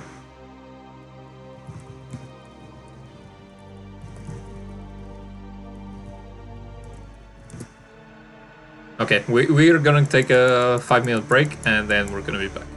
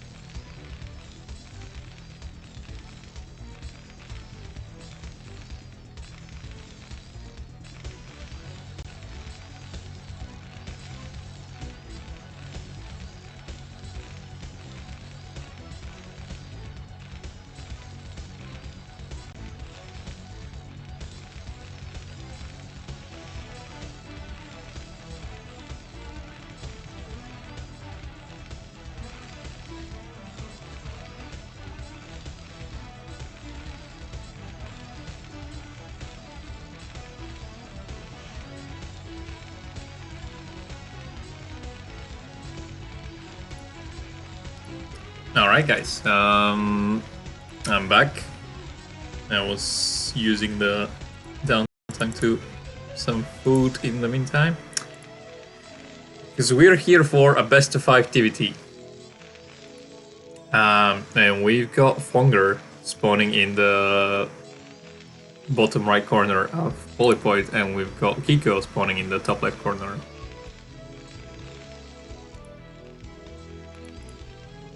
Currently, they are both playing as standard as they can. Let's see if Body told Fonger of any creative ways to play TVT as well as PVT.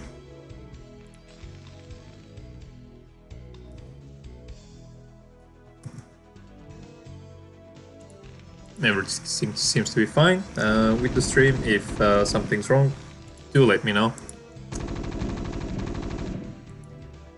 Both players scouting each other. Kiko sees that Fonger has made 3 Marines and is now going for CC. Kiko on the other side has opted to go for a factory and will be taking his CC straight after that.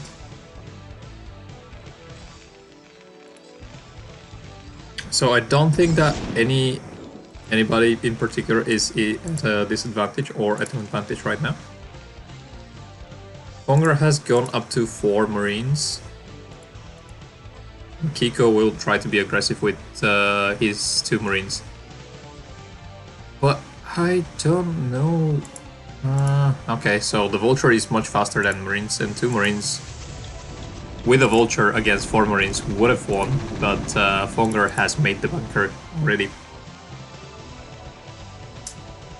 So with that bunker, I don't think that Kiko can do any significant damage. He did manage to catch the SV that was trying to confirm what was going on the map. So well done by Kiko for that. But as it stands, it seems like Fonger has a slight advantage. Because his CC is up and mining already, and Kiko still needs like 10-15 more seconds before he can start mining from his CC. As I said earlier, PvP, if you take your expansion slightly later than your opponent, it's okay, it's not unforgivable. In TVT,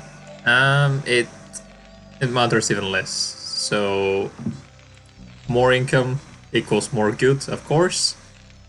But in TVT, you can have a supply disadvantage and still be able to be on top of the fight. It all depends on the positioning of your units. So you can do a lot with less units. Kiko will be going up to 3 factories, and will probably be adding a 4th factory here and pumping vultures. Meanwhile, we see Fonger has gone factory into an armory and into a 2nd factory. So standard build by Fonger, I believe. Fortunately, these mines on the high ground are connecting, and the Marines missed a lot of the shots. We're not able to take the mines. But at least the siege tank is healthy. At least we have that. The first glide is out, and that barracks will have to get out of the main base. I need to update the... Oh.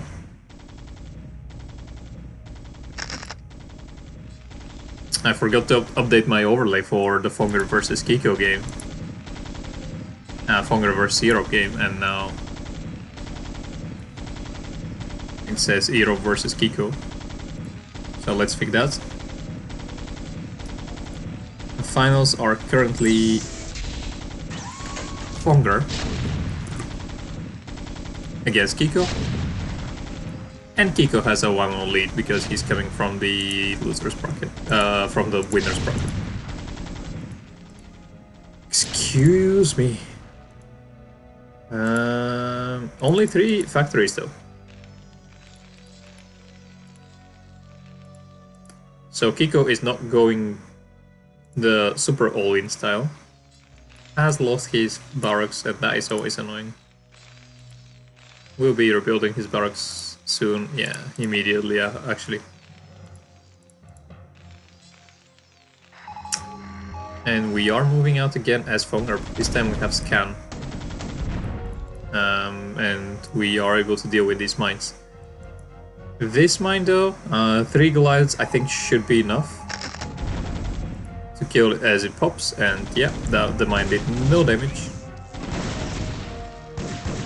Vultures that are out on the map will not be...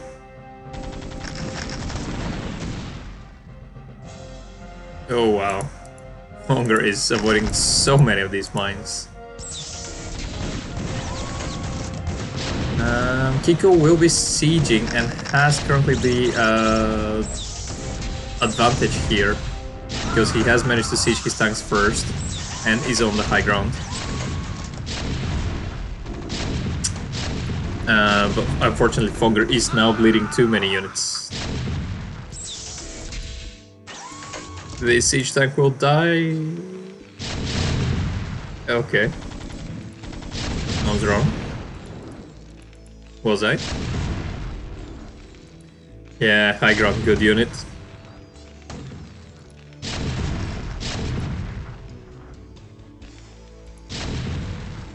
No, Fonger, why? You're the chosen one.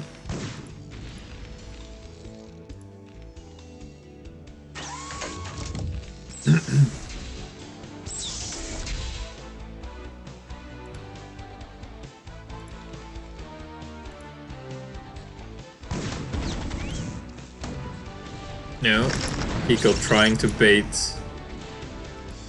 Fonger into the mine and does that successfully. Oh, that wild thing used third base.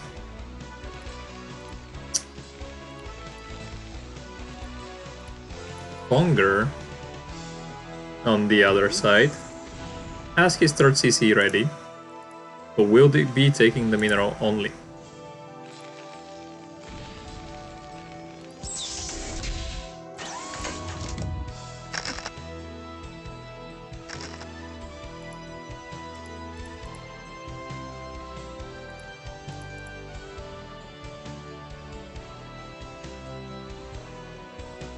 Oh no, he seems to want to go for the 3 o'clock. But Kiko is on top of this and has scouted. Unfortunately, the Vulture does not have any mines, but will position itself in such a way that Fonger cannot land the CC, and that will be dealt with from this 1 Goliath easily, that the Vulture was damaged.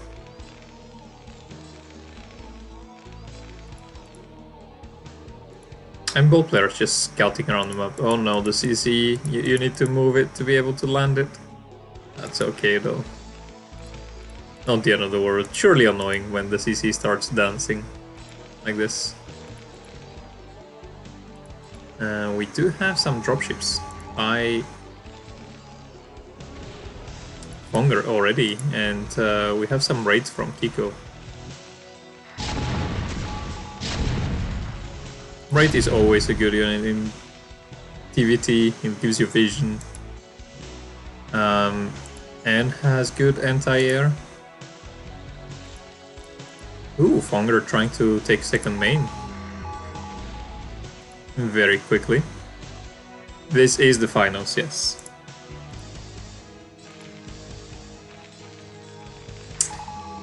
The raid might be able to intercept. Kiko is already... The raid definitely saw the dropship side. I'm not sure if Kiko paid attention. The score currently is 1-0. Kiko gets a win because he comes from the winner bracket, and we are casting best of 5. Kiko, though, does manage to take a very good position here.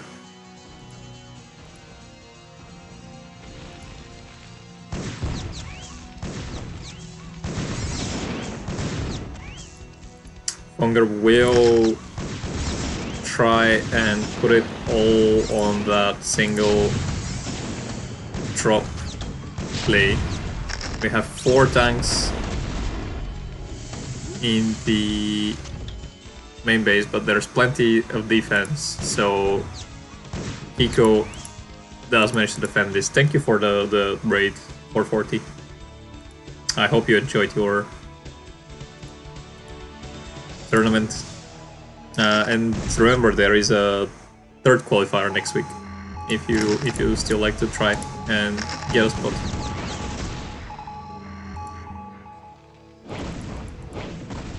The raid will try to... Nice. Always good to hear that. The raid will try to intercept these dropships, but with the Goliaths over there, that's not gonna be very effective. Fonger is able to take a good position, but does not have the siege tanks required to hold it.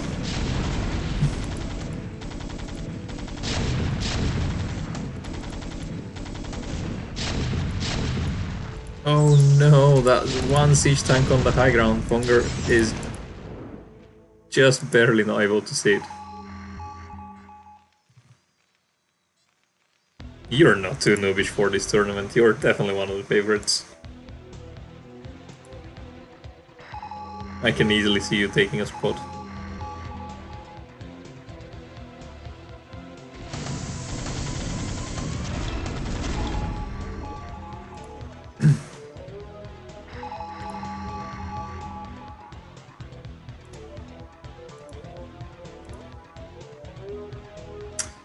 Kiko seems to be going for the counter-aggression right now. Fonger will be holding his 2nd main, but will he be able to hold his 1st main? Is the big question. Kiko has a good amount of tanks. Fonger has more tanks on the high ground. Ooh. That mine did not kill any SVs. And with all the dropships, Fonger will be able to clear that, but it's gonna be very costly because of the Goliaths.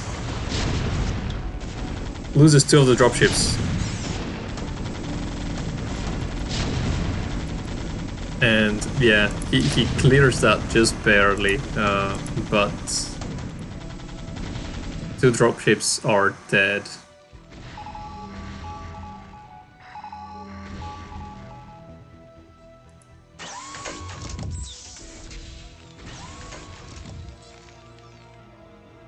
Yeah, indeed.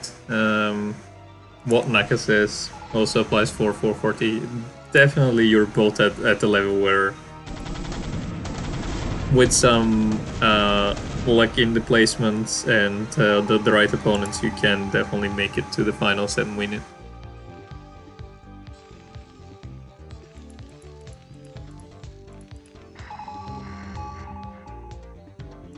Same as Fonger over here. He is a very solid player, but he's not much better than neither Naka or 440. And Pandor is close to their level. I would say maybe slightly better. Earob also that same level. But right now we have Fonger in the finals, regardless. And Kiko coming up here after the 2nd... coming up to a 2nd finals in the CPL qualifiers. He lost the 1st qualifier finals to exit. And he is looking to secure a spot for the tournament this time. Let's see if Fonger can say something about that and prevent him from taking that final spot. Or that 2nd spot. Maybe Kiko will have to go over the 3rd qualifier, but oh my god, this mine was insane. This mine single-handedly stopped the whole drop. And Fonger, unfortunately for him, is...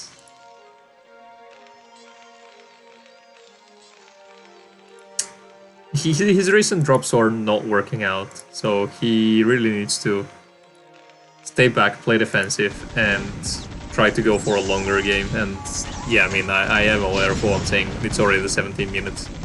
But in TVT standards, this is a short game.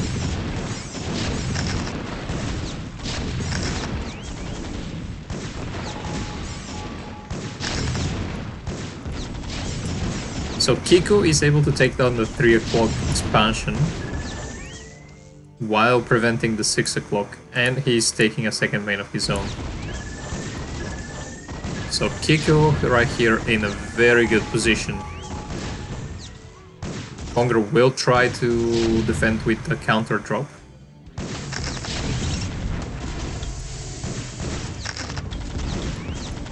Definitely gonna be successful in that. There's a lot of mines and he has to protect all these tanks because... Oh my god. So many mines are connecting for Kiko right now.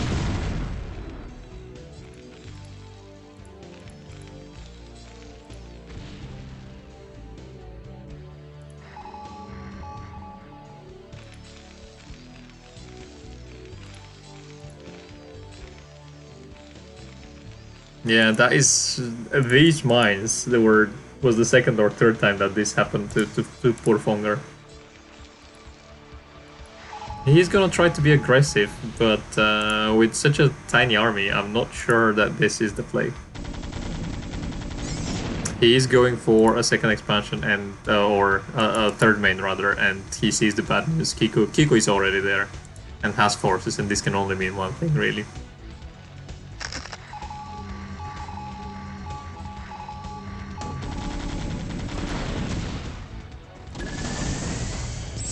Yeah, I mean, Naka 440 for real. Please do that. We do need some other race rather than turn to qualify.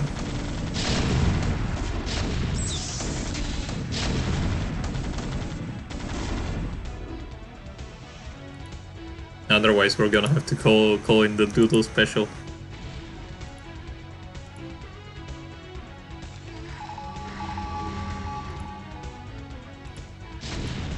Last CPL Royale was pretty much Doodle TVP gauntlet.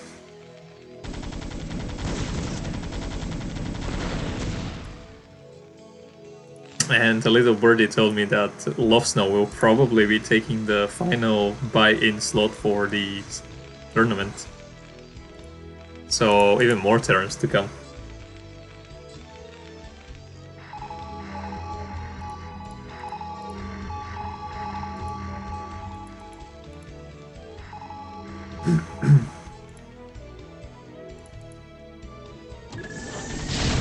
Oh, Kiko will be able to secure his second main, possibly with that dropship, with that drop play. Seems like he just has enough units. Fonger though going for a 7 dropship thread.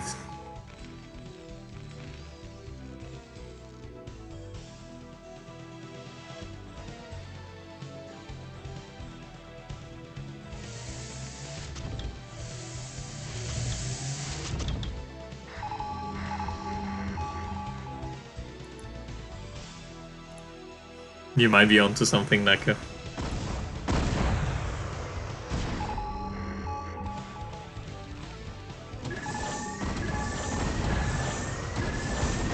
Fonger losing 2 dropships.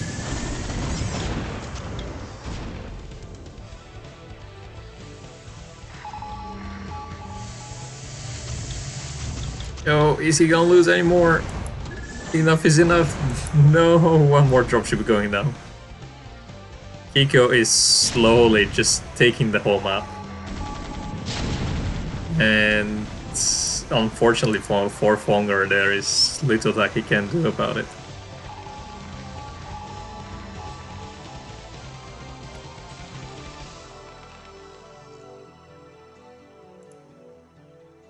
Let's see what the plan is. Is there any transition for either of our players?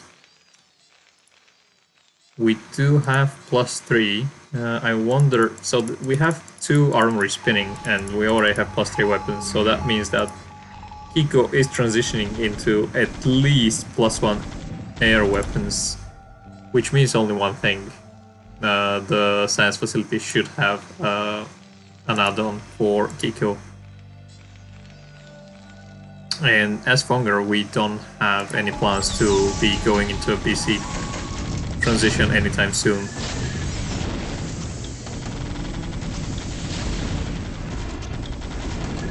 Kiko going for a massive drop play as well as his aggression here, and prevents yet another base for Fonger. So Fonger currently mining on one base pretty much, or 2 bases. There's a few SVs mining here, and there's a healthy amount mining here, and that's all the mining for Fonger. Kiko building the extra starports. Where is the science facility? The science facility is right now finishing the physics lab. And we will have 3 battle cruisers at a time, it seems.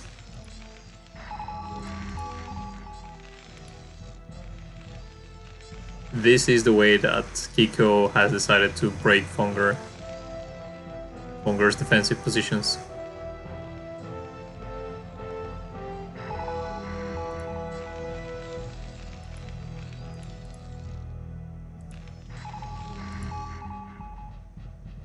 Seems like Fonger is trying to find Kiko's army.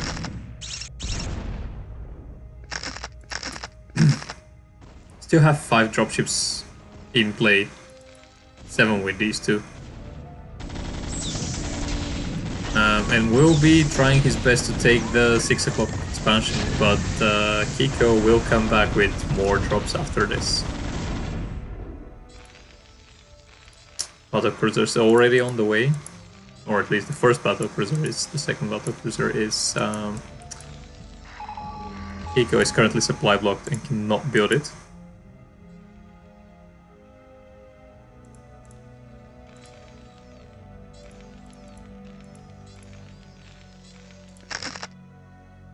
And let's see for Kiko, do we have ship armor already?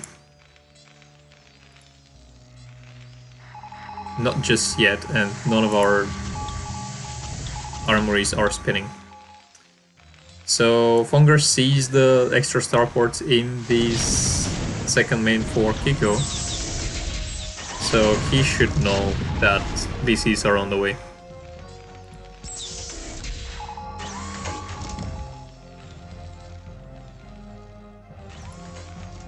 Kiko trying to take more bases.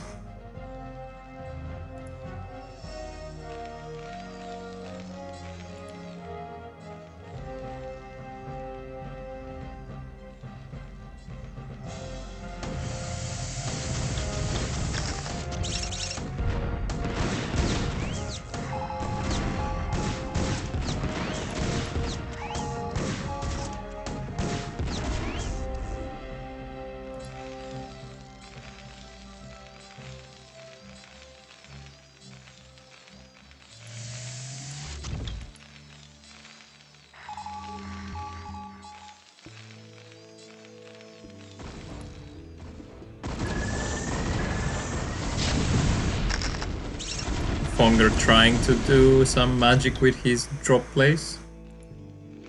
Has managed to secure very good outposts over here. And will be... too many glides. Might be able to take down the 12 o'clock by Kiko.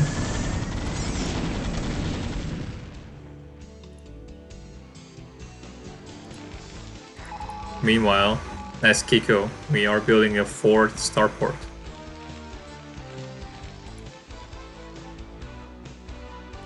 To make these BCs.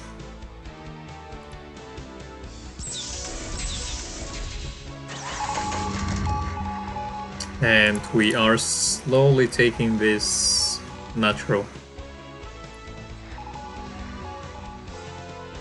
Fonger going for some reinforcement play.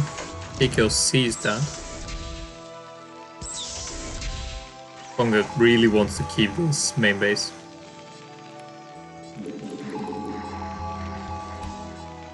He has managed to secure the 6 o'clock, which I honestly did not think that Kiko would allow.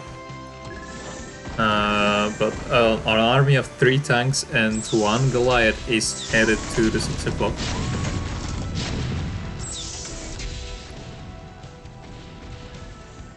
Fonger does have this little outpost here that we will be able to defend against that attack.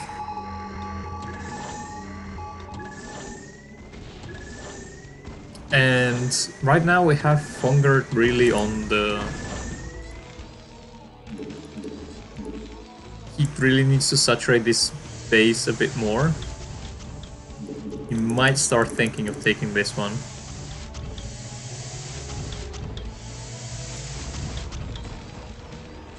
But look at how many starports we have. 6, 9 starports. They will all be making BCs at some point.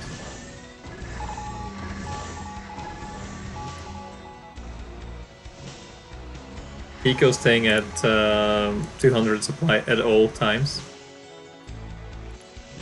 Turns out that capital ships are very good at filling up the supply. We might see this rare event of the SVs fighting as well. So what Fonger might go for right here is go with some SCVs to try to pull off the initial shots of the siege tanks, and will then try to siege with his units. He sees the bad news though. He sees that 3 battlecruisers are already out and he does not have enough Goliaths to deal with that. So honestly, as Fonger, as soon as your attack here fails, you might just decide to GG. But you might also want to try and play it out. No, GG is called by Fonger. And Kiko takes 2-0.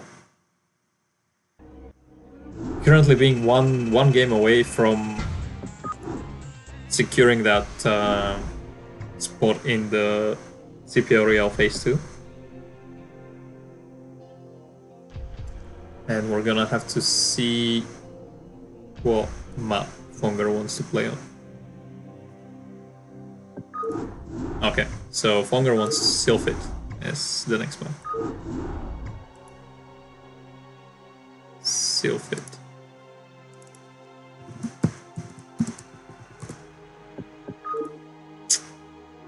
Kiko is really strong, and Fonger, and it is a slugfest, but so is every single TVT. Yeah, I decided to not show any scoreboard this time, because I always forget to update it. So the score currently is 2-0.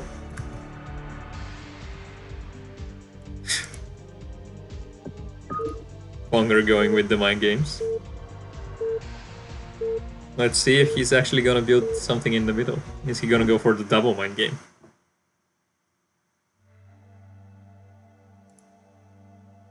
That would be hilarious if he does.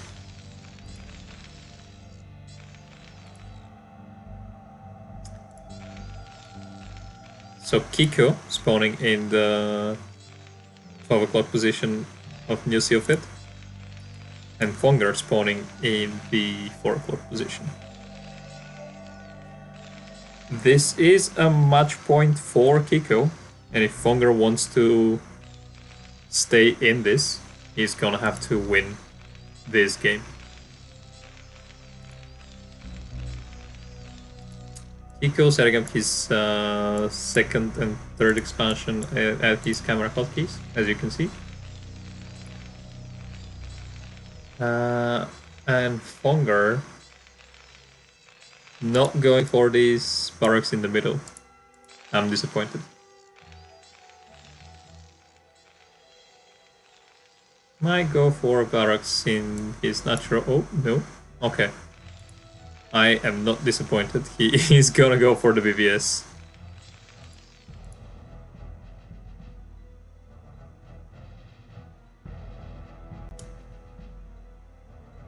Or is he? Is he just gonna chance it and hope that, yes. He's chancing it, hoping that Kiko is here. And he's building 2 barracks. I mean, you do have space to build 2 barracks in the middle of the map as well. But he's gonna be going for that barracks supply. Quite deadly. If it catches your opponent off guard. Kiko is not going for forward runs. If he was, this might be Fonger's game already. As it is, I'd say slight advantage for Kiko. So before this game, Fonger told Kiko to scout in the middle. And Kiko is listening to Fonger's words. Does scout the middle and sees a single barracks. So he might not react to it as he should. He might not respect it enough. So that's why Fonger hit the second barracks over there.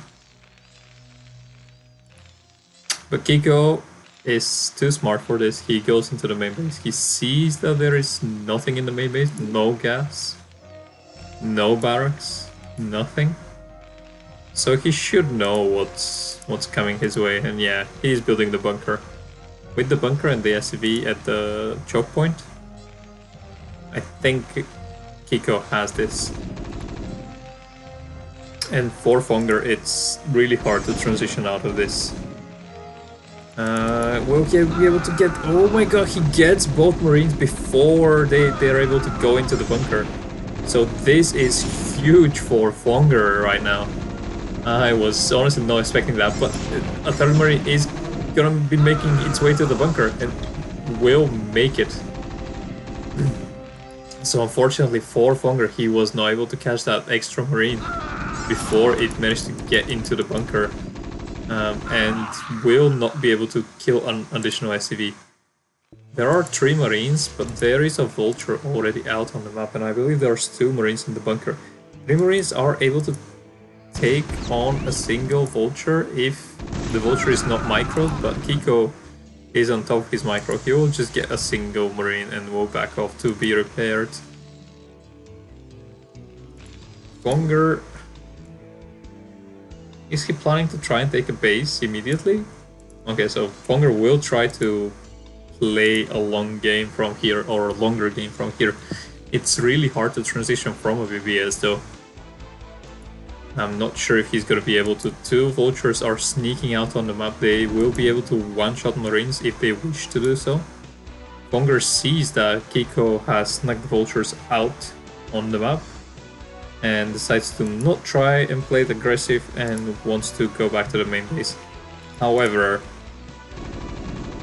Vultures are much faster than Marines are, and Kiko might do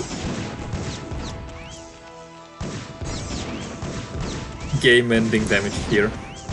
We'll have to see. The Marines are on their way back. They have almost made it to the natural. They are now close to the main base. Let's see what the micro looks like for Fonger. For Kiko here. Pretty good micro so far. If he can pull the injured Vulture back and keep microing, that is some really top level micro right here. More Fongers coming from Fonger trying to defend this, but Kiko on top of his Vulture micro will make it a living hell for Fonger. Seems like Fonger has managed to hold this and will be transitioning into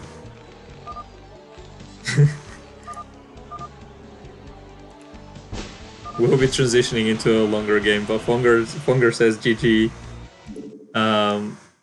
saves my voice, and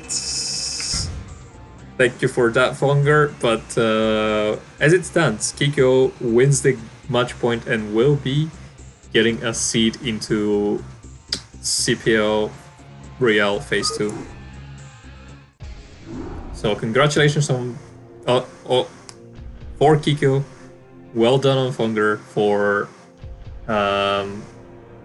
staying all the way through the loser bracket finals and pulling out these strategies. Honestly, it's been a great cast, and 5 hours and 30 minutes after we started, we are done. I'm gonna find someone to host, and then I'm gonna go get some food. Very well deserved. We've got Jaeyoon streaming, and we also have Azzy streaming. Azzy is already one of the seeds. But he's preparing for his King of Kings, so let's go to Jaeyoon.